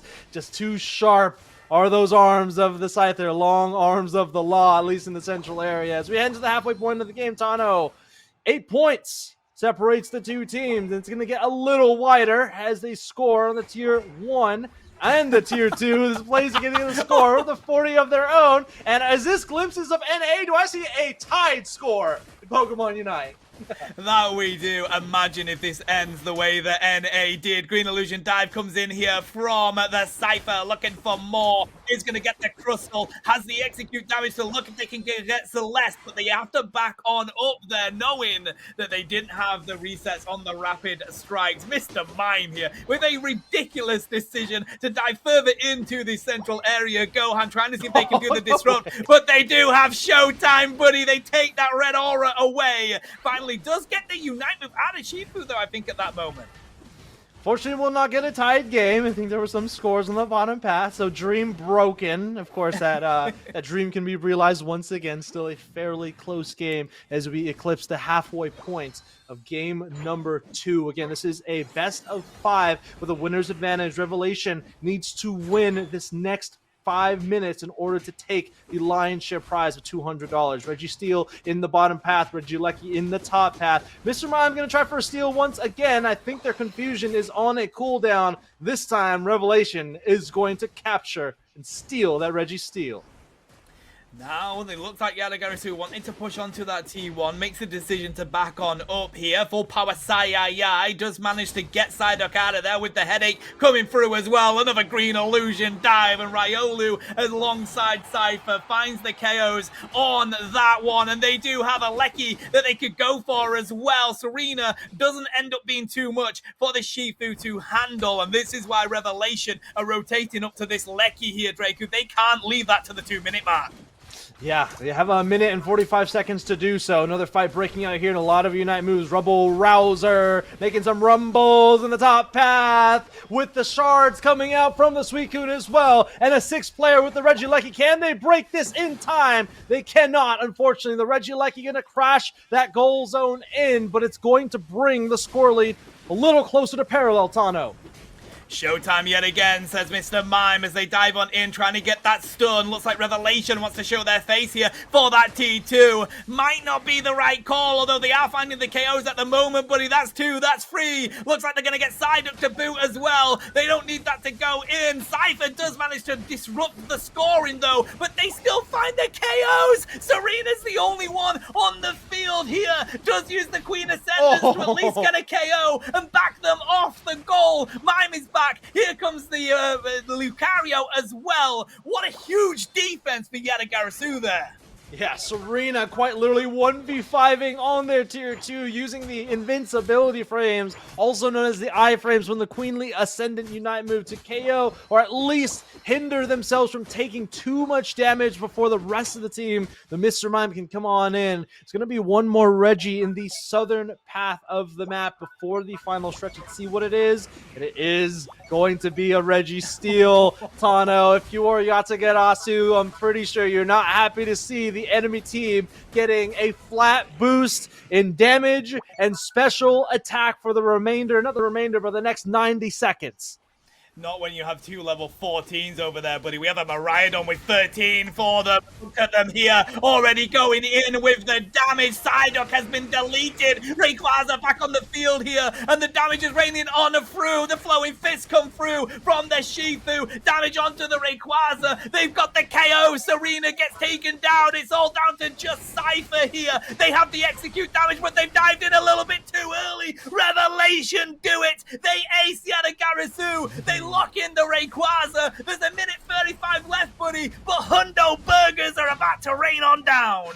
I think it's pretty safe to say that Revelation is going to be the winner of today's event. A really nice overlap 66 followed by the 100, and they are continuing to impress themselves on Thea Sky Ruins Revelation with more burgers to score. I said it before, but it might be a Sunday barbecue, at least here in the United States. Memorial Day weekend is barbecue central, and it's starting a little bit early for Yatagarasu. They are going to be losing the grand final set.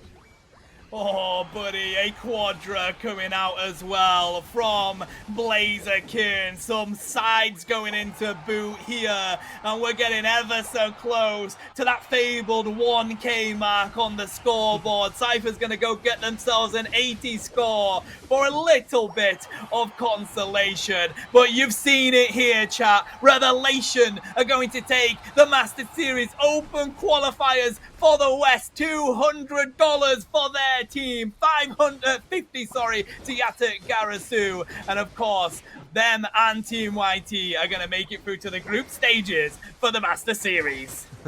Clearly, Yatsugarasu wants to see Revelation get 1,000 points. They are quite literally throwing themselves at Revelation right now. Don't have enough points to get to that margin, but one Pokemon that is definitely going to get the MVP for their team is that Scyther, getting those back caps on the tier 3. Always see it in a ranked environment, and sometimes you see it in competitive. But a huge congratulations to Revelation Yategarasu for winning a part of today's prize pool, and Team YT, who will be qualifying themselves through to the group stage of the Master Series.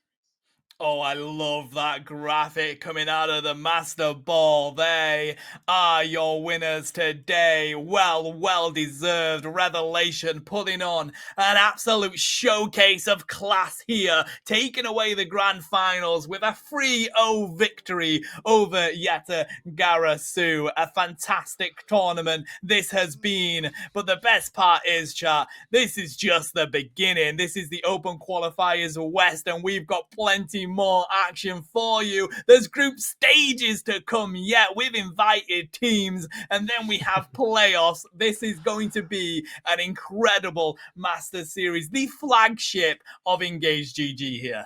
Man, if this is just a precursor to what's to come, I am so excited to spectate as a viewer the upcoming Master Series to come. Such a high quality caliber of teams in just today's event. We had teams that have qualified for Worlds. We had Yate Garasu, of course. We had some members of LG participating.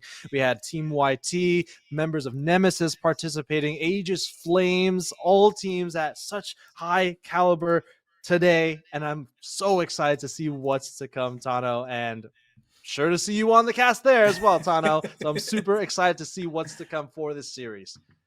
Oh, buddy. Wow. I mean, what more can we say here, chat? That has been a fantastic journey for these teams. A huge shout out to yourselves for showing up and getting involved as well. We've seen you in the chat. We've seen you all watching. The donations have been incredible, and it's just been amazing to see everybody taking part in this. We are going to give a little bit of an update of the bracket run, and then we'll end the stream. So I'm just waiting for production to bring that up so that you can all see the beautiful, amazing journey that Revelation made to get themselves here in the grand final and take it away. Even Yata Garasu, to be fair, had a really interesting journey. Although, having said that, Draco, I think the best journey, and we'll see it when we get to the lower bracket shortly, was Team YT, because they went down to the losers bracket in round 2 and got themselves all the way to the losers final, which was just incredible. Yeah, absolutely demonic run in the loser side of the bracket. Just mind you of today's format, double elimination, best of 3 in the top side of the bracket, and best of 1 on the lower side of the bracket. And we know how sometimes we call it unlucky, but unpredictable Pokemon Unite can be. And in best of 1s, it is high stakes in that entire 10 minutes of the game. But let's go ahead and take a look at the bracket to see how we got here and to see the teams that have qualified through to the next stage of the Masters Series. I believe we started out with 16 teams today, and we can see Yate Garasu and in the middle of the bracket there, and looks like Revelation is also in the middle side of that bracket. Yate Garasu making it all the way, or both teams making it all the way through to the winner side of the bracket. Revelation winning out over Yate Garasu in the winners finals, and then of course winning the grand finals, Tano. And what a set of teams they went up against here, though, Draco, as we see Stamina Esports getting beaten, Azari Esports, 4 friends there, and it's a huge amount of teams. Lebanis were number 1 in the EU weeklies, getting beaten there by Revelation. So they've come up against some huge talent that they've taken on and been able to defeat. As you say, then they just clash against each other, with Revelation coming out on top of that. Both times. So you can bet that's going to be a chip on the Adagarisu's shoulder, and they're going to want to run it back against Revelation. But they've both, well, all teams have been incredible here today. Let's see if we can get the lower bracket up on screen for you so we can show you the masterful journey that the rest of these teams have been on. Here we go. And as we say, Team YT ended up going down there into the losers round 2, and then they fought in these best of ones all the way through here, buddy, to get themselves into the final, the losers finals, and the Adagarisu proved to be a little bit too much for them to handle here today. Wow. I mean, what more can we say there, buddy? What a tourney this has been. I think we made the joke in the green room, but clearly Team YT is the demon of best of ones, because right, the losers final was a best of 3, which unfortunately they lost it to Yate Garasu. So best of ones, Team YT. If you see any events, that is your shining pedestal there. But another team I want to shout out as well that had a very similar performance is Aegis Flames. You can see their name in the yellow on the lower side of this loser side of the bracket. They also got knocked down just like Team YT in round number 2, beat Stamina Esports 4 friends, and then fell short to Team YT in the losers semi-finals rounds. But that is going to be it for the open qualifiers today. Again, today was my debut cast for the INGAGE Master Series. I do want to say a big thank you to, again, all the casters today. Tano, you've been a wonderful caster to cast with, of course, today. We haven't casted in such a long time, so it's been an absolute pleasure. But Tano, if you want to just review what's to come for the Master Series and take us home. Yeah, absolutely. So we're going to be here pretty much each weekend, chat, as we have more action to bring you. We have the group stages to come yet. Of course, people were fighting in those EU weeklies and the Underdunk weeklies to be able to get the top 4 spots so that they could qualify for the group stages. 3 teams from this open qualifiers are also going to be going into those group stages. And then we have some invited teams from each region that we're going to be bringing in for that. So you will not want to miss that action, and then we will bring you the playoffs and finals, I believe, the following week after that. It is going to be absolutely electric. You won't want to miss any of that action, so make sure you hit that follow or sub button, whichever platform you are watching on. And we do have to give a final huge thank you to all of the teams that took part today. As we mentioned, this prize pool was actually produced here by the teams that were participating. They all paid towards today's prize pool, which was really encouraging for the Unite esports scene, and it's just meant that we could put on an incredible show. A huge thank you to our production in the background, amazing talent again, the observer there being Bina. We had Dragon working in the production side alongside Zen, and of course Yash being our admin as well. And we can't forget the incredible people over on the Spanish scene. We saw them doing some casts today for you alongside ourselves, Kuto Unite and Pem Alex. So many people go into putting on a production like this, Reiku, and it's amazing to be a part of it, right? Abso-freaking-lutely. Of course, we want to thank all the casters for today. Myself, Tano, bringing you the action for the end of today's event.